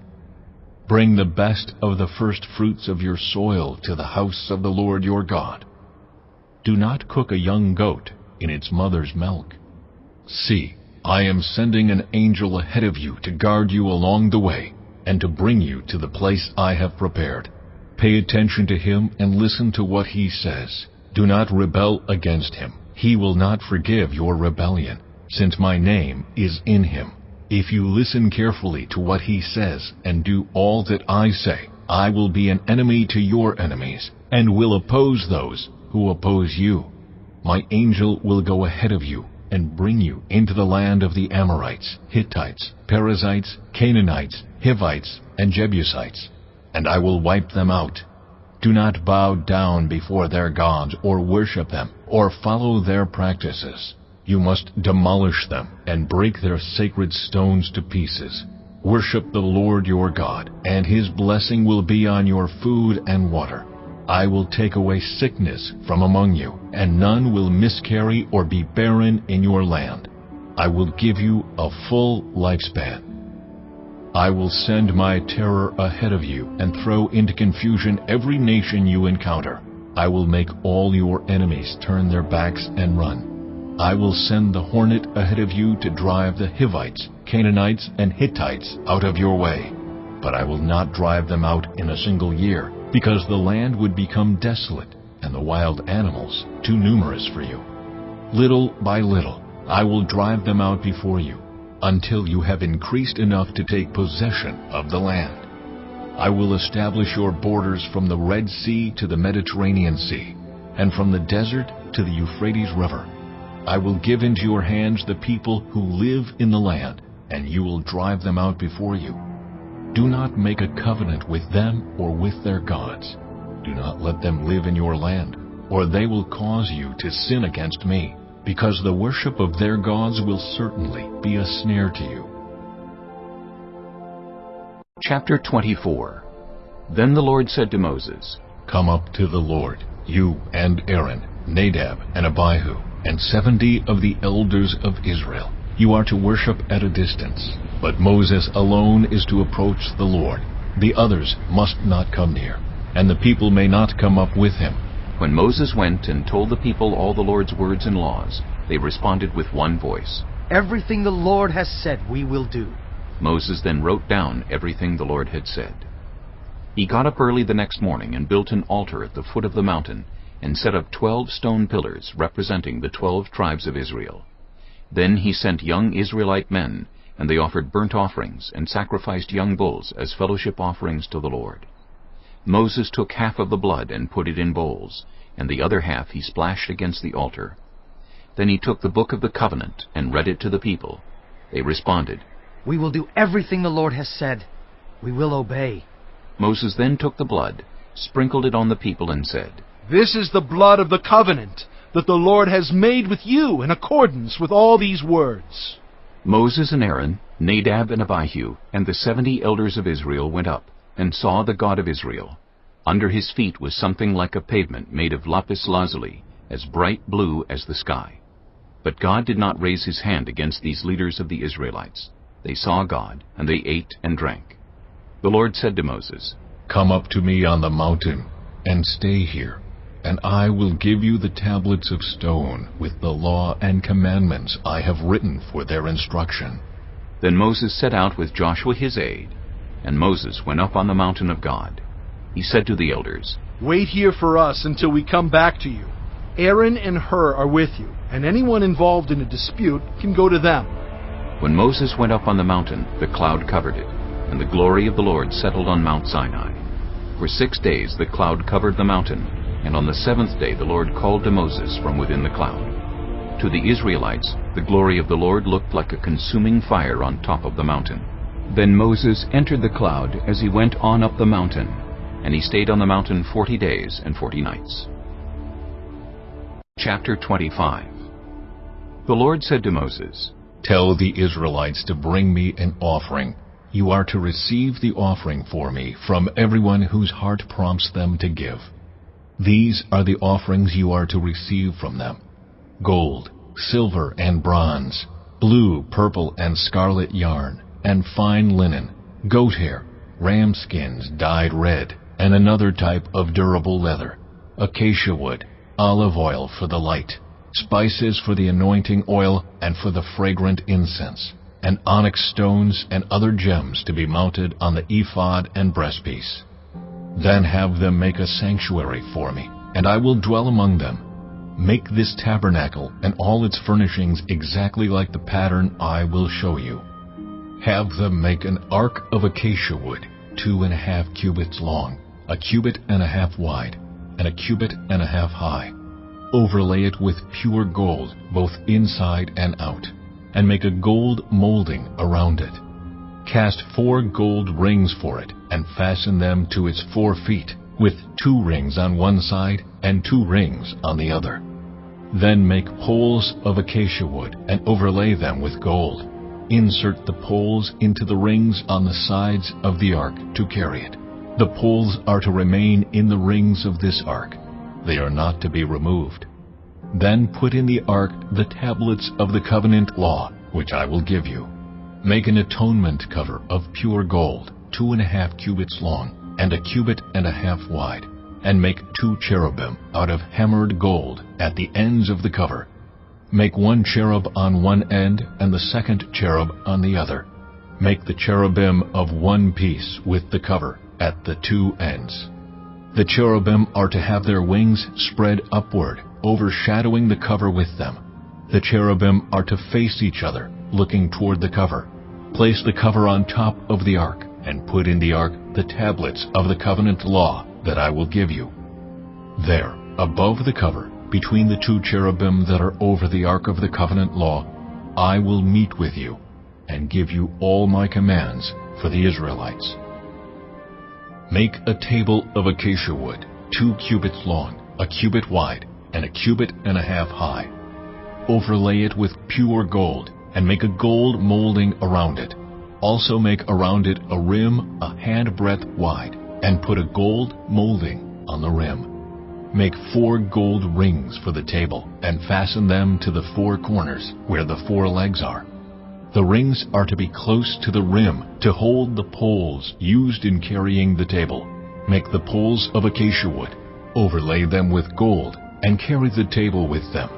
And make its plates and dishes of pure gold, as well as its pitchers and bowls for the pouring out of offerings.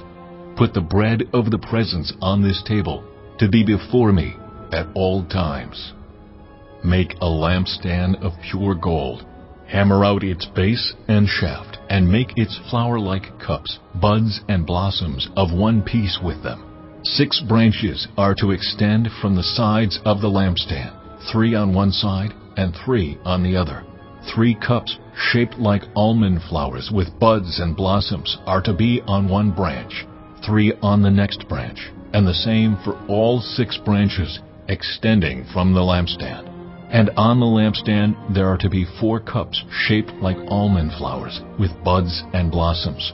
1 bud shall be under the first pair of branches extending from the lampstand, a 2nd bud under the 2nd pair, and a 3rd bud under the 3rd pair, 6 branches in all. The buds and branches shall all be of one piece with the lampstand, hammered out of pure gold. Then make its 7 lamps, and set them up on it, so that they light the space in front of it.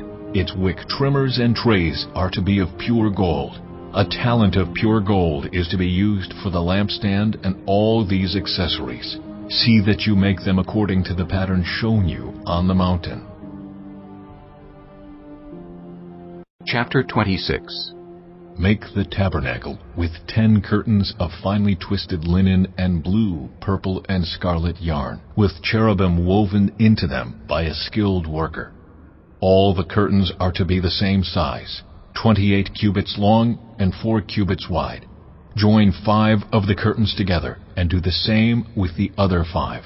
Make loops of blue material along the edge of the end curtain in one set, and do the same with the end curtain in the other set.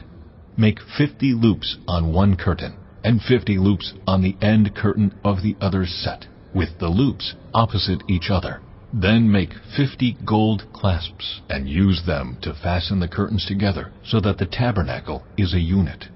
Make curtains of goat hair for the tent over the tabernacle, 11 altogether.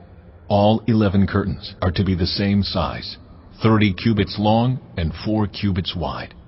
Join 5 of the curtains together into one set, and the other 6 into another set. Fold the 6th curtain double at the front of the tent. Make 50 loops along the edge of the end curtain in one set, and also along the edge of the end curtain in the other set. Then make 50 bronze clasps, and put them in the loops to fasten the tent together as a unit. As for the additional length of the tent curtains, the half curtain that is left over is to hang down at the rear of the tabernacle. The tent curtains will be a cubit longer on both sides. What is left will hang over the sides of the tabernacle so as to cover it. Make for the tent a covering of ram skins dyed red, and over that a covering of the other durable leather. Make upright frames of acacia wood for the tabernacle. Each frame is to be 10 cubits long and a cubit and a half wide, with 2 projections set parallel to each other. Make all the frames of the tabernacle in this way. Make 20 frames for the south side of the tabernacle, and make 40 silver bases to go under them, 2 bases for each frame, 1 under each projection. For the other side, the north side of the tabernacle, make 20 frames and 40 silver bases, 2 under each frame. Make 6 frames for the far end, that is, the west end of the tabernacle, and make 2 frames for the corners at the far end. At these 2 corners they must be double from the bottom all the way to the top, and fitted into a single ring. Both shall be like that. So there will be 8 frames and 16 silver bases, 2 under each frame. Also make crossbars of acacia wood, 5 for the frames on one side of the tabernacle, 5 for those on the other side, and 5 for the frames on the west at the far end of the tabernacle. The center crossbar is to extend from end to end at the middle of the frames. Overlay the frames with gold, and make gold rings to hold the crossbars.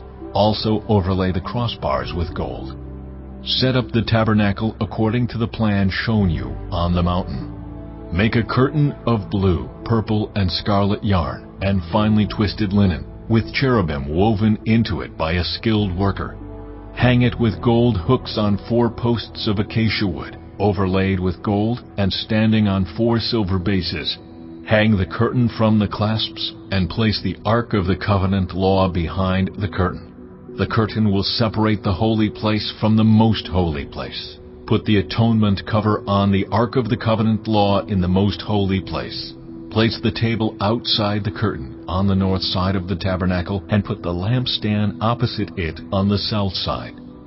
For the entrance to the tent, make a curtain of blue, purple, and scarlet yarn, and finely twisted linen, the work of an embroiderer. Make gold hooks for this curtain, and 5 posts of acacia wood overlaid with gold, and cast 5 bronze bases for them. Chapter 27. Build an altar of acacia wood, 3 cubits high. It is to be square, 5 cubits long and 5 cubits wide. Make a horn at each of the 4 corners, so that the horns and the altar are of one piece, and overlay the altar with bronze. Make all its utensils of bronze, its pots to remove the ashes, and its shovels, sprinkling bowls, meat forks, and fire pans. Make a grating for it, a bronze network, and make a bronze ring at each of the 4 corners of the network. Put it under the ledge of the altar, so that it is halfway up the altar. Make poles of acacia wood for the altar, and overlay them with bronze. The poles are to be inserted into the rings, so they will be on 2 sides of the altar when it is carried. Make the altar hollow, out of boards. It is to be made just as you were shown on the mountain. Make a courtyard for the tabernacle. The south side shall be 100 cubits long, and is to have curtains of finely twisted linen, with 20 posts and 20 bronze bases, and with silver hooks and bands on the posts. The north side shall also be 100 cubits long, and is to have curtains with 20 posts and 20 bronze bases, and with silver hooks and bands on the posts. The west end of the courtyard shall be 50 cubits wide, and have curtains with 10 posts and 10 bases. On the east end, toward the sunrise, the courtyard shall also be 50 cubits wide. Curtains 15 cubits long are to be on one side of the entrance, with 3 posts and 3 bases, and curtains 15 cubits long are to be on the other side, with 3 posts and 3 bases. For the entrance to the courtyard provide a curtain 20 cubits long of blue, purple, and scarlet yarn, and finely twisted linen, the work of an embroiderer, with 4 posts and 4 bases. All the posts around the courtyard are to have silver bands and hooks and bronze bases. The courtyard shall be 100 cubits long and 50 cubits wide, with curtains of finely twisted linen 5 cubits high, and with bronze bases. All the other articles used in the service of the tabernacle, whatever their function, including all the tent pegs for it, and those for the courtyard, are to be of bronze. Command the Israelites to bring you clear oil of pressed olives for the light, so that the lamps may be kept burning. In the tent of meeting, outside the curtain that shields the ark of the covenant law, Aaron and his sons are to keep the lamps burning before the Lord from evening till morning. This is to be a lasting ordinance among the Israelites for the generations to come. Chapter 28. Have Aaron, your brother, brought to you from among the Israelites, along with his sons Nadab and Abihu, Eleazar and Ithamar, so they may serve me as priests. Make sacred garments for your brother Aaron, to give him dignity and honor. Tell all the skilled workers to whom I have given wisdom in such matters that they are to make garments for Aaron, for his consecration, so he may serve me as priest. These are the garments they are to make: a breastpiece, an ephod, a robe, a woven tunic, a turban, and a sash. They are to make these sacred garments for your brother Aaron and his sons, so they may serve me as priests. Have them use gold and blue, purple and scarlet yarn, and fine linen. Make the ephod of gold, and of blue, purple, and scarlet yarn, and of finely twisted linen, the work of skilled hands. It is to have 2 shoulder pieces attached to 2 of its corners, so it can be fastened. Its skillfully woven waistband is to be like it, of 1 piece with the ephod, and made with gold, and with blue, purple, and scarlet yarn, and with finely twisted linen. Take 2 onyx stones and engrave on them the names of the sons of Israel, in the order of their birth, 6 names on 1 stone, and the remaining 6 on the other. Engrave the names of the sons of Israel on the 2 stones the way a gem cutter engraves a seal. Then mount the stones in gold filigree settings, and fasten them on the shoulder pieces of the ephod as memorial stones for the sons of Israel. Aaron is to bear the names on his shoulders as a memorial before the Lord. Make gold filigree settings and 2 braided chains of pure gold, like a rope, and attach the chains to the settings. Fashion a breastpiece for making decisions, the work of skilled hands. Make it like the ephod, of gold, and of blue, purple, and scarlet yarn, and of finely twisted linen. It is to be square, a span long and a span wide, and folded double. Then mount 4 rows of precious stones on it. The first row shall be carnelian, chrysolite, and beryl. The second row shall be turquoise, lapis lazuli, and emerald. The third row shall be jacinth, agate, and amethyst. The fourth row shall be topaz, onyx, and jasper. Mount them in gold filigree settings. There are to be 12 stones, 1 for each of the names of the sons of Israel, each engraved like a seal, with the name of one of the 12 tribes. For the breastpiece, make braided chains of pure gold, like a rope. Make 2 gold rings for it, and fasten them to 2 corners of the breastpiece. Fasten the 2 gold chains to the rings at the corners of the breastpiece, and the other ends of the chains to the 2 settings, attaching them to the shoulder pieces of the ephod at the front. Make 2 gold rings and attach them to the other 2 corners of the breastpiece on the inside edge next to the ephod. Make 2 more gold rings and attach them to the bottom of the shoulder pieces on the front of the ephod, close to the seam just above the waistband of the ephod. The rings of the breastpiece are to be tied to the rings of the ephod with blue cord, connecting it to the waistband, so that the breastpiece will not swing out from the ephod. Whenever Aaron enters the holy place, he will bear the names of the sons of Israel over his heart on the breastpiece of decision, as a continuing memorial before the Lord. Also put the Urim and the Thummim in the breastpiece, so they may be over Aaron's heart whenever he enters the presence of the Lord. Thus Aaron will always bear the means of making decisions for the Israelites over his heart before the Lord. Make the robe of the ephod entirely of blue cloth, with an opening for the head in its center. There shall be a woven edge like a collar around this opening, so that it will not tear. Make pomegranates of blue, purple, and scarlet yarn around the hem of the robe, with gold bells between them. The gold bells and the pomegranates are to alternate around the hem of the robe. Aaron must wear it when he ministers. The sound of the bells will be heard when he enters the holy place before the Lord, and when he comes out, so that he will not die. Make a plate of pure gold, and engrave on it as on a seal, "Holy to the Lord." Fasten a blue cord to it, to attach it to the turban. It is to be on the front of the turban. It will be on Aaron's forehead, and he will bear the guilt involved in the sacred gifts the Israelites consecrate, whatever their gifts may be. It will be on Aaron's forehead continually, so that they will be acceptable to the Lord. Weave the tunic of fine linen and make the turban of fine linen. The sash is to be the work of an embroiderer.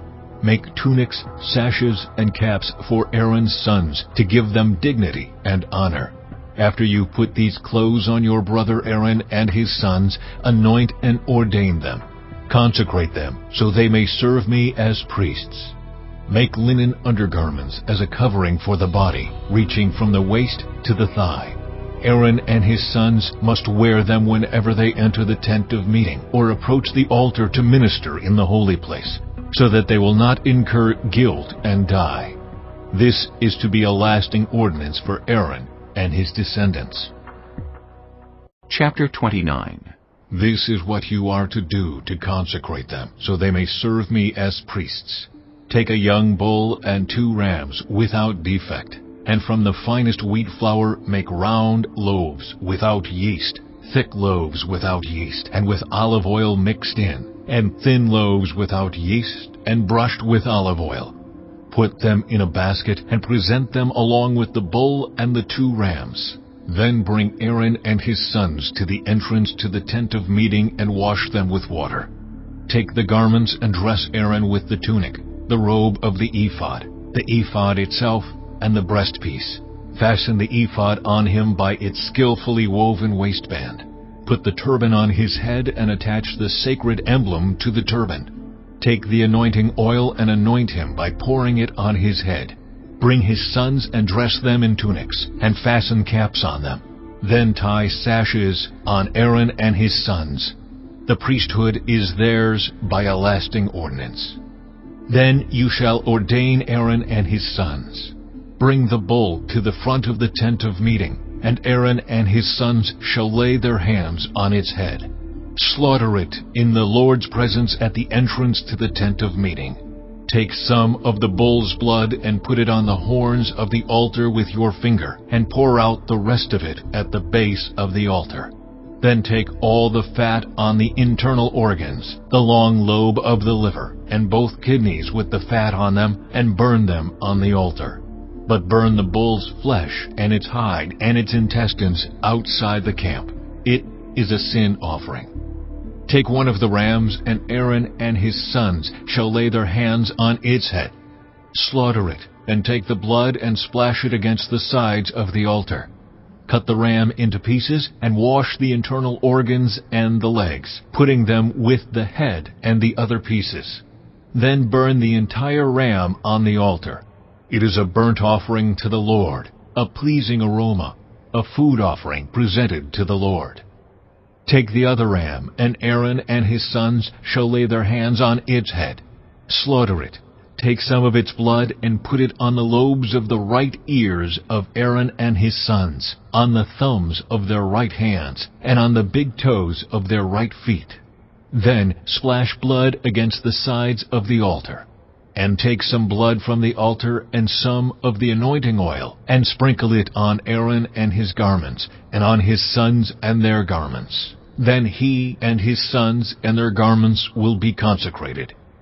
Take from this ram the fat tail, the fat on the internal organs, the long lobe of the liver, both kidneys with the fat on them, and the right thigh. This is the ram for the ordination. From the basket of bread made without yeast, which is before the Lord, take 1 round loaf, 1 thick loaf with olive oil mixed in, and 1 thin loaf. Put all these in the hands of Aaron and his sons, and have them wave them before the Lord as a wave offering. Then take them from their hands and burn them on the altar, along with the burnt offering for a pleasing aroma to the Lord, a food offering presented to the Lord. After you take the breast of the ram for Aaron's ordination, wave it before the Lord as a wave offering, and it will be your share. Consecrate those parts of the ordination ram that belong to Aaron and his sons, the breast that was waved and the thigh that was presented.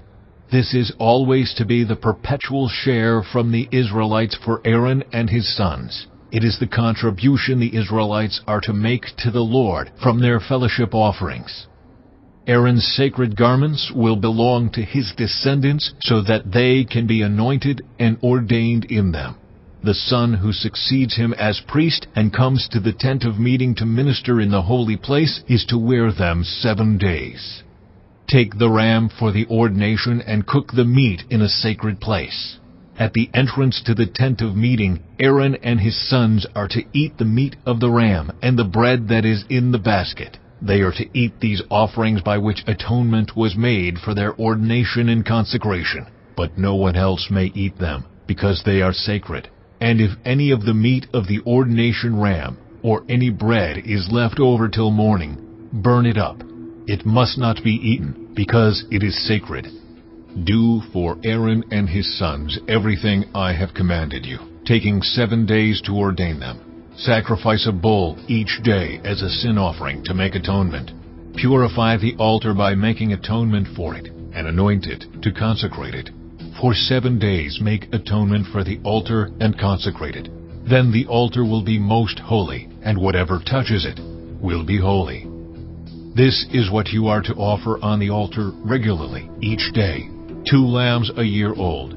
Offer one in the morning and the other at twilight. With the first lamb offer 1/10 of an ephah of the finest flour mixed with 1/4 of a hin of oil from pressed olives, and 1/4 of a hin of wine as a drink offering. Sacrifice the other lamb at twilight with the same grain offering and its drink offering as in the morning, a pleasing aroma, a food offering presented to the Lord. For the generations to come, this burnt offering is to be made regularly at the entrance to the tent of meeting before the Lord. There I will meet you and speak to you. There also I will meet with the Israelites, and the place will be consecrated by my glory. So I will consecrate the tent of meeting and the altar, and will consecrate Aaron and his sons to serve me as priests. Then I will dwell among the Israelites and be their God. They will know that I am the Lord their God, who brought them out of Egypt so that I might dwell among them. I am the Lord their God. Chapter 30. Make an altar of acacia wood for burning incense. It is to be square, 1 cubit long and 1 cubit wide, and 2 cubits high, its horns of 1 piece with it. Overlay the top and all the sides and the horns with pure gold, and make a gold molding around it. Make 2 gold rings for the altar below the molding, 2 on each of the opposite sides, to hold the poles used to carry it. Make the poles of acacia wood and overlay them with gold. Put the altar in front of the curtain that shields the Ark of the Covenant Law, before the atonement cover that is over the tablets of the Covenant Law, where I will meet with you. Aaron must burn fragrant incense on the altar every morning when he tends the lamps. He must burn incense again when he lights the lamps at twilight, so incense will burn regularly before the Lord for the generations to come. Do not offer on this altar any other incense or any burnt offering or grain offering, and do not pour a drink offering on it. Once a year Aaron shall make atonement on its horns. This annual atonement must be made with the blood of the atoning sin offering for the generations to come. It is most holy to the Lord. Then the Lord said to Moses, When you take a census of the Israelites to count them, each one must pay the Lord a ransom for his life at the time he is counted. Then no plague will come on them when you number them. Each one who crosses over to those already counted is to give a half shekel, according to the sanctuary shekel, which weighs 20 gerahs. This half shekel is an offering to the Lord. All who cross over, those 20 years old or more, are to give an offering to the Lord. The rich are not to give more than a half shekel, and the poor are not to give less when you make the offering to the Lord to atone for your lives. Receive the atonement money from the Israelites and use it for the service of the tent of meeting. It will be a memorial for the Israelites before the Lord, making atonement for your lives. Then the Lord said to Moses, Make a bronze basin with its bronze stand for washing. Place it between the tent of meeting and the altar, and put water in it. Aaron and his sons are to wash their hands and feet with water from it. Whenever they enter the tent of meeting, they shall wash with water so that they will not die. Also, when they approach the altar to minister by presenting a food offering to the Lord, they shall wash their hands and feet so that they will not die. This is to be a lasting ordinance for Aaron and his descendants for the generations to come. Then the Lord said to Moses, Take the following fine spices: 500 shekels of liquid myrrh, half as much, that is, 250 shekels of fragrant cinnamon, 250 shekels of fragrant calamus, 500 shekels of cassia, all according to the sanctuary shekel, and a hin of olive oil. Make these into a sacred anointing oil, a fragrant blend, the work of a perfumer. It will be the sacred anointing oil. Then use it to anoint the tent of meeting, the Ark of the Covenant Law, the table and all its articles, the lampstand and its accessories, the altar of incense, the altar of burnt offering and all its utensils, and the basin with its stand. You shall consecrate them so they will be most holy, and whatever touches them will be holy. Anoint Aaron and his sons and consecrate them so they may serve me as priests. Say to the Israelites, This is to be my sacred anointing oil for the generations to come. Do not pour it on anyone else's body, and do not make any other oil using the same formula. It is sacred, and you are to consider it sacred. Whoever makes perfume like it and puts it on anyone other than a priest must be cut off from their people. Then the Lord said to Moses, Take fragrant spices, gum resin, onycha, and galbanum, and pure frankincense, all in equal amounts, and make a fragrant blend of incense, the work of a perfumer. It is to be salted and pure and sacred. Grind some of it to powder, and place it in front of the Ark of the Covenant Law in the tent of meeting, where I will meet with you. It shall be most holy to you. Do not make any incense with this formula for yourselves. Consider it holy to the Lord. Whoever makes incense like it to enjoy its fragrance must be cut off from their people. Chapter 31. Then the Lord said to Moses, See, I have chosen Bezalel, son of Uri, the son of Hur, of the tribe of Judah, and I have filled him with the Spirit of God, with wisdom, with understanding, with knowledge, and with all kinds of skills, to make artistic designs for work in gold, silver, and bronze, to cut and set stones, to work in wood, and to engage in all kinds of crafts. Moreover, I have appointed Aholiab son of Ahisamach of the tribe of Dan to help him. Also, I have given ability to all the skilled workers to make everything I have commanded you: the tent of meeting, the ark of the covenant law, with the atonement cover on it, and all the other furnishings of the tent, the table and its articles, the pure gold lampstand and all its accessories, the altar of incense, the altar of burnt offering and all its utensils, the basin with its stand, and also the woven garments, both the sacred garments for Aaron the priest and the garments for his sons when they serve as priests, and the anointing oil and fragrant incense for the holy place. They are to make them just as I commanded you. Then the Lord said to Moses, Say to the Israelites, You must observe my Sabbaths. This will be a sign between me and you for the generations to come, so you may know that I am the Lord who makes you holy. Observe the Sabbath, because it is holy to you. Anyone who desecrates it is to be put to death. Those who do any work on that day must be cut off from their people. For 6 days' work is to be done, but the seventh day is a day of Sabbath rest, holy to the Lord. Whoever does any work on the Sabbath day is to be put to death. The Israelites are to observe the Sabbath, celebrating it for the generations to come as a lasting covenant. It will be a sign between me and the Israelites forever. For in 6 days the Lord made the heavens and the earth, and on the seventh day he rested and was refreshed.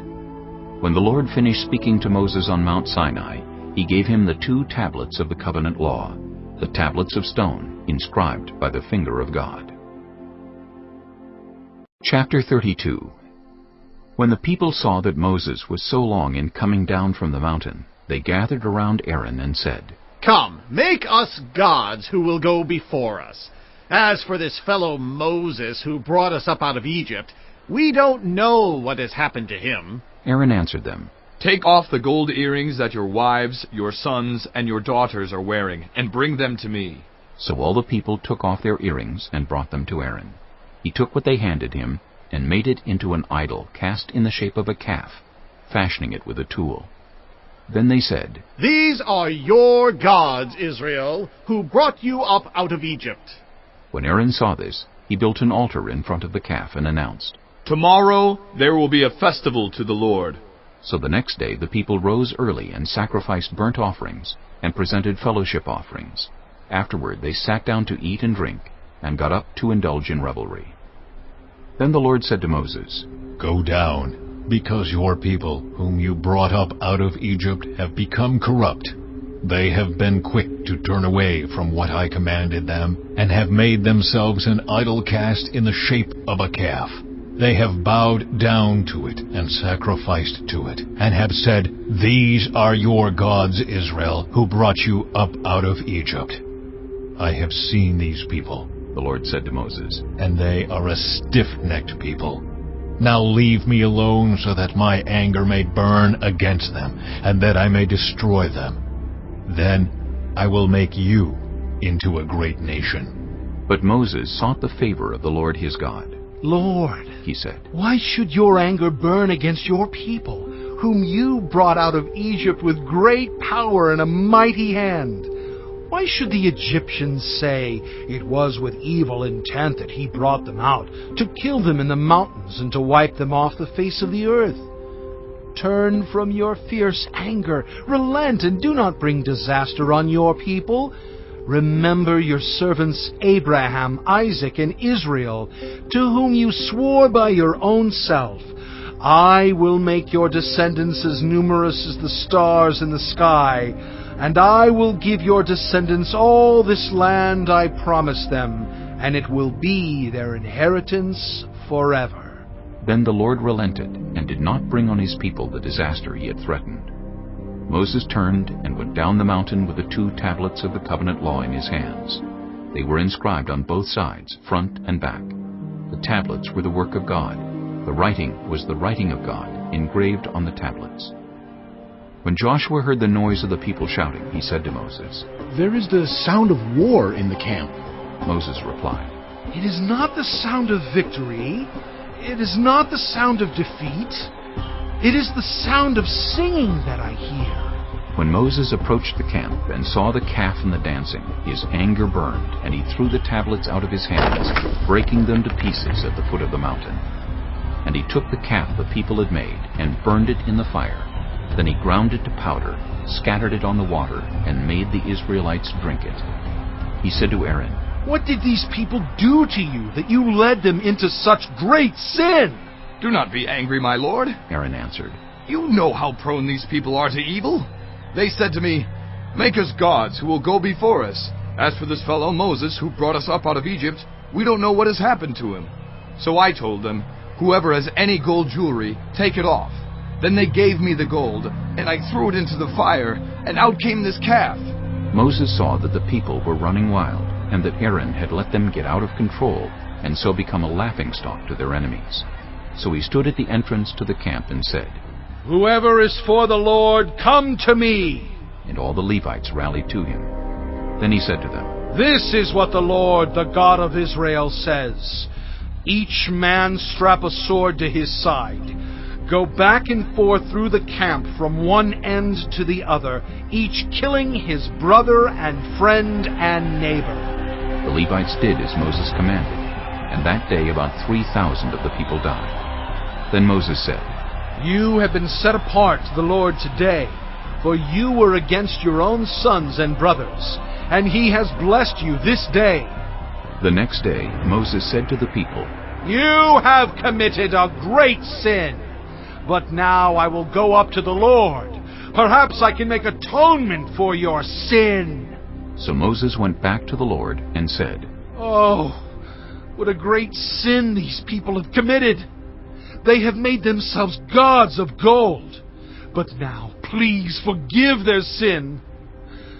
But if not, then blot me out of the book you have written."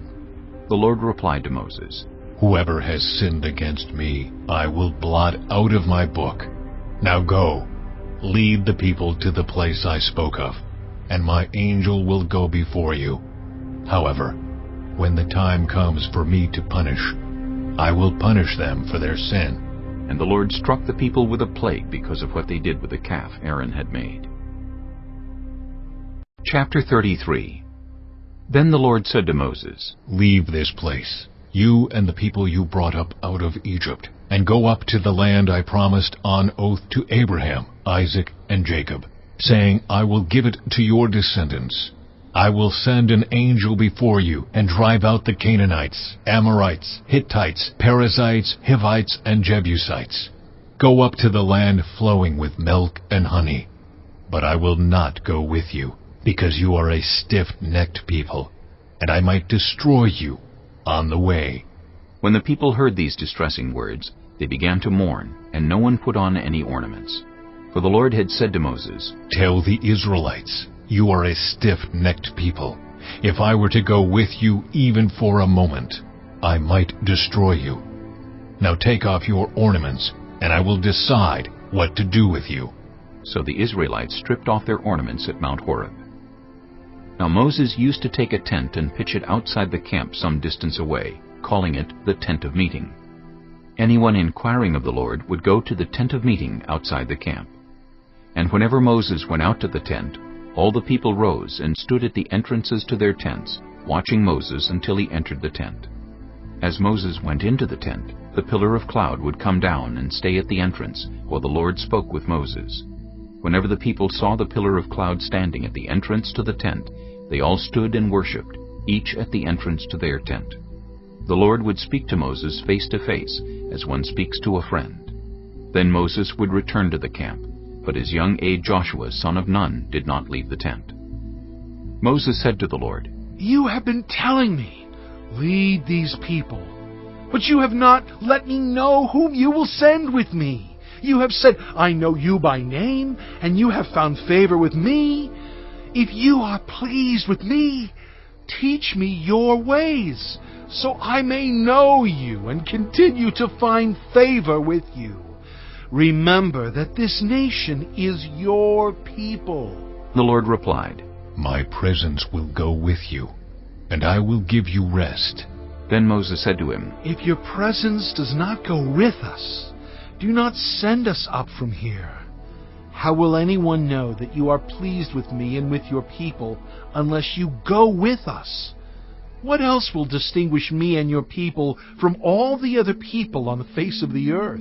And the Lord said to Moses, I will do the very thing you have asked, because I am pleased with you, and I know you by name. Then Moses said, Now, show me your glory.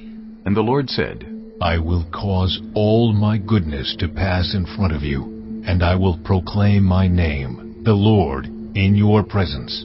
I will have mercy on whom I will have mercy, and I will have compassion on whom I will have compassion. But, he said, you cannot see my face, for no one may see me and live. Then the Lord said, There is a place near me where you may stand on a rock.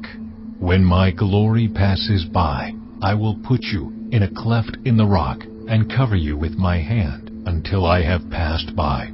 Then I will remove my hand, and you will see my back, but my face must not be seen. Chapter 34. The Lord said to Moses, Chisel out 2 stone tablets like the first ones, and I will write on them the words that were on the first tablets, which you broke. Be ready in the morning, and then come up on Mount Sinai. Present yourself to me there on top of the mountain. No one is to come with you or be seen anywhere on the mountain. Not even the flocks and herds may graze in front of the mountain. So Moses chiseled out 2 stone tablets like the first ones, and went up Mount Sinai early in the morning, as the Lord had commanded him.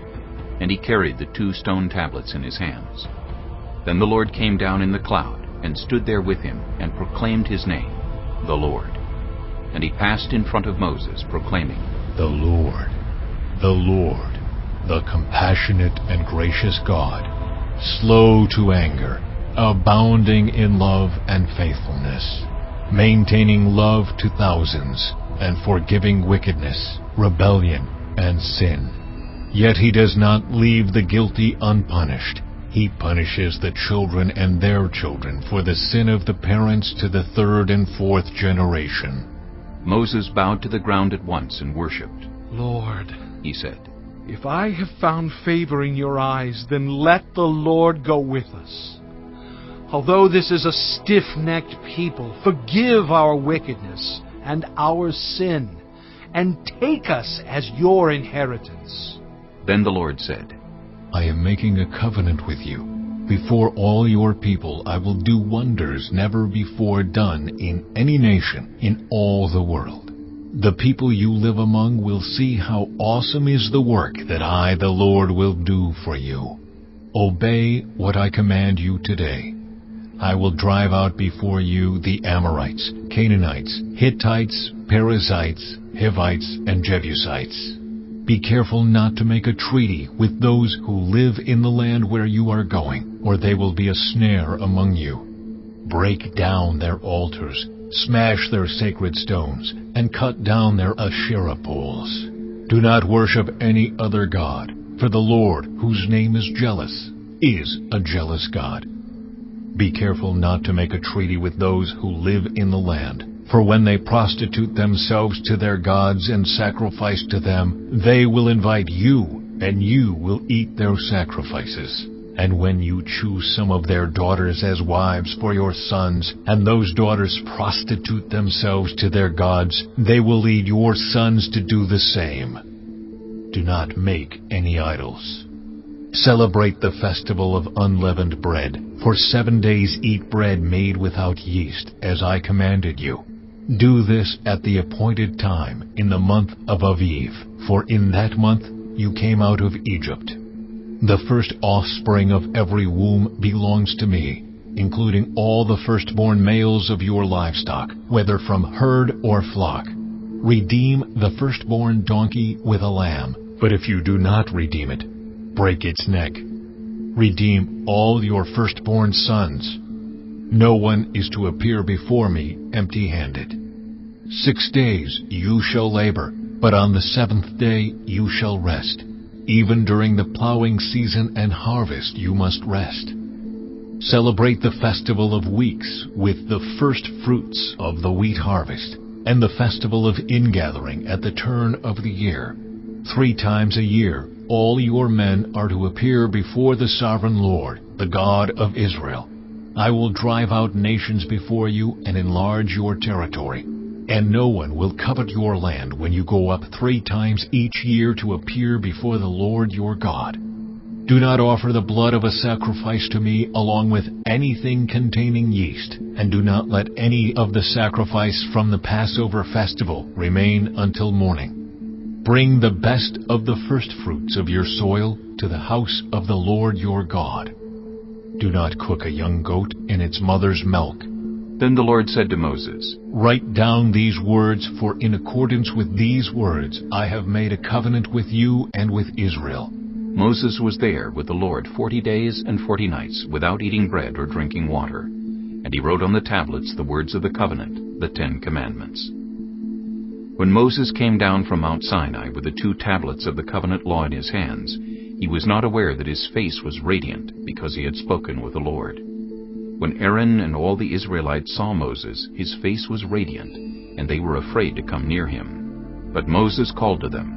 So Aaron and all the leaders of the community came back to him, and he spoke to them. Afterward, all the Israelites came near him, and he gave them all the commands the Lord had given him on Mount Sinai. When Moses finished speaking to them, he put a veil over his face. But whenever he entered the Lord's presence to speak with him, he removed the veil until he came out. And when he came out and told the Israelites what he had been commanded, they saw that his face was radiant. Then Moses would put the veil back over his face until he went in to speak with the Lord. Chapter 35. Moses assembled the whole Israelite community and said to them, These are the things the Lord has commanded you to do. For 6 days work is to be done, but the 7th day shall be your holy day, a day of Sabbath rest to the Lord. Whoever does any work on it is to be put to death. Do not light a fire in any of your dwellings on the Sabbath day. Moses said to the whole Israelite community, This is what the Lord has commanded. From what you have, take an offering for the Lord.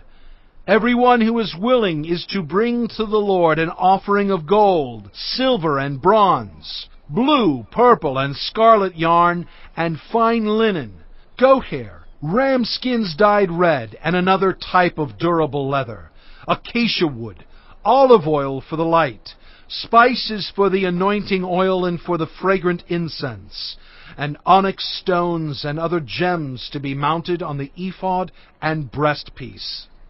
All who are skilled among you are to come and make everything the Lord has commanded: the tabernacle with its tent and its covering, clasps, frames, crossbars, posts and bases, the ark with its poles, and the atonement cover and the curtain that shields it, the table with its poles and all its articles, and the bread of the presence, the lampstand that is for light with its accessories, lamps and oil for the light, the altar of incense with its poles, the anointing oil and the fragrant incense, the curtain for the doorway at the entrance to the tabernacle, the altar of burnt offering with its bronze grating, its poles and all its utensils, the bronze basin with its stand, the curtains of the courtyard with its posts and bases, and the curtain for the entrance to the courtyard, the tent pegs for the tabernacle and for the courtyard, and their ropes, the woven garments worn for ministering in the sanctuary, both the sacred garments for Aaron the priest, and the garments for his sons when they serve as priests. Then the whole Israelite community withdrew from Moses' presence, and everyone who was willing, and whose heart moved them, came and brought an offering to the Lord for the work on the tent of meeting, for all its service, and for the sacred garments. All who were willing, men and women alike, came and brought gold jewelry of all kinds, brooches, earrings, rings, and ornaments. They all presented their gold as a wave offering to the Lord. Everyone who had blue, purple, or scarlet yarn or fine linen, or goat hair, ram skins dyed red, or the other durable leather brought them. Those presenting an offering of silver or bronze brought it as an offering to the Lord, and everyone who had acacia wood for any part of the work brought it. Every skilled woman spun with her hands, and brought what she had spun, blue, purple, or scarlet yarn, or fine linen. And all the women who were willing and had the skill spun the goat hair. The leaders brought onyx stones and other gems to be mounted on the ephod and breastpiece. They also brought spices and olive oil for the light, and for the anointing oil, and for the fragrant incense. All the Israelite men and women who were willing brought to the Lord freewill offerings for all the work the Lord through Moses had commanded them to do. Then Moses said to the Israelites, See, the Lord has chosen Bezalel, son of Uri, the son of Hur, of the tribe of Judah, and he has filled him with the Spirit of God, with wisdom, with understanding, with knowledge, and with all kinds of skills, to make artistic designs for work in gold, silver, and bronze, to cut and set stones, to work in wood, and to engage in all kinds of artistic crafts. And he has given both him and Aholiab, son of Ahisamach, of the tribe of Dan, the ability to teach others. He has filled them with skill to do all kinds of work, as engravers, designers, embroiderers in blue, purple, and scarlet yarn, and fine linen, and weavers, all of them skilled workers and designers. Chapter 36. So Bezalel, Aholiab, and every skilled person to whom the Lord has given skill and ability to know how to carry out all the work of constructing the sanctuary are to do the work just as the Lord has commanded. Then Moses summoned Bezalel and Aholiab, and every skilled person to whom the Lord had given ability, and who was willing to come and do the work. They received from Moses all the offerings the Israelites had brought to carry out the work of constructing the sanctuary. And the people continued to bring free will offerings morning after morning. So all the skilled workers who were doing all the work on the sanctuary left what they were doing and said to Moses, The people are bringing more than enough for doing the work the Lord commanded to be done. Then Moses gave an order, and they sent this word throughout the camp. No man or woman is to make anything else as an offering for the sanctuary. And so the people were restrained from bringing more, because what they already had was more than enough to do all the work. All those who were skilled among the workers made the tabernacle with 10 curtains of finely twisted linen and blue, purple, and scarlet yarn, with cherubim woven into them by expert hands. All the curtains were the same size, 28 cubits long and 4 cubits wide. They joined 5 of the curtains together, and did the same with the other 5. Then they made loops of blue material along the edge of the end curtain in one set, and the same was done with the end curtain in the other set. They also made 50 loops on one curtain, and 50 loops on the end curtain of the other set, with the loops opposite each other. Then they made 50 gold clasps, and used them to fasten the 2 sets of curtains together, so that the tabernacle was a unit. They made curtains of goat hair for the tent over the tabernacle, 11 altogether. All 11 curtains were the same size, 30 cubits long and 4 cubits wide. They joined 5 of the curtains into one set, and the other 6 into another set. Then they made 50 loops along the edge of the end curtain in one set, and also along the edge of the end curtain in the other set. They made 50 bronze clasps to fasten the tent together as a unit. Then they made for the tent a covering of ram skins dyed red, and over that a covering of the other durable leather. They made upright frames of acacia wood for the tabernacle. Each frame was 10 cubits long and 1.5 cubits wide, with 2 projections set parallel to each other. They made all the frames of the tabernacle in this way. They made 20 frames for the south side of the tabernacle, and made 40 silver bases to go under them, 2 bases for each frame, 1 under each projection. For the other side, the north side of the tabernacle, they made 20 frames, and 40 silver bases, 2 under each frame. They made 6 frames for the far end, that is, the west end of the tabernacle, and 2 frames were made for the corners of the tabernacle at the far end. At these 2 corners the frames were double from the bottom all the way to the top, and fitted into a single ring. Both were made alike.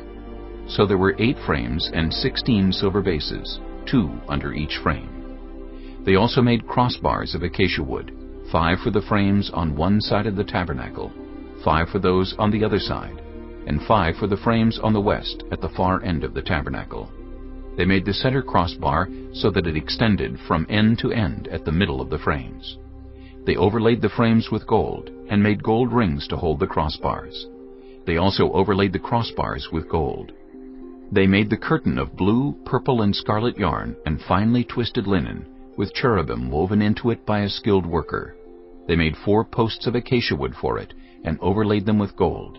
They made gold hooks for them and cast their 4 silver bases. For the entrance to the tent they made a curtain of blue, purple, and scarlet yarn and finely twisted linen, the work of an embroiderer. And they made 5 posts with hooks for them. They overlaid the tops of the posts and their bands with gold, and made their 5 bases of bronze. Chapter 37. Bezalel made the ark of acacia wood, 2.5 cubits long, 1.5 cubits wide, and 1.5 cubits high. He overlaid it with pure gold, both inside and out, and made a gold molding around it. He cast 4 gold rings for it, and fastened them to its 4 feet, with 2 rings on one side, and 2 rings on the other. Then he made poles of acacia wood, and overlaid them with gold, and he inserted the poles into the rings on the sides of the ark to carry it. He made the atonement cover of pure gold, 2.5 cubits long and 1.5 cubits wide. Then he made 2 cherubim out of hammered gold at the ends of the cover. He made 1 cherub on one end, and the second cherub on the other. At the 2 ends he made them of one piece with the cover. The cherubim had their wings spread upward, overshadowing the cover with them. The cherubim faced each other, looking toward the cover. They made the table of acacia wood, 2 cubits long, 1 cubit wide, and 1.5 cubits high. Then they overlaid it with pure gold, and made a gold molding around it. They also made around it a rim a handbreadth wide, and put a gold molding on the rim. They cast 4 gold rings for the table, and fastened them to the 4 corners, where the 4 legs were. The rings were put close to the rim to hold the poles used in carrying the table. The poles for carrying the table were made of acacia wood, and were overlaid with gold. And they made from pure gold the articles for the table, its plates and dishes and bowls, and its pitchers for the pouring out of drink offerings. They made the lampstand of pure gold. They hammered out its base and shaft, and made its flower-like cups, buds and blossoms of one piece with them. 6 branches extended from the sides of the lampstand, 3 on one side and 3 on the other. 3 cups shaped like almond flowers with buds and blossoms were on one branch, 3 on the next branch, and the same for all 6 branches extending from the lampstand. And on the lampstand were 4 cups shaped like almond flowers with buds and blossoms. 1 bud was under the first pair of branches extending from the lampstand, a second bud under the second pair, and a third bud under the third pair, 6 branches in all. The buds and the branches were all of one piece with the lampstand, hammered out of pure gold. They made its 7 lamps, as well as its wick trimmers and trays of pure gold. They made the lampstand and all its accessories from 1 talent of pure gold. They made the altar of incense out of acacia wood. It was square, 1 cubit long and 1 cubit wide, and 2 cubits high, its horns of one piece with it. They overlaid the top and all the sides and the horns with pure gold, and made a gold molding around it. They made 2 gold rings below the molding, 2 on each of the opposite sides to hold the poles used to carry it. They made the poles of acacia wood, and overlaid them with gold. They also made the sacred anointing oil and the pure fragrant incense, the work of a perfumer. Chapter 38. They built the altar of burnt offering of acacia wood, 3 cubits high. It was square, 5 cubits long and 5 cubits wide. They made a horn at each of the 4 corners, so that the horns and the altar were of one piece, and they overlaid the altar with bronze. They made all its utensils of bronze, its pots, shovels, sprinkling bowls, meat forks, and fire pans. They made a grating for the altar, a bronze network to be under its ledge, halfway up the altar. They cast bronze rings to hold the poles for the 4 corners of the bronze grating. They made the poles of acacia wood and overlaid them with bronze. They inserted the poles into the rings so they would be on the sides of the altar for carrying it. They made it hollow out of boards. They made the bronze basin and its bronze stand from the mirrors of the women who served at the entrance to the tent of meeting. Next they made the courtyard. The south side was 100 cubits long and had curtains of finely twisted linen, with 20 posts and 20 bronze bases, and with silver hooks and bands on the posts. The north side was also 100 cubits long, and had 20 posts and 20 bronze bases, with silver hooks and bands on the posts. The west end was 50 cubits wide, and had curtains, with 10 posts and 10 bases, with silver hooks and bands on the posts. The east end toward the sunrise was also 50 cubits wide. Curtains 15 cubits long were on one side of the entrance, with 3 posts and 3 bases, and curtains 15 cubits long were on the other side of the entrance to the courtyard, with 3 posts and 3 bases. All the curtains around the courtyard were of finely twisted linen. The bases for the posts were bronze. The hooks and bands on the posts were silver, and their tops were overlaid with silver, so all the posts of the courtyard had silver bands. The curtain for the entrance to the courtyard was made of blue, purple, and scarlet yarn and finely twisted linen, the work of an embroiderer. It was 20 cubits long and, like the curtains of the courtyard, 5 cubits high, with 4 posts and 4 bronze bases. Their hooks and bands were silver, and their tops were overlaid with silver. All the tent pegs of the tabernacle and of the surrounding courtyard were bronze. These are the amounts of the materials used for the tabernacle of the covenant law, which were recorded at Moses' command by the Levites under the direction of Ithamar, son of Aaron, the priest. Bezalel, son of Uri, the son of Hur, of the tribe of Judah, made everything the Lord commanded Moses. With him was Aholiab, son of Ahisamach, of the tribe of Dan, an engraver and designer, and an embroiderer in blue, purple, and scarlet yarn and fine linen. The total amount of the gold from the wave offering used for all the work on the sanctuary was 29 talents and 730 shekels, according to the sanctuary shekel. The silver obtained from those of the community who were counted in the census was 100 talents and 1,775 shekels, according to the sanctuary shekel. 1 beka per person, that is, half a shekel, according to the sanctuary shekel, from everyone who had crossed over to those counted, 20 years old or more, a total of 603,550 men. The 100 talents of silver were used to cast the bases for the sanctuary and for the curtain. 100 bases from the 100 talents, 1 talent for each base. They used the 1,775 shekels to make the hooks for the posts, to overlay the tops of the posts, and to make their bands. The bronze from the wave offering was 70 talents and 2,400 shekels. They used it to make the bases for the entrance to the tent of meeting, the bronze altar with its bronze grating and all its utensils, the bases for the surrounding courtyard, and those for its entrance, and all the tent pegs for the tabernacle, and those for the surrounding courtyard. Chapter 39. From the blue, purple, and scarlet yarn they made woven garments for ministering in the sanctuary. They also made sacred garments for Aaron, as the Lord commanded Moses. They made the ephod of gold, and of blue, purple, and scarlet yarn, and of finely twisted linen. They hammered out thin sheets of gold, and cut strands to be worked into the blue, purple, and scarlet yarn and fine linen, the work of skilled hands. They made shoulder pieces for the ephod, which were attached to 2 of its corners, so it could be fastened. Its skillfully woven waistband was like it, of 1 piece with the ephod, and made with gold, and with blue, purple, and scarlet yarn, and with finely twisted linen, as the Lord commanded Moses. They mounted the onyx stones in gold filigree settings, and engraved them like a seal with the names of the sons of Israel. Then they fastened them on the shoulder pieces of the ephod as memorial stones for the sons of Israel, as the Lord commanded Moses. They fashioned the breastpiece, the work of a skilled craftsman. They made it like the ephod, of gold and of blue, purple, and scarlet yarn, and of finely twisted linen. It was square, a span long and a span wide, and folded double. Then they mounted 4 rows of precious stones on it. The first row was carnelian, chrysolite, and beryl. The second row was turquoise, lapis lazuli, and emerald. The third row was jacinth, agate, and amethyst. The fourth row was topaz, onyx, and jasper. They were mounted in gold filigree settings. There were 12 stones, 1 for each of the names of the sons of Israel, each engraved like a seal with the name of one of the 12 tribes. For the breastpiece, they made braided chains of pure gold like a rope. They made 2 gold filigree settings and 2 gold rings, and fastened the rings to 2 of the corners of the breastpiece.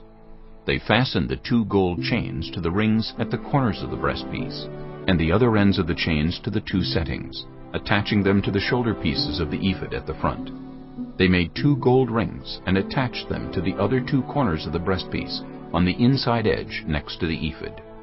Then they made 2 more gold rings and attached them to the bottom of the shoulder pieces on the front of the ephod, close to the seam just above the waistband of the ephod. They tied the rings of the breastpiece to the rings of the ephod with blue cord, connecting it to the waistband so that the breastpiece would not swing out from the ephod, as the Lord commanded Moses. They made the robe of the ephod entirely of blue cloth, the work of a weaver, with an opening in the center of the robe like the opening of a collar, and a band around this opening so that it would not tear.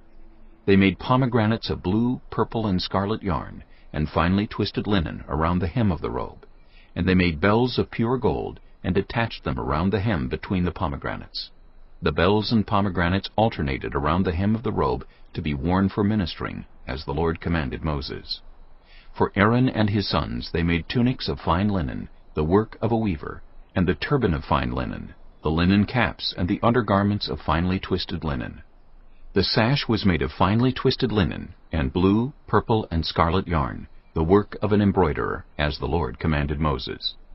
They made the plate, the sacred emblem, out of pure gold, and engraved on it, like an inscription on a seal, "Holy to the Lord." Then they fastened a blue cord to it, to attach it to the turban, as the Lord commanded Moses. So all the work on the tabernacle, the tent of meeting, was completed. The Israelites did everything just as the Lord commanded Moses. Then they brought the tabernacle to Moses, the tent and all its furnishings, its clasps, frames, crossbars, posts, and bases, the covering of ram skins dyed red, and the covering of another durable leather, and the shielding curtain, the ark of the covenant law with its poles, and the atonement cover, the table with all its articles, and the bread of the presence, the pure gold lampstand with its row of lamps and all its accessories, and the olive oil for the light, the gold altar, the anointing oil, the fragrant incense, and the curtain for the entrance to the tent, the bronze altar with its bronze grating, its poles and all its utensils, the basin with its stand, the curtains of the courtyard with its posts and bases, and the curtain for the entrance to the courtyard, the ropes and tent pegs for the courtyard, all the furnishings for the tabernacle, the tent of meeting, and the woven garments worn for ministering in the sanctuary, both the sacred garments for Aaron the priest and the garments for his sons when serving as priests. The Israelites had done all the work just as the Lord had commanded Moses. Moses inspected the work, and saw that they had done it just as the Lord had commanded, so Moses blessed them. Chapter 40. Then the Lord said to Moses, "Set up the tabernacle, the tent of meeting, on the first day of the first month. Place the ark of the covenant law in it, and shield the ark with the curtain. Bring in the table and set out what belongs on it. Then bring in the lampstand and set up its lamps. Place the gold altar of incense in front of the ark of the covenant law, and put the curtain at the entrance to the tabernacle. Place the altar of burnt offering in front of the entrance to the tabernacle, the tent of meeting. Place the basin between the tent of meeting and the altar, and put water in it. Set up the courtyard around it, and put the curtain at the entrance to the courtyard. Take the anointing oil, and anoint the tabernacle and everything in it. Consecrate it and all its furnishings, and it will be holy. Then anoint the altar of burnt offering and all its utensils. Consecrate the altar, and it will be most holy. Anoint the basin and its stand, and consecrate them. Bring Aaron and his sons to the entrance to the tent of meeting, and wash them with water. Then dress Aaron in the sacred garments. Anoint him and consecrate him, so he may serve me as priest. Bring his sons and dress them in tunics. Anoint them just as you anointed their father, so they may serve me as priests. Their anointing will be to a priesthood that will continue throughout their generations." Moses did everything just as the Lord commanded him. So the tabernacle was set up on the first day of the first month in the second year. When Moses set up the tabernacle, he put the bases in place, erected the frames, inserted the crossbars, and set up the posts. Then he spread the tent over the tabernacle, and put the covering over the tent, as the Lord commanded him. He took the tablets of the covenant law and placed them in the ark, attached the poles to the ark, and put the atonement cover over it. Then he brought the ark into the tabernacle, and hung the shielding curtain, and shielded the ark of the covenant law, as the Lord commanded him. Moses placed the table in the tent of meeting on the north side of the tabernacle, outside the curtain, and set out the bread on it before the Lord, as the Lord commanded him. He placed the lampstand in the tent of meeting opposite the table on the south side of the tabernacle, and set up the lamps before the Lord, as the Lord commanded him. Moses placed the gold altar in the tent of meeting in front of the curtain, and burned fragrant incense on it, as the Lord commanded him. Then he put up the curtain at the entrance to the tabernacle. He set the altar of burnt offering near the entrance to the tabernacle, the tent of meeting, and offered on it burnt offerings and grain offerings, as the Lord commanded him. He placed the basin between the tent of meeting and the altar, and put water in it for washing. And Moses and Aaron and his sons used it to wash their hands and feet. They washed whenever they entered the tent of meeting or approached the altar, as the Lord commanded Moses. Then Moses set up the courtyard around the tabernacle and altar, and put up the curtain at the entrance to the courtyard. And so Moses finished the work. Then the cloud covered the tent of meeting, and the glory of the Lord filled the tabernacle. Moses could not enter the tent of meeting because the cloud had settled on it, and the glory of the Lord filled the tabernacle. In all the travels of the Israelites, whenever the cloud lifted from above the tabernacle, they would set out. But if the cloud did not lift, they did not set out, until the day it lifted. So the cloud of the Lord was over the tabernacle by day, and fire was in the cloud by night, in the sight of all the Israelites during all their travels.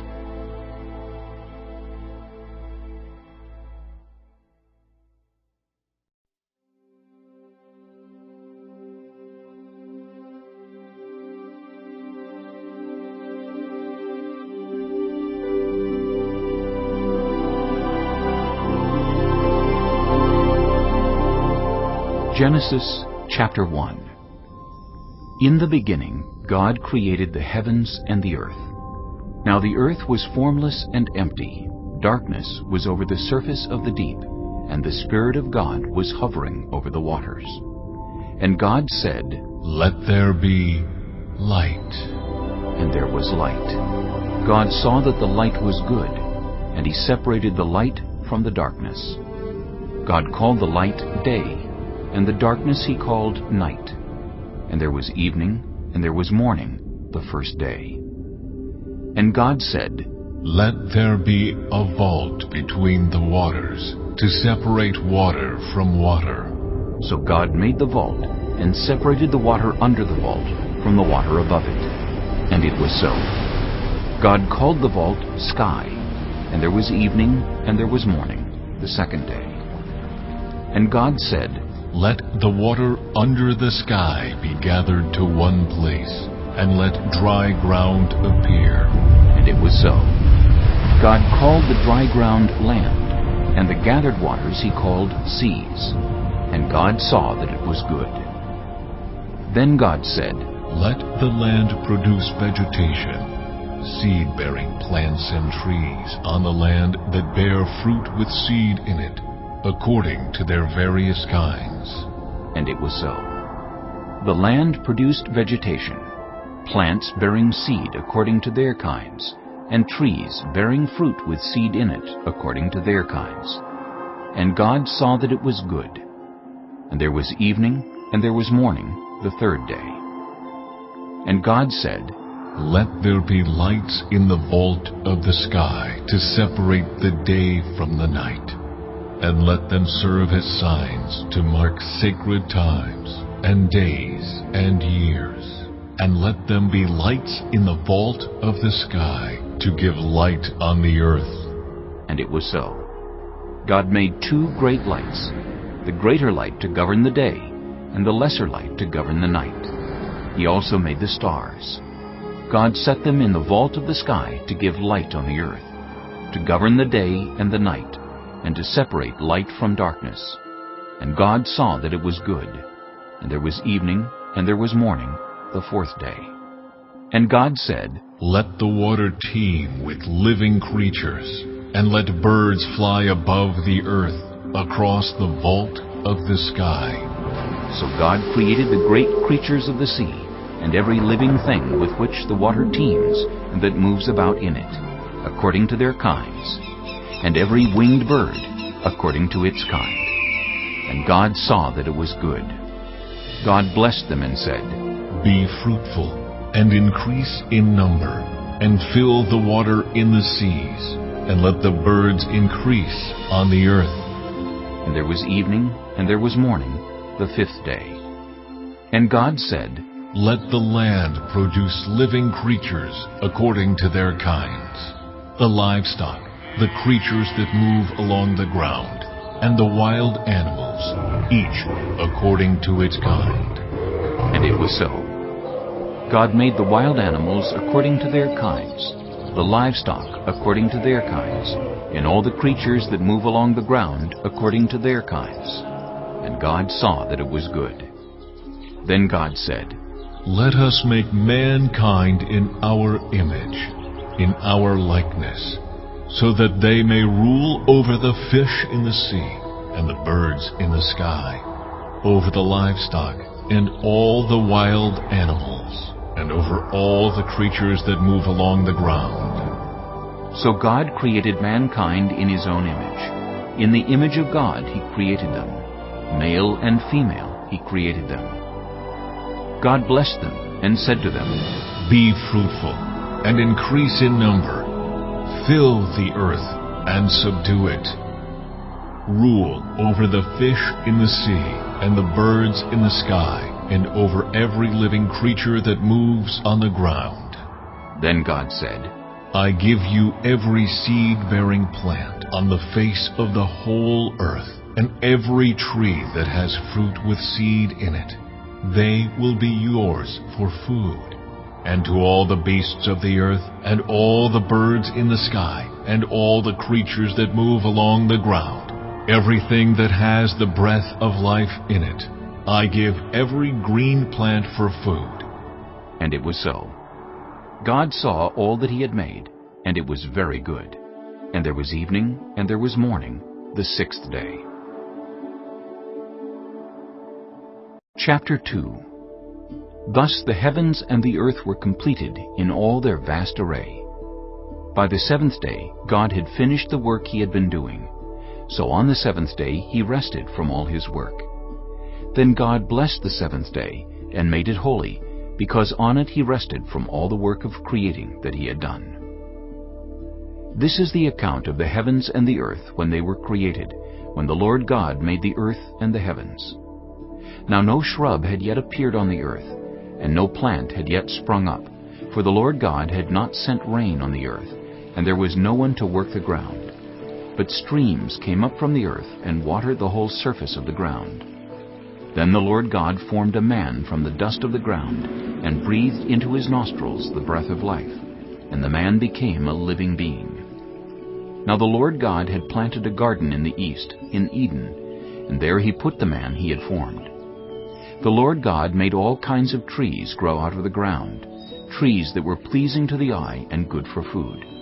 In the middle of the garden were the tree of life and the tree of the knowledge of good and evil. A river watering the garden flowed from Eden. From there it was separated into 4 headwaters. The name of the first is the Pishon. It winds through the entire land of Havilah, where there is gold. The gold of that land is good. Aromatic resin and onyx are also there. The name of the second river is the Gihon. It winds through the entire land of Cush. The name of the third river is the Tigris. It runs along the east side of Asher. And the fourth river is the Euphrates. The Lord God took the man and put him in the Garden of Eden to work it and take care of it. And the Lord God commanded the man, You are free to eat from any tree in the garden, but you must not eat from the tree of the knowledge of good and evil, for when you eat from it, you will certainly die. The Lord God said, It is not good for the man to be alone. I will make a helper suitable for him. Now the Lord God had formed out of the ground all the wild animals and all the birds in the sky.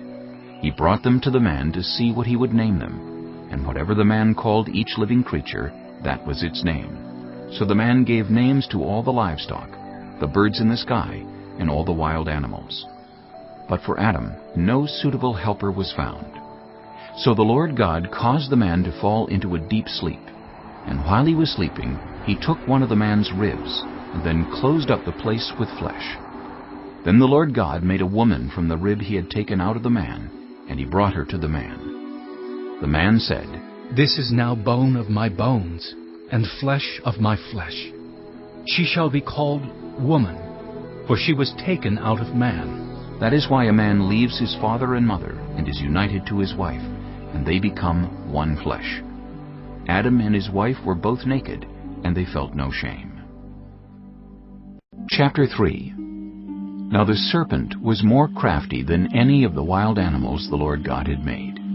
He said to the woman, "Did God really say, 'You must not eat from any tree in the garden'?" The woman said to the serpent, "We may eat fruit from the trees in the garden, but God did say, 'You must not eat fruit from the tree that is in the middle of the garden, and you must not touch it, or you will die.'" "You will not certainly die," the serpent said to the woman, "for God knows that when you eat from it, your eyes will be opened, and you will be like God, knowing good and evil." When the woman saw that the fruit of the tree was good for food and pleasing to the eye, and also desirable for gaining wisdom, she took some and ate it. She also gave some to her husband, who was with her, and he ate it. Then the eyes of both of them were opened, and they realized they were naked. So they sewed fig leaves together and made coverings for themselves. Then the man and his wife heard the sound of the Lord God as he was walking in the garden in the cool of the day. And they hid from the Lord God among the trees of the garden. But the Lord God called to the man, "Where are you?" He answered, "I heard you in the garden, and I was afraid, because I was naked. So I hid." And he said, "Who told you that you were naked? Have you eaten from the tree that I commanded you not to eat from?" The man said, "The woman you put here with me, she gave me some fruit from the tree, and I ate it." Then the Lord God said to the woman, "What is this you have done?" The woman said, "The serpent deceived me, and I ate." So the Lord God said to the serpent, "Because you have done this, cursed are you above all livestock and all wild animals. You will crawl on your belly, and you will eat dust all the days of your life. And I will put enmity between you and the woman, and between your offspring and hers. He will crush your head, and you will strike his heel." To the woman he said, "I will make your pains in childbearing very severe. With painful labor you will give birth to children. Your desire will be for your husband, and he will rule over you." To Adam he said, "Because you listened to your wife and ate fruit from the tree about which I commanded you, you must not eat from it. Cursed is the ground because of you. Through painful toil you will eat food from it all the days of your life. It will produce thorns and thistles for you, and you will eat the plants of the field. By the sweat of your brow you will eat your food until you return to the ground, since from it you were taken. For dust you are, and to dust you will return." Adam named his wife Eve, because she would become the mother of all the living. The Lord God made garments of skin for Adam and his wife and clothed them. And the Lord God said, "The man has now become like one of us, knowing good and evil. He must not be allowed to reach out his hand and take also from the tree of life and eat, and live forever." So the Lord God banished him from the Garden of Eden to work the ground from which he had been taken. After he drove the man out, he placed on the east side of the Garden of Eden cherubim and a flaming sword flashing back and forth to guard the way to the tree of life. Chapter 4. Adam made love to his wife Eve, and she became pregnant and gave birth to Cain. She said, "With the help of the Lord, I have brought forth a man." Later she gave birth to his brother Abel. Now Abel kept flocks, and Cain worked the soil. In the course of time Cain brought some of the fruits of the soil as an offering to the Lord. And Abel also brought an offering, fat portions from some of the firstborn of his flock. The Lord looked with favor on Abel and his offering, but on Cain and his offering he did not look with favor. So Cain was very angry, and his face was downcast. Then the Lord said to Cain, "Why are you angry? Why is your face downcast? If you do what is right, will you not be accepted? But if you do not do what is right, sin is crouching at your door. It desires to have you, but you must rule over it." Now Cain said to his brother Abel, "Let's go out to the field." While they were in the field, Cain attacked his brother Abel and killed him. Then the Lord said to Cain, "Where is your brother Abel?" "I don't know," he replied. "Am I my brother's keeper?" The Lord said, "What have you done? Listen, your brother's blood cries out to me from the ground. Now you are under a curse and driven from the ground, which opened its mouth to receive your brother's blood from your hand. When you work the ground, it will no longer yield its crops for you. You will be a restless wanderer on the earth." Cain said to the Lord, "My punishment is more than I can bear. Today you are driving me from the land, and I will be hidden from your presence. I will be a restless wanderer on the earth, and whoever finds me will kill me." But the Lord said to him, "Not so. Anyone who kills Cain will suffer vengeance 7 times over." Then the Lord put a mark on Cain, so that no one who found him would kill him. So Cain went out from the Lord's presence and lived in the land of Nod, east of Eden. Cain made love to his wife, and she became pregnant and gave birth to Enoch. Cain was then building a city, and he named it after his son Enoch. To Enoch was born Irad, and Irad was the father of Mehujael, and Mehujael was the father of Methushael, and Methushael was the father of Lamech. Lamech married 2 women, one named Adah and the other Zillah. Adah gave birth to Jabal. He was the father of those who live in tents and raise livestock.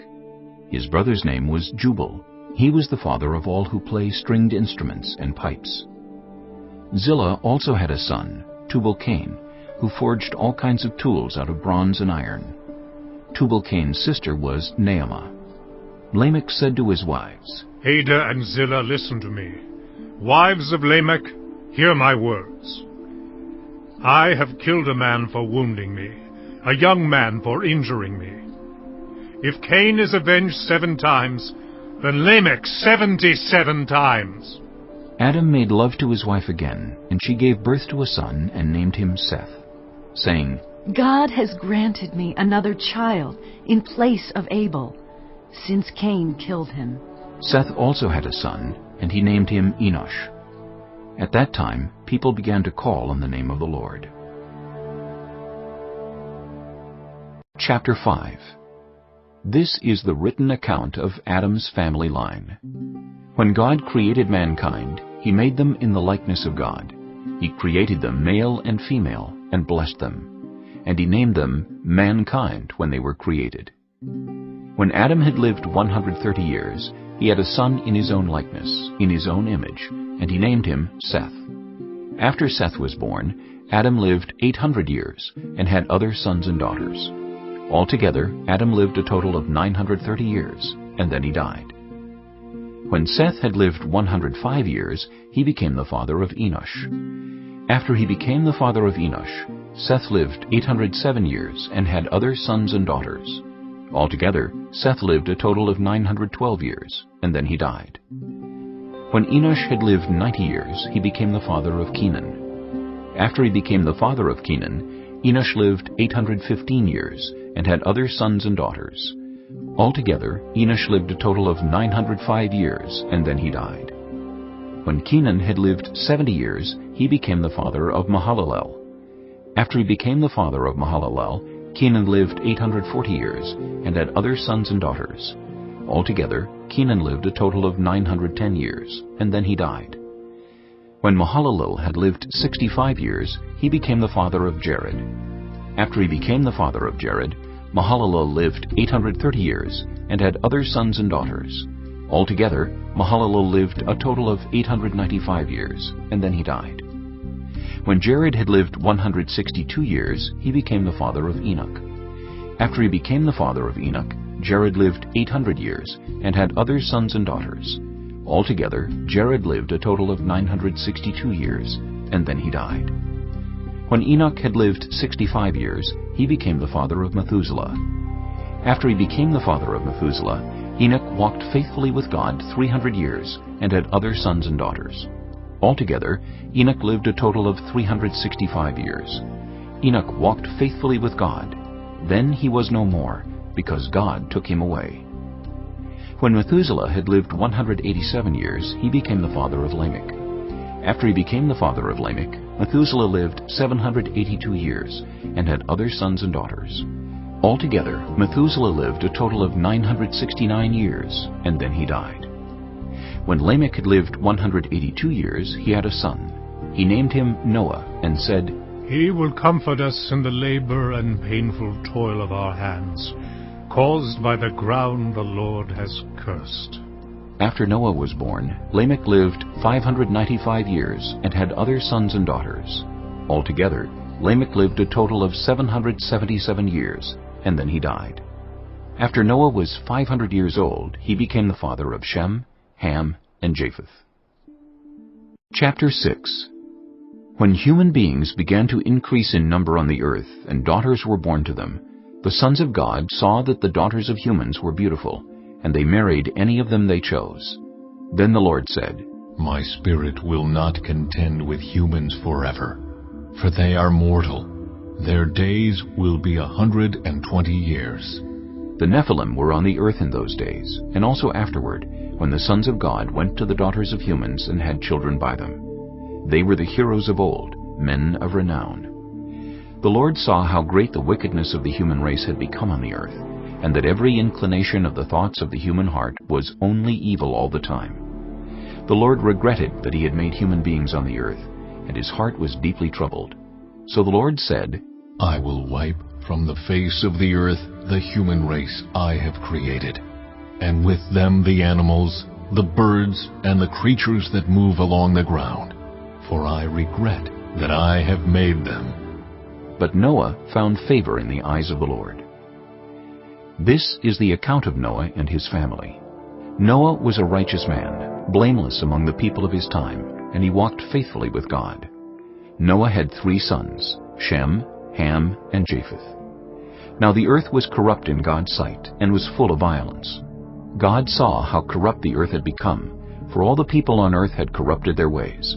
So God said to Noah, I am going to put an end to all people, for the earth is filled with violence because of them. I am surely going to destroy both them and the earth. So make yourself an ark of cypress wood. Make rooms in it, and coat it with pitch, inside and out. This is how you are to build it. The ark is to be 300 cubits long, 50 cubits wide, and 30 cubits high. Make a roof for it, leaving below the roof an opening 1 cubit high, all around. Put a door in the side of the ark, and make lower, middle, and upper decks. I am going to bring floodwaters on the earth to destroy all life under the heavens, every creature that has the breath of life in it. Everything on earth will perish. But I will establish my covenant with you, and you will enter the ark, you and your sons and your wife and your sons' wives with you. You are to bring into the ark 2 of all living creatures, male and female, to keep them alive with you. 2 of every kind of bird, of every kind of animal, and of every kind of creature that moves along the ground will come to you to be kept alive. You are to take every kind of food that is to be eaten and store it away as food for you and for them. Noah did everything just as God commanded him. Chapter 7. The Lord then said to Noah, Go into the ark, you and your whole family, because I have found you righteous in this generation. take with you 7 pairs of every kind of clean animal, a male and its mate, and 1 pair of every kind of unclean animal, a male and its mate, and also 7 pairs of every kind of bird, male and female, to keep their various kinds alive throughout the earth. 7 days from now, I will send rain on the earth for 40 days and 40 nights, and I will wipe from the face of the earth every living creature I have made. And Noah did all that the Lord commanded him. Noah was 600 years old when the floodwaters came on the earth. And Noah and his sons and his wife and his sons' wives entered the ark to escape the waters of the flood. Pairs of clean and unclean animals, of birds and of all creatures that move along the ground, male and female, came to Noah and entered the ark as God had commanded Noah. And after the 7 days, the floodwaters came on the earth.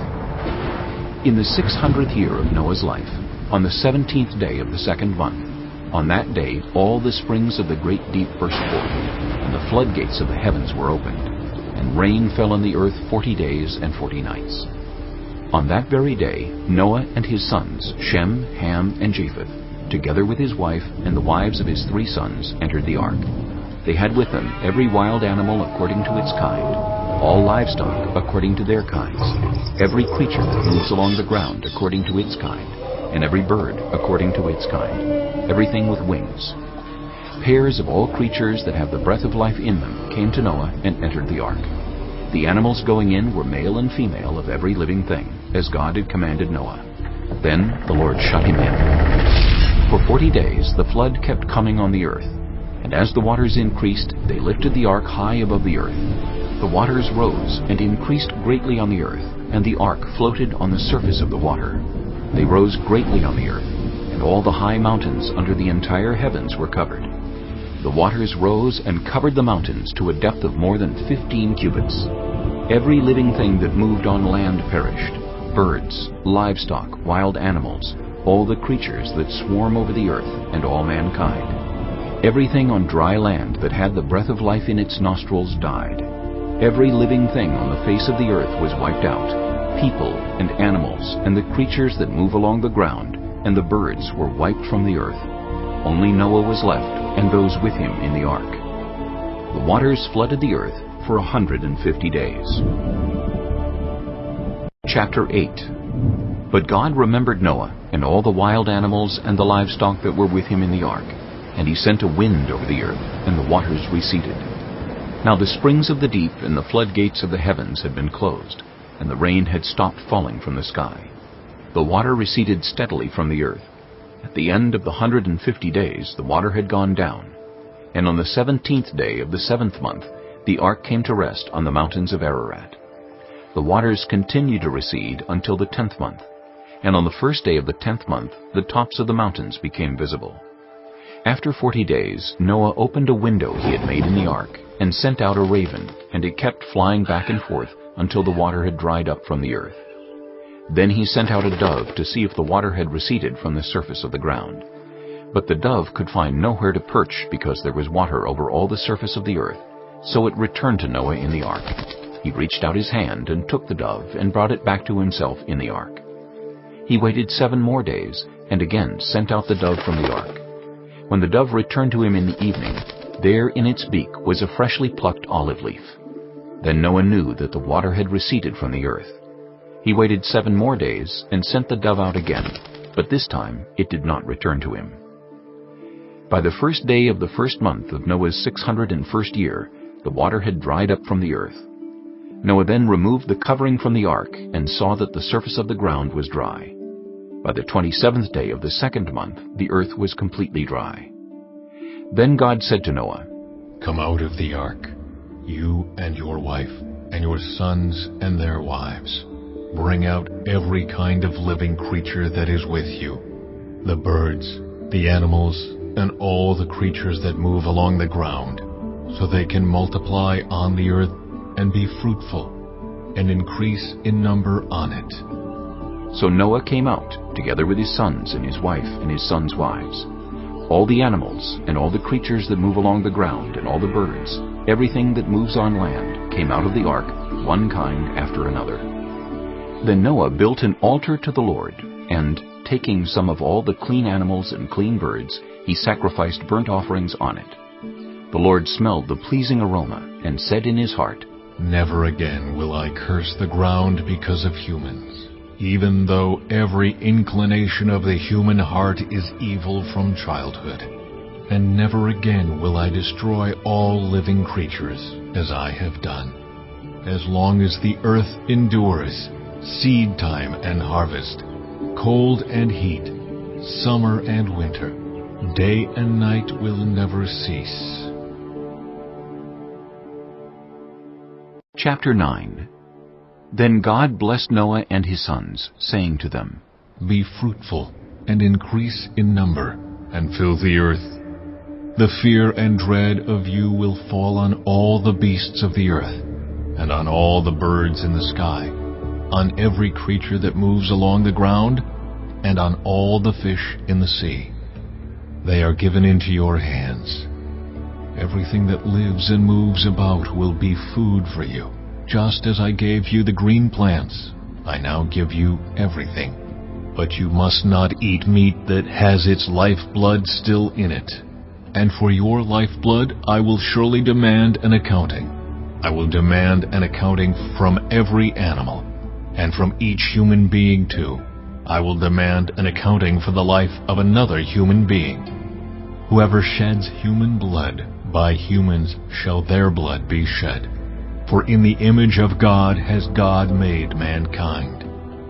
As for you, be fruitful and increase in number. Multiply on the earth and increase upon it. Then God said to Noah and to his sons with him, I now establish my covenant with you and with your descendants after you, and with every living creature that was with you, the birds, the livestock, and all the wild animals, all those that came out of the ark with you, every living creature on earth. I establish my covenant with you. Never again will all life be destroyed by the waters of a flood. Never again will there be a flood to destroy the earth. And God said, This is the sign of the covenant I am making between me and you, and every living creature with you, a covenant for all generations to come. I have set my rainbow in the clouds, and it will be the sign of the covenant between me and the earth. Whenever I bring clouds over the earth, and the rainbow appears in the clouds, I will remember my covenant between me and you and all living creatures of every kind. Never again will the waters become a flood to destroy all life. Whenever the rainbow appears in the clouds, I will see it and remember the everlasting covenant between God and all living creatures of every kind on the earth. So God said to Noah, This is the sign of the covenant I have established between me and all life on the earth. The sons of Noah who came out of the ark were Shem, Ham, and Japheth. Ham was the father of Canaan. These were the 3 sons of Noah, and from them came the people who were scattered over the whole earth. Noah, a man of the soil, proceeded to plant a vineyard. When he drank some of its wine, he became drunk and lay uncovered inside his tent. Ham, the father of Canaan, saw his father naked and told his 2 brothers outside. But Shem and Japheth took a garment and laid it across their shoulders. Then they walked in backward and covered their father's naked body. Their faces were turned the other way so that they would not see their father naked. When Noah awoke from his wine and found out what his youngest son had done to him, he said, Cursed be Canaan! The lowest of slaves will he be to his brothers. He also said, Praise be to the Lord, the God of Shem. May Canaan be the slave of Shem. May God extend Japheth's territory. May Japheth live in the tents of Shem, and may Canaan be the slave of Japheth. After the flood, Noah lived 350 years. Noah lived a total of 950 years, and then he died.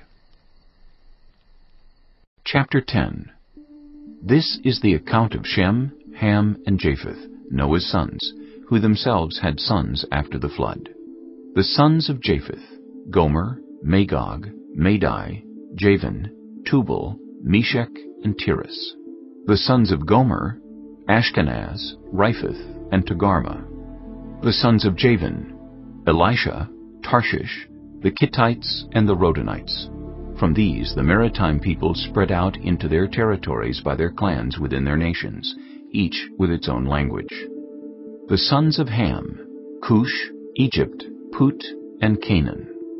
The sons of Cush, Seba, Havilah, Sabta, Raamah, and Sabteka. The sons of Raamah, Sheba, and Dedan. Cush was the father of Nimrod, who became a mighty warrior on the earth. He was a mighty hunter before the Lord. That is why it is said, "Like Nimrod, a mighty hunter before the Lord." The first centers of his kingdom were Babylon, Uruk, Akkad, and Calneh in Shinar. From that land he went to Assyria, where he built Nineveh, Rehoboth-ir, Calah, and Resen, which is between Nineveh and Calah, which is the great city. Egypt was the father of the Ludites, Anamites, Lehabites, Naphtuhites, Pathrusites, Casluhites, from whom the Philistines came, and Caphtorites. Canaan was the father of Sidon his firstborn, and of the Hittites, Jebusites, Amorites, Girgashites, Hivites, Archites, Sinites, Arvadites, Zemarites, and Hamathites. Later the Canaanite clan scattered, and the borders of Canaan reached from Sidon toward Gerar as far as Gaza, and then toward Sodom, Gomorrah, Admah, and Zeboim as far as Lasha.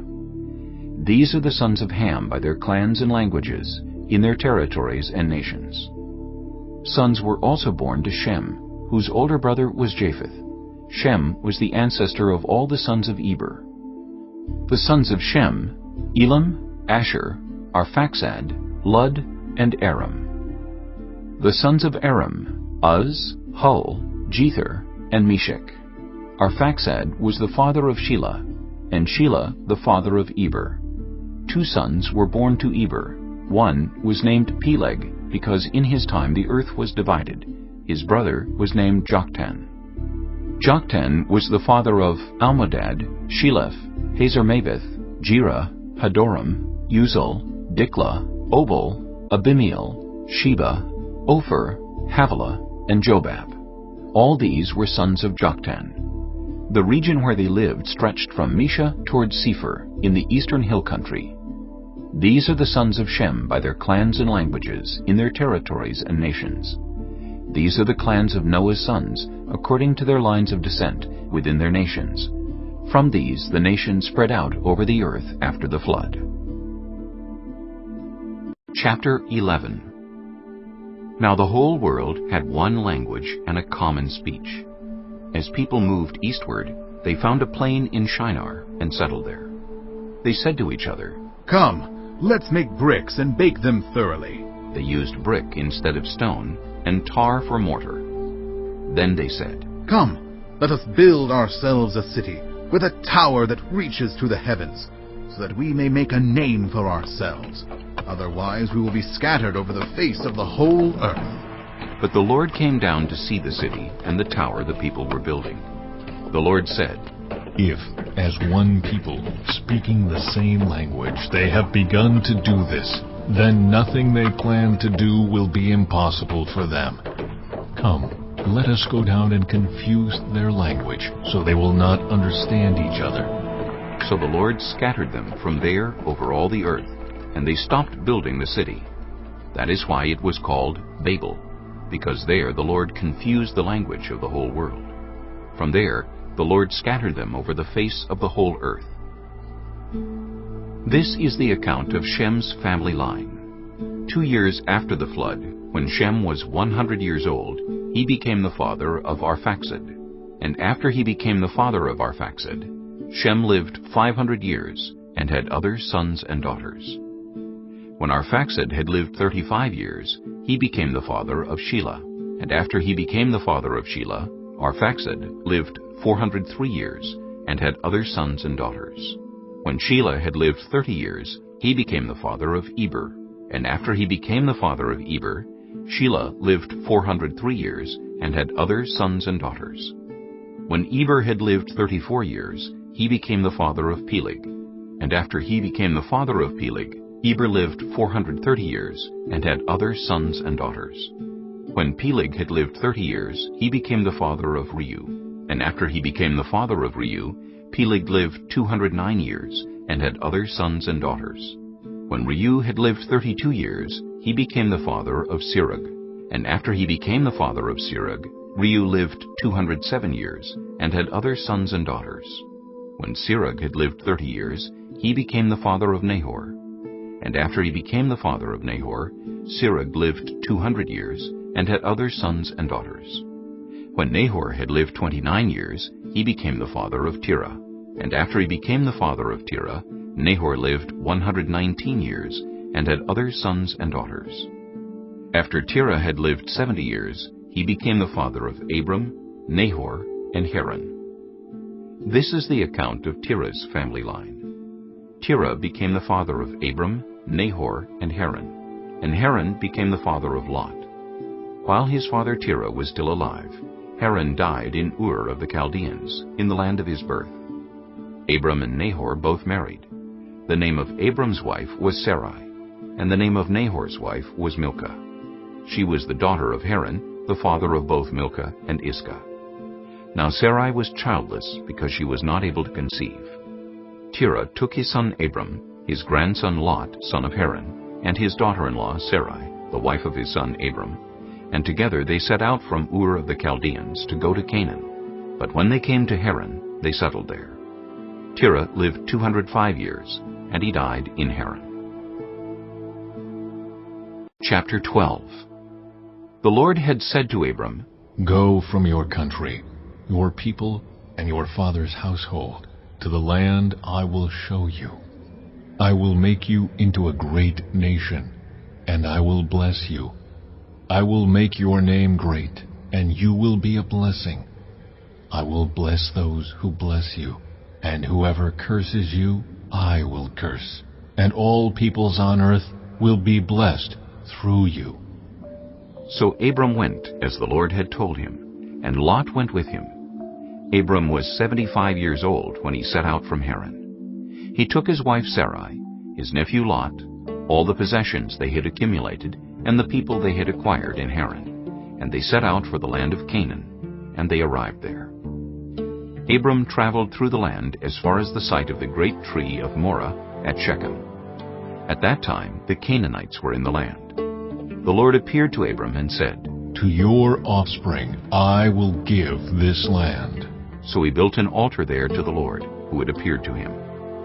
From there he went on toward the hills east of Bethel, and pitched his tent, with Bethel on the west, and Ai on the east. There he built an altar to the Lord, and called on the name of the Lord. Then Abram set out, and continued toward the Negev. Now there was a famine in the land, and Abram went down to Egypt to live there for a while, because the famine was severe. As he was about to enter Egypt, he said to his wife Sarai, I know what a beautiful woman you are. When the Egyptians see you, they will say, This is his wife. Then they will kill me, but will let you live. Say you are my sister, so that I will be treated well for your sake, and my life will be spared because of you. When Abram came to Egypt, the Egyptians saw that Sarai was a very beautiful woman. And when Pharaoh's officials saw her, they praised her to Pharaoh, and she was taken into his palace. He treated Abram well for her sake, and Abram acquired sheep and cattle, male and female donkeys, male and female servants, and camels. But the Lord inflicted serious diseases on Pharaoh and his household because of Abram's wife, Sarai. So Pharaoh summoned Abram. What have you done to me? He said. Why didn't you tell me she was your wife? Why did you say, she is my sister, so that I took her to be my wife? Now then, here is your wife. Take her and go. Then Pharaoh gave orders about Abram to his men, and they sent him on his way with his wife and everything he had. Chapter 13. So Abram went up from Egypt to the Negev with his wife and everything he had, and Lot went with him. Abram had become very wealthy in livestock and in silver and gold. From the Negev he went from place to place until he came to Bethel, to the place between Bethel and Ai, where his tent had been earlier, and where he had first built an altar. There Abram called on the name of the Lord. Now Lot, who was moving about with Abram, also had flocks and herds and tents. But the land could not support them while they stayed together, for their possessions were so great that they were not able to stay together. And quarreling arose between Abram's herders and Lot's.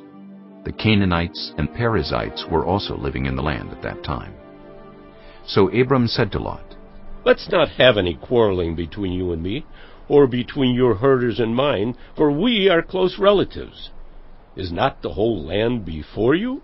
Let's part company. If you go to the left, I'll go to the right. If you go to the right, I'll go to the left."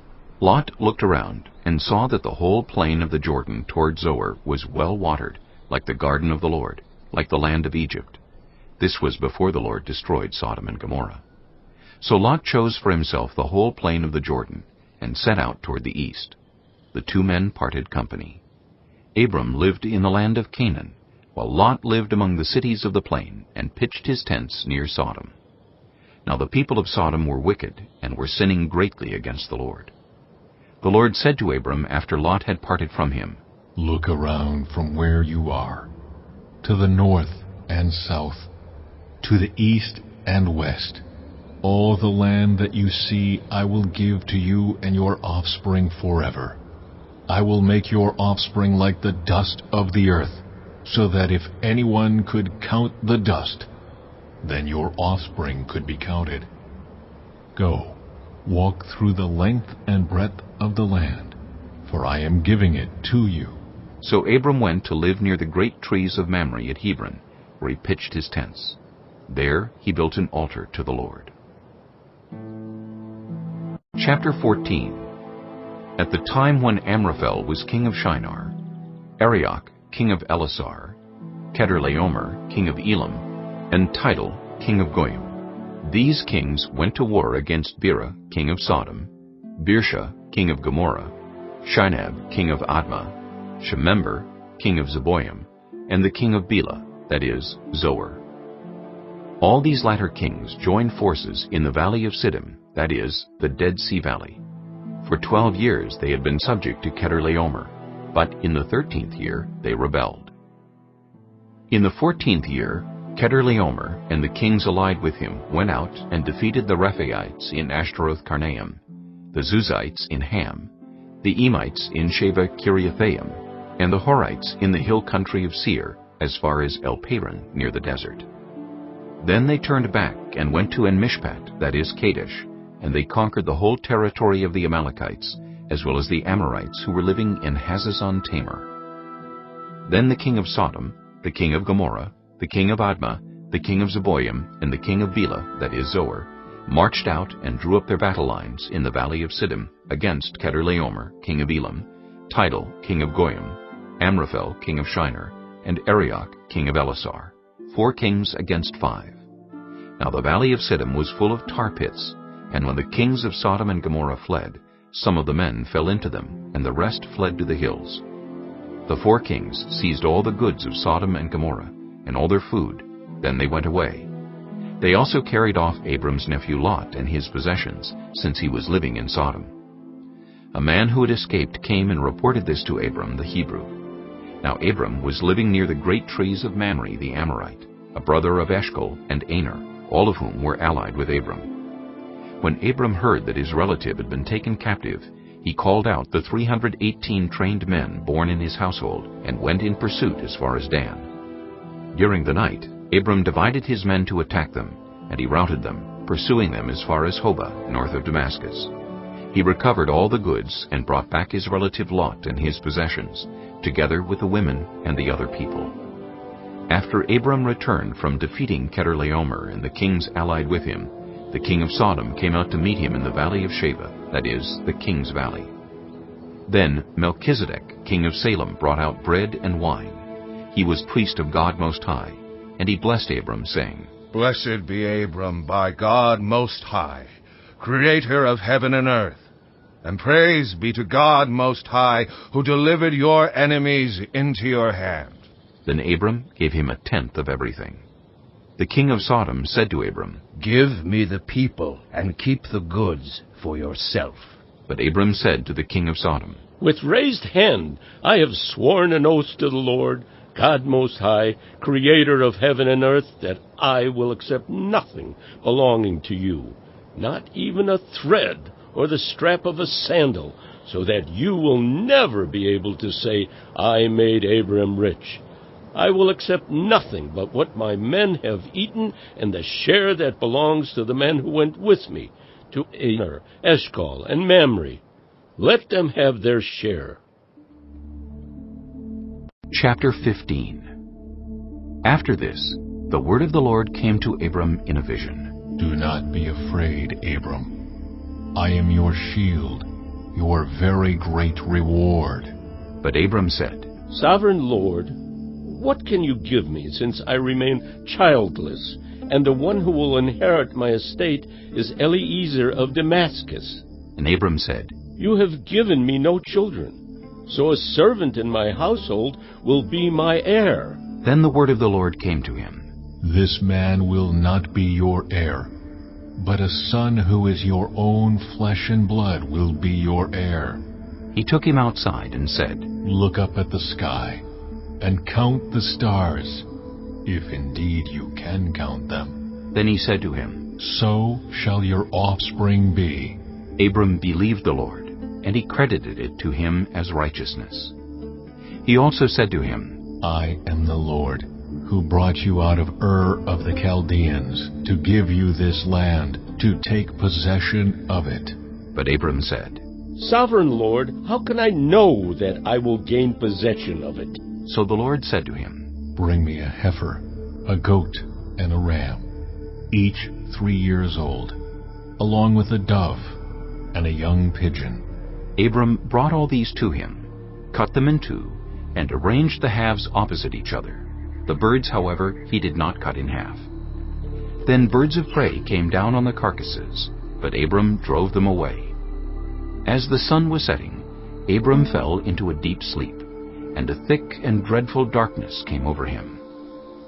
Then the Lord said to him, Know for certain that for 400 years your descendants will be strangers in a country not their own, and that they will be enslaved and mistreated there.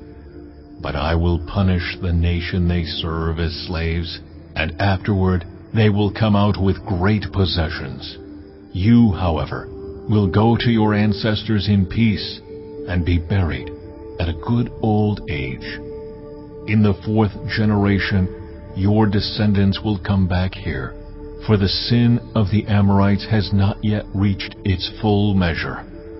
When the sun had set and darkness had fallen, a smoking firepot with a blazing torch appeared and passed between the pieces. On that day, the Lord made a covenant with Abram and said, To your descendants I give this land, from the Wadi of Egypt to the great river, the Euphrates, the land of the Kenites, Kenizzites, Cadmonites, Hittites, Perizzites, Rephaites, Amorites, Canaanites, Girgashites, and Jebusites. Chapter 16. Now Sarai, Abram's wife, had borne him no children, but she had an Egyptian slave named Hagar. So she said to Abram, The Lord has kept me from having children. Go sleep with my slave. Perhaps I can build a family through her. Abram agreed to what Sarai said. So after Abram had been living in Canaan 10 years, Sarai his wife took her Egyptian slave Hagar and gave her to her husband to be his wife. He slept with Hagar, and she conceived. When she knew she was pregnant, she began to despise her mistress. Then Sarai said to Abram, You are responsible for the wrong I am suffering. I put my slave in your arms, and now that she knows she is pregnant, she despises me. May the Lord judge between you and me. Your slave is in your hands, Abram said. Do with her whatever you think best. Then Sarai mistreated Hagar, so she fled from her. The angel of the Lord found Hagar near a spring in the desert. It was the spring that is beside the road to Shur. And he said, Hagar, slave of Sarai, where have you come from, and where are you going? I'm running away from my mistress Sarai, she answered. Then the angel of the Lord told her, Go back to your mistress and submit to her. The angel added, I will increase your descendants so much that they will be too numerous to count. The angel of the Lord also said to her, You are now pregnant, and you will give birth to a son. You shall name him Ishmael, for the Lord has heard of your misery. He will be a wild donkey of a man. His hand will be against everyone, and everyone's hand against him. And he will live in hostility toward all his brothers. She gave this name to the Lord who spoke to her. You are the God who sees me. For she said, I have now seen the one who sees me. That is why the well was called Beer Lahairoi. It is still there, between Kadesh and Bered.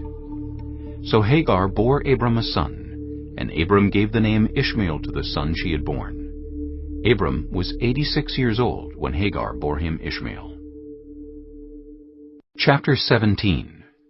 When Abram was 99 years old, the Lord appeared to him and said, I am God Almighty.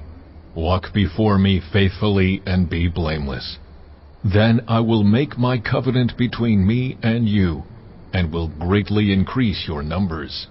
Abram fell face down, and God said to him, As for me, this is my covenant with you. You will be the father of many nations. No longer will you be called Abram. Your name will be Abraham. For I have made you a father of many nations. I will make you very fruitful. I will make nations of you, and kings will come from you.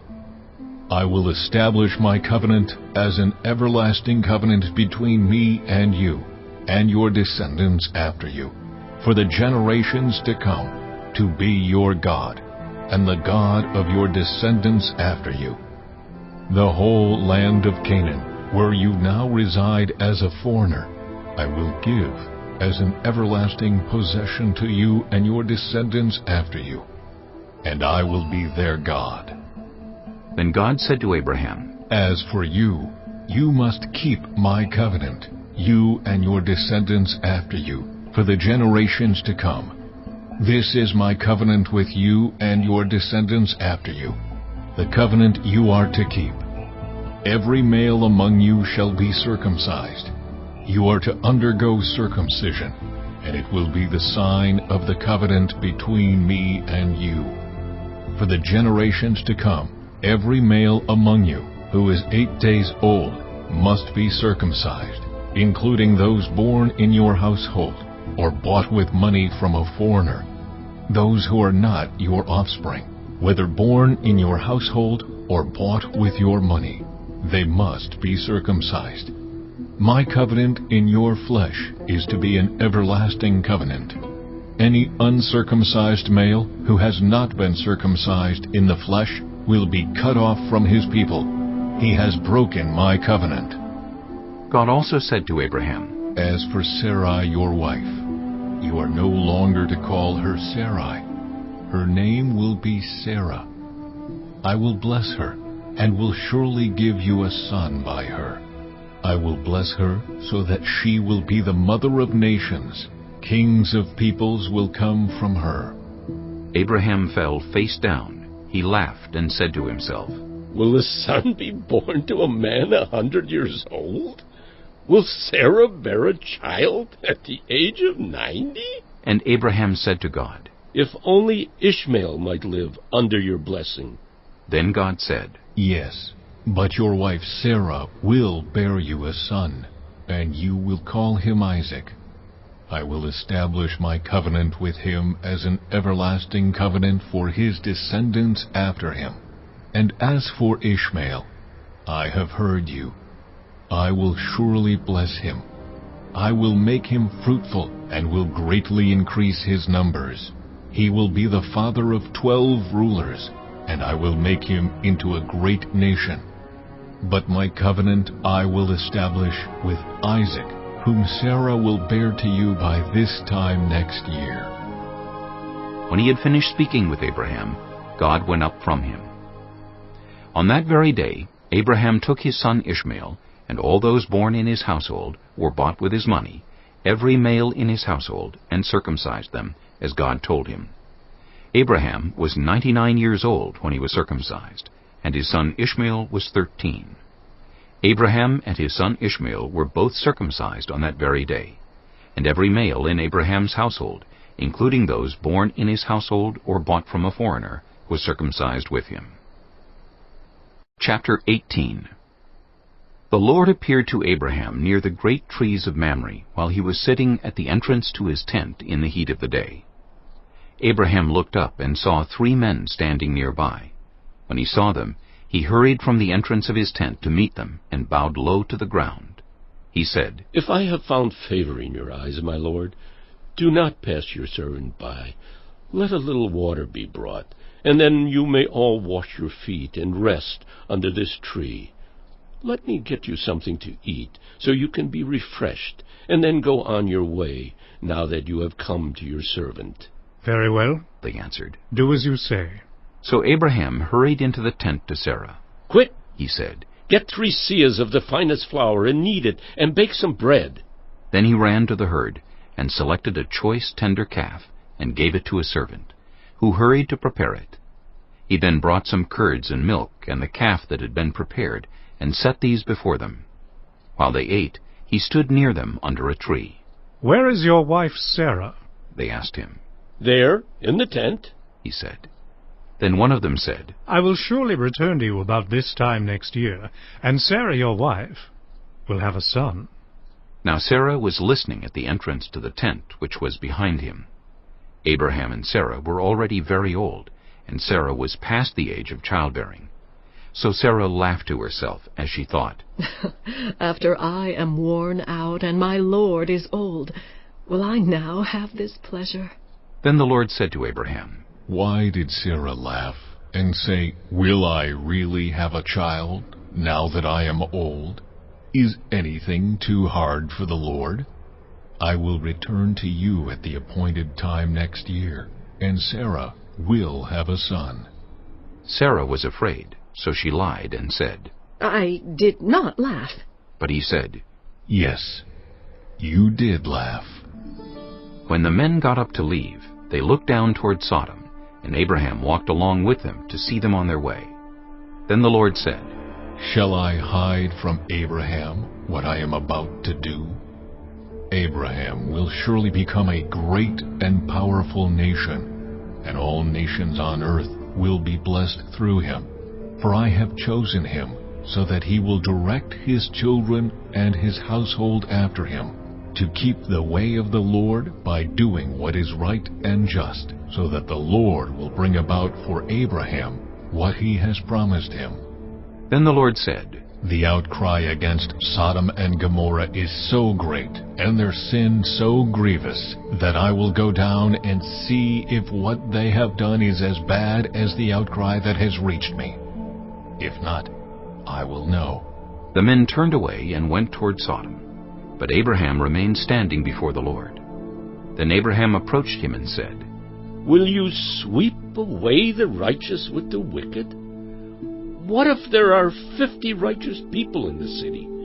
Will you really sweep it away and not spare the place for the sake of the 50 righteous people in it?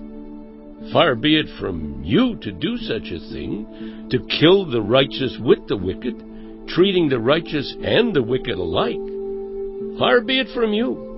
Will not the judge of all the earth do right?"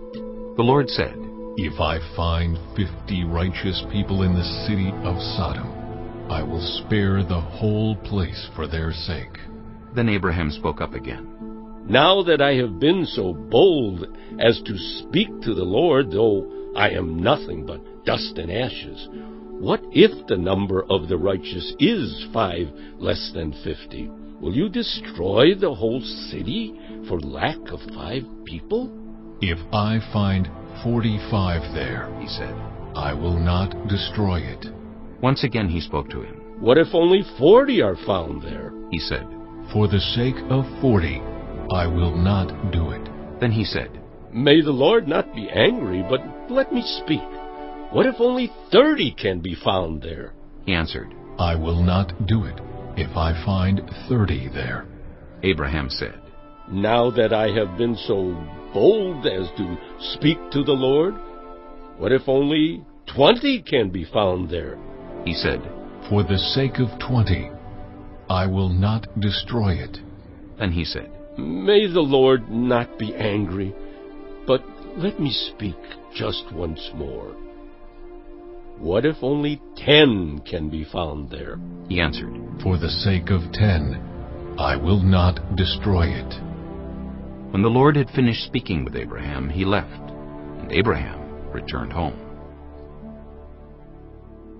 Chapter 19. The two angels arrived at Sodom in the evening, and Lot was sitting in the gateway of the city.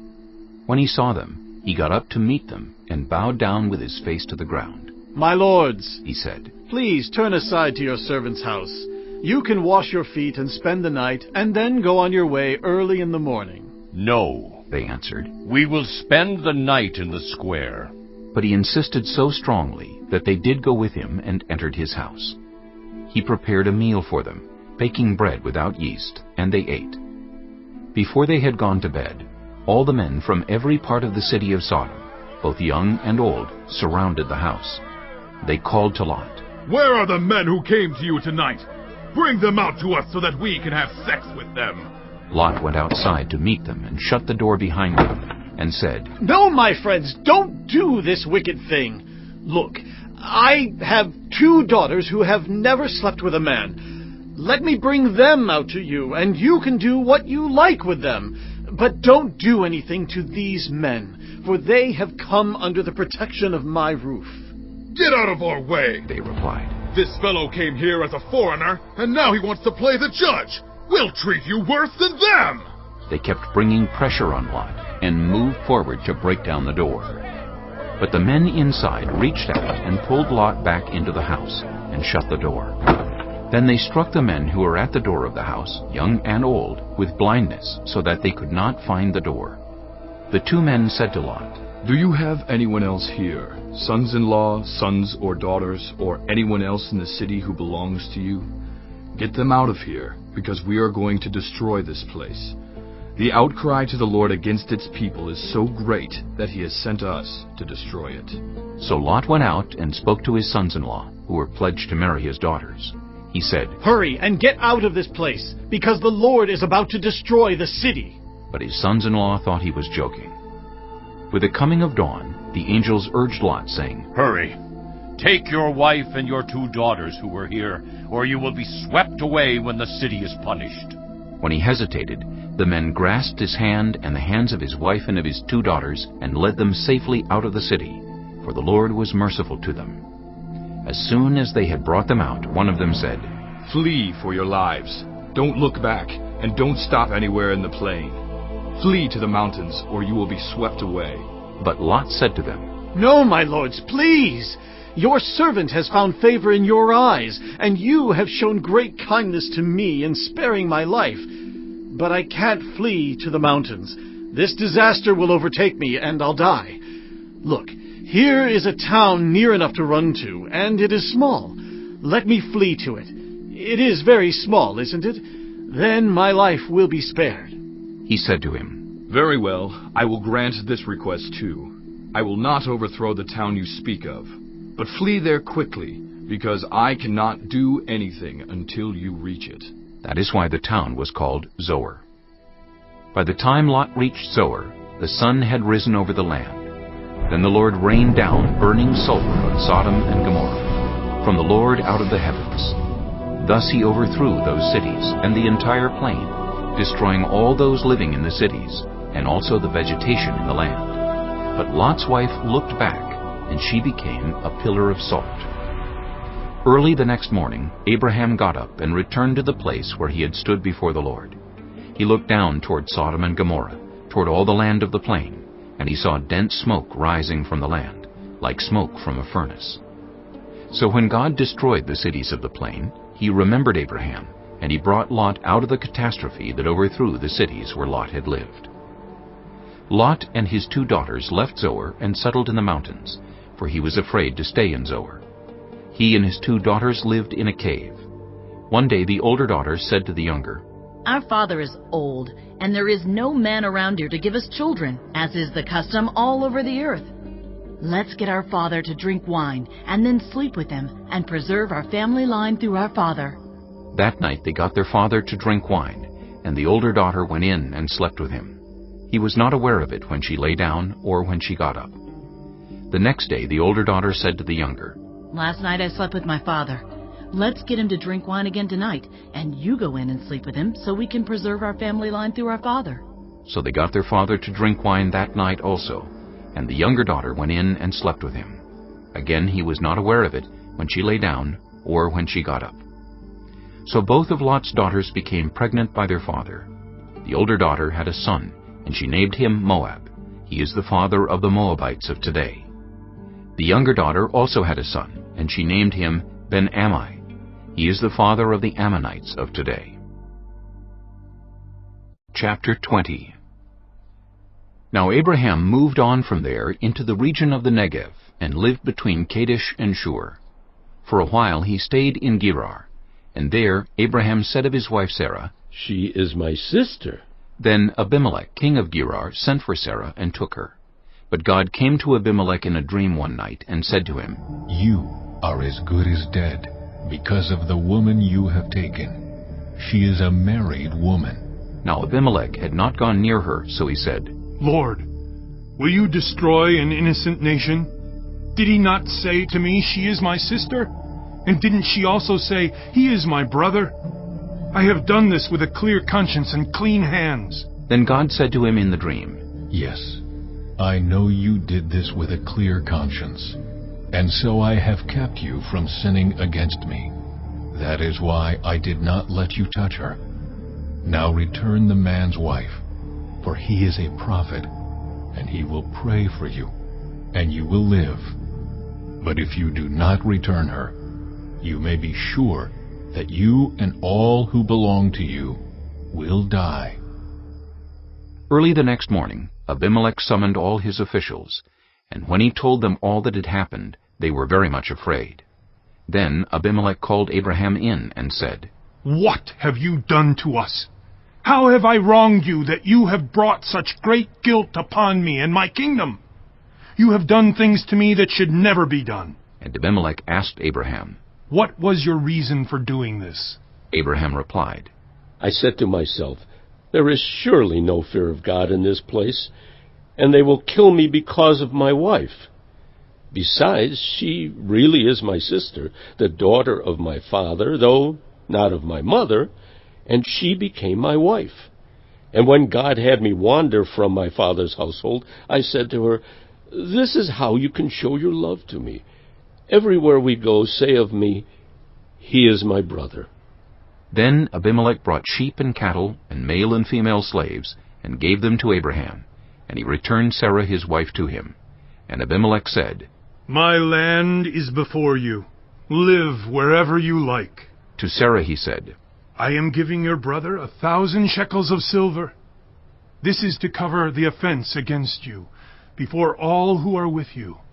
You are completely vindicated." Then Abraham prayed to God, and God healed Abimelech, his wife, and his female slaves, so they could have children again. For the Lord had kept all the women in Abimelech's household from conceiving because of Abraham's wife Sarah. Chapter 21. Now the Lord was gracious to Sarah, as he had said, and the Lord did for Sarah what he had promised. Sarah became pregnant and bore a son to Abraham in his old age, at the very time God had promised him. Abraham gave the name Isaac to the son Sarah bore him. When his son Isaac was 8 days old, Abraham circumcised him, as God commanded him. Abraham was 100 years old when his son Isaac was born to him.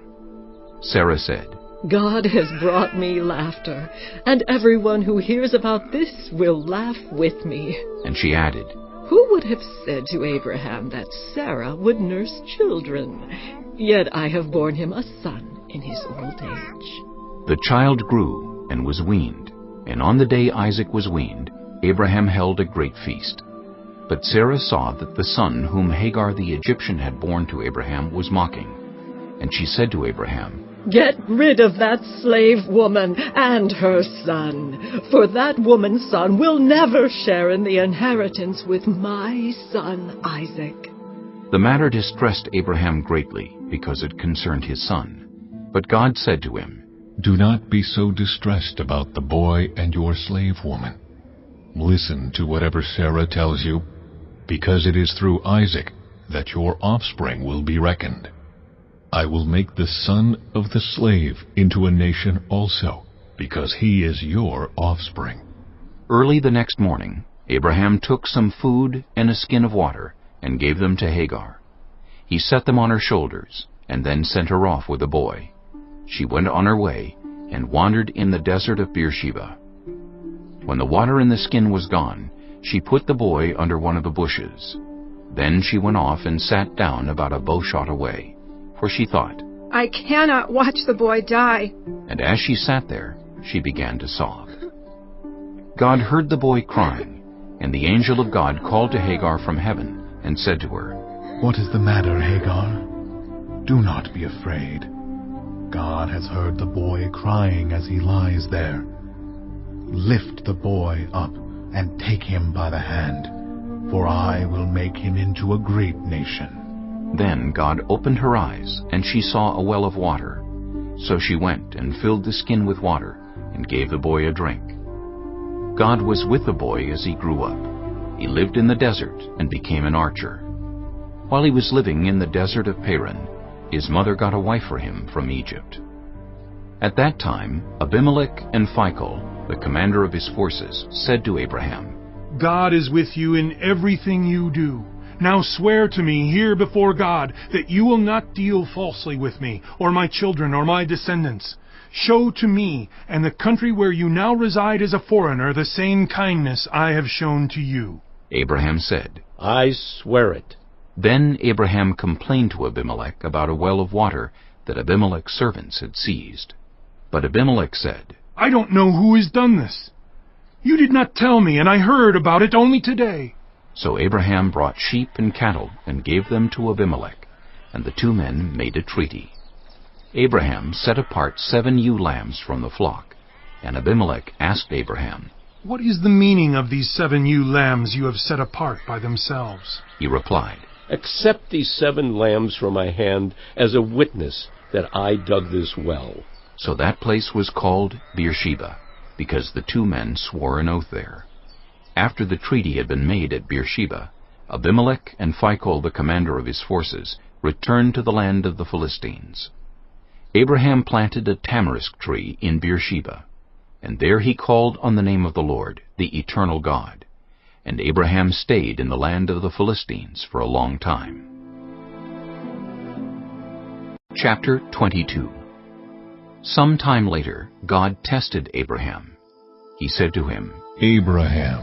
"Here I am," he replied. Then God said, "Take your son, your only son, whom you love, Isaac, and go to the region of Moriah. Sacrifice him there as a burnt offering on a mountain I will show you."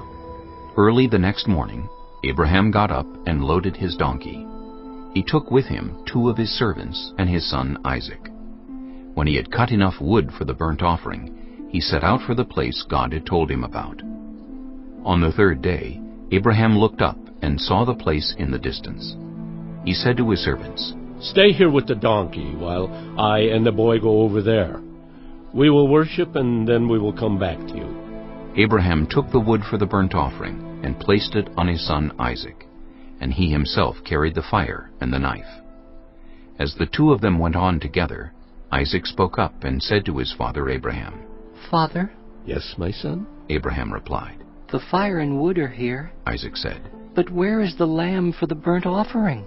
Abraham answered, "God himself will provide the lamb for the burnt offering, my son." And the 2 of them went on together.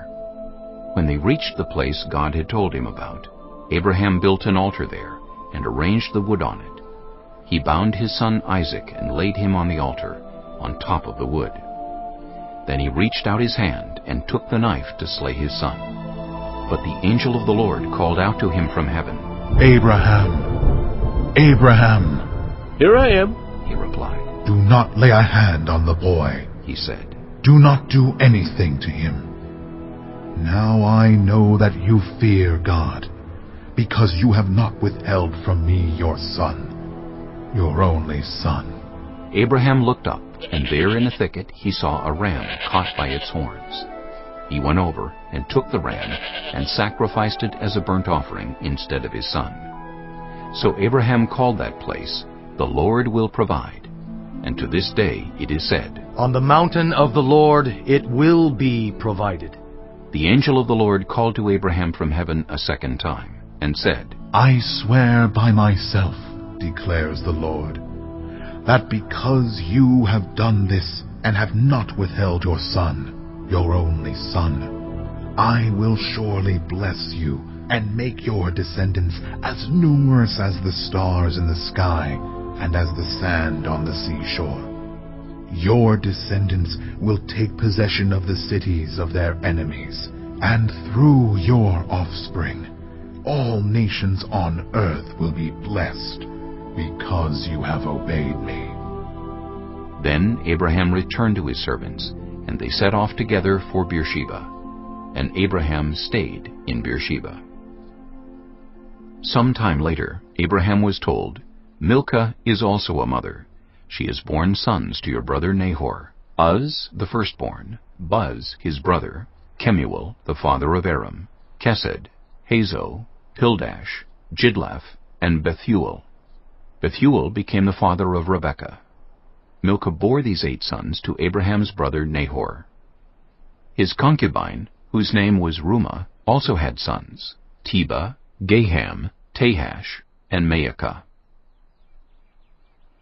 Chapter 23. Sarah lived to be 127 years old. She died at Kiriath Arba, that is, Hebron, in the land of Canaan. And Abraham went to mourn for Sarah and to weep over her. Then Abraham rose from beside his dead wife and spoke to the Hittites. He said, I am a foreigner and stranger among you. Sell me some property for a burial site here, so I can bury my dead. The Hittites replied to Abraham, Sir, listen to us. You are a mighty prince among us. Bury your dead in the choicest of our tombs. None of us will refuse you his tomb for burying your dead. Then Abraham rose and bowed down before the people of the land, the Hittites. He said to them, If you are willing to let me bury my dead, then listen to me, and intercede with Ephron, son of Zohar, on my behalf. So he will sell me the cave of Machpelah, which belongs to him and is at the end of his field. Ask him to sell it to me for the full price as a burial site among you. Ephron the Hittite was sitting among his people, and he replied to Abraham in the hearing of all the Hittites who had come to the gate of his city. No, my lord, he said. Listen to me. I give you the field, and I give you the cave that is in it. I give it to you in the presence of my people. Bury your dead. Again Abraham bowed down before the people of the land, and he said to Ephron in their hearing, Listen to me, if you will. I will pay the price of the field. Accept it from me, so I can bury my dead there. Ephron answered Abraham, Listen to me, my lord. The land is worth 400 shekels of silver, but what is that between you and me? Bury your dead. Abraham agreed to Ephron's terms, and weighed out for him the price he had named in the hearing of the Hittites, 400 shekels of silver, according to the weight current among the merchants. So Ephron's field in Machpelah, near Mamre, both the field and the cave in it, and all the trees within the borders of the field, was deeded to Abraham as his property, in the presence of all the Hittites who had come to the gate of the city. Afterward, Abraham buried his wife Sarah in the cave in the field of Machpelah, near Mamre, which is at Hebron, in the land of Canaan. So the field and the cave in it were deeded to Abraham by the Hittites as a burial site. Chapter 24. Abraham was now very old, and the Lord had blessed him in every way. He said to the senior servant in his household, the one in charge of all that he had, Put your hand under my thigh. I want you to swear by the Lord, the God of heaven and the God of earth, that you will not get a wife for my son from the daughters of the Canaanites, among whom I am living, but will go to my country and my own relatives, and get a wife for my son Isaac." The servant asked him, "What if the woman is unwilling to come back with me to this land? Shall I then take your son back to the country you came from?" "Make sure that you do not take my son back there," Abraham said. "The Lord, the God of heaven, who brought me out of my father's household and my native land, and who spoke to me and promised me on oath, saying, 'To your offspring I will give this land,' he will send his angel before you, so that you can get a wife for my son from there. If the woman is unwilling to come back with you, then you will be released from this oath of mine. Only do not take my son back there." So the servant put his hand under the thigh of his master Abraham, and swore an oath to him concerning this matter. Then the servant left, taking with him 10 of his master's camels, loaded with all kinds of good things from his master. He set out for Aram Naharaim, and made his way to the town of Nahor. He had the camels kneel down near the well outside the town. It was toward evening, the time the women go out to draw water.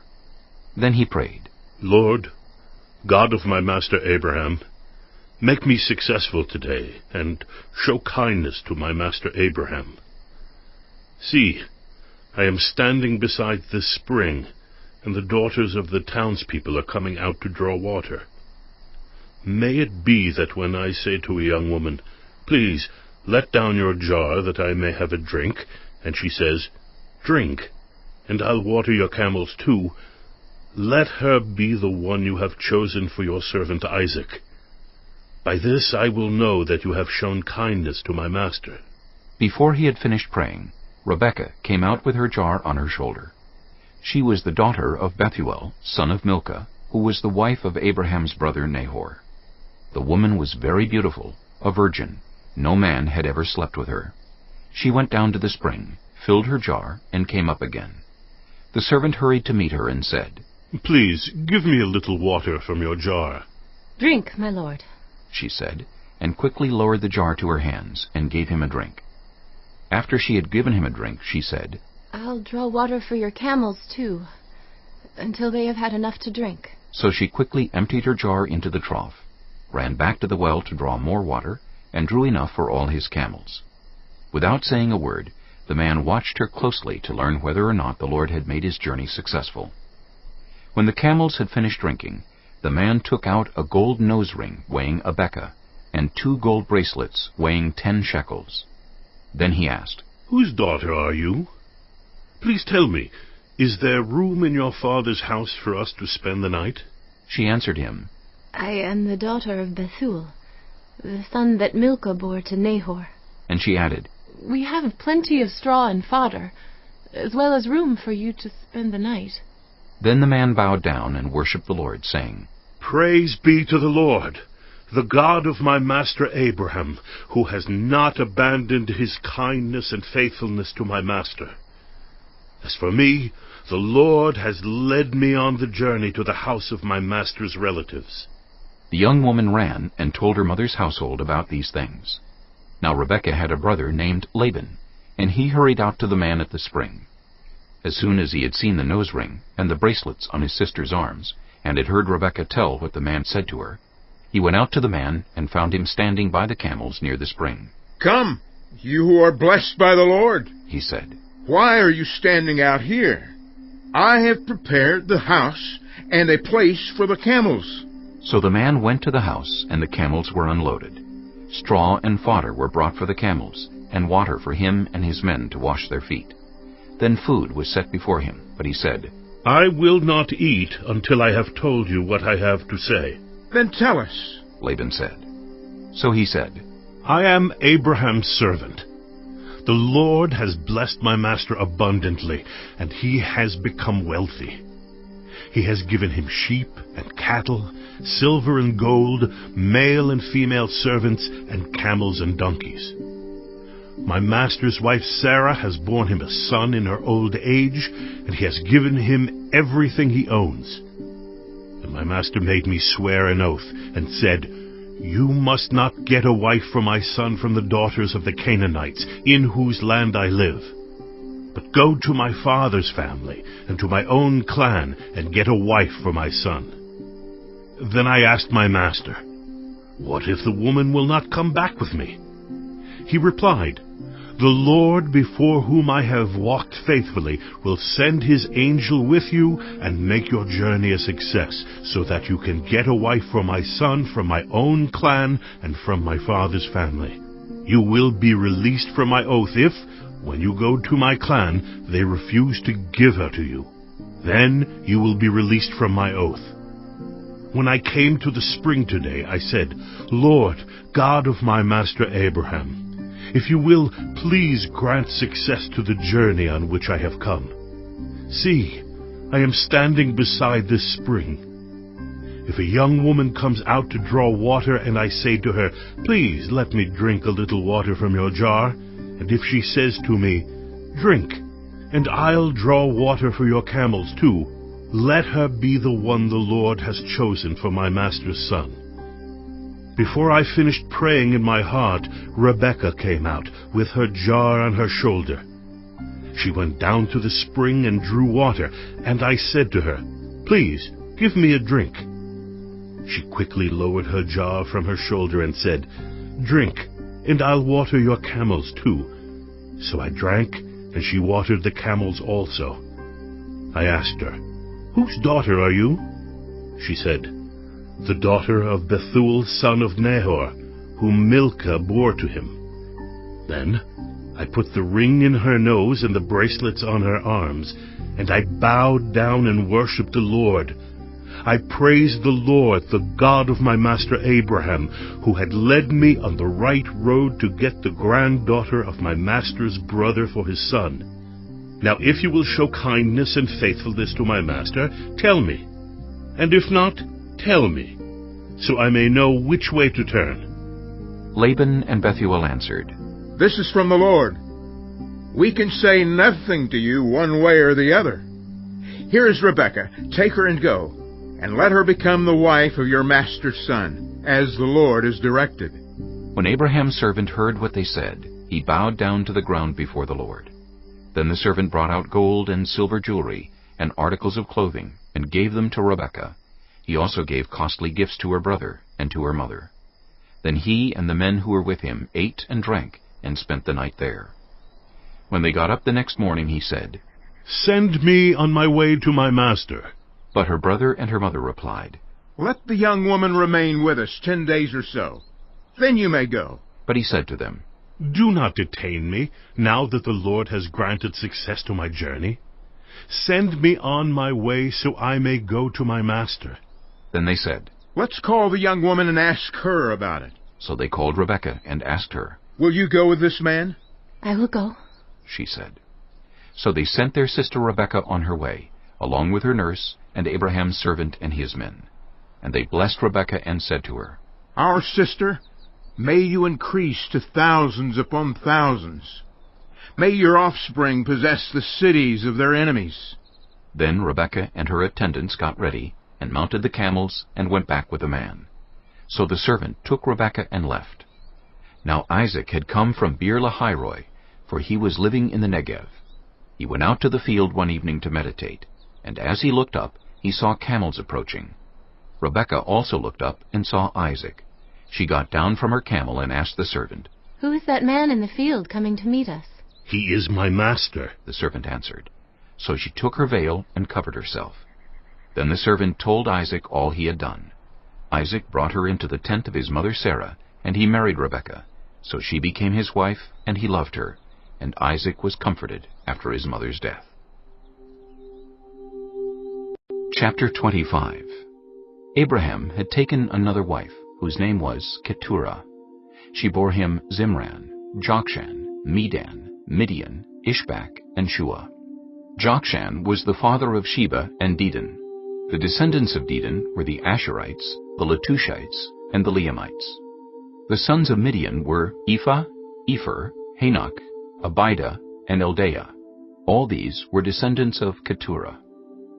Abraham left everything he owned to Isaac, but while he was still living, he gave gifts to the sons of his concubines and sent them away from his son Isaac to the land of the east. Abraham lived 175 years. Then Abraham breathed his last and died at a good old age, an old man and full of years, and he was gathered to his people.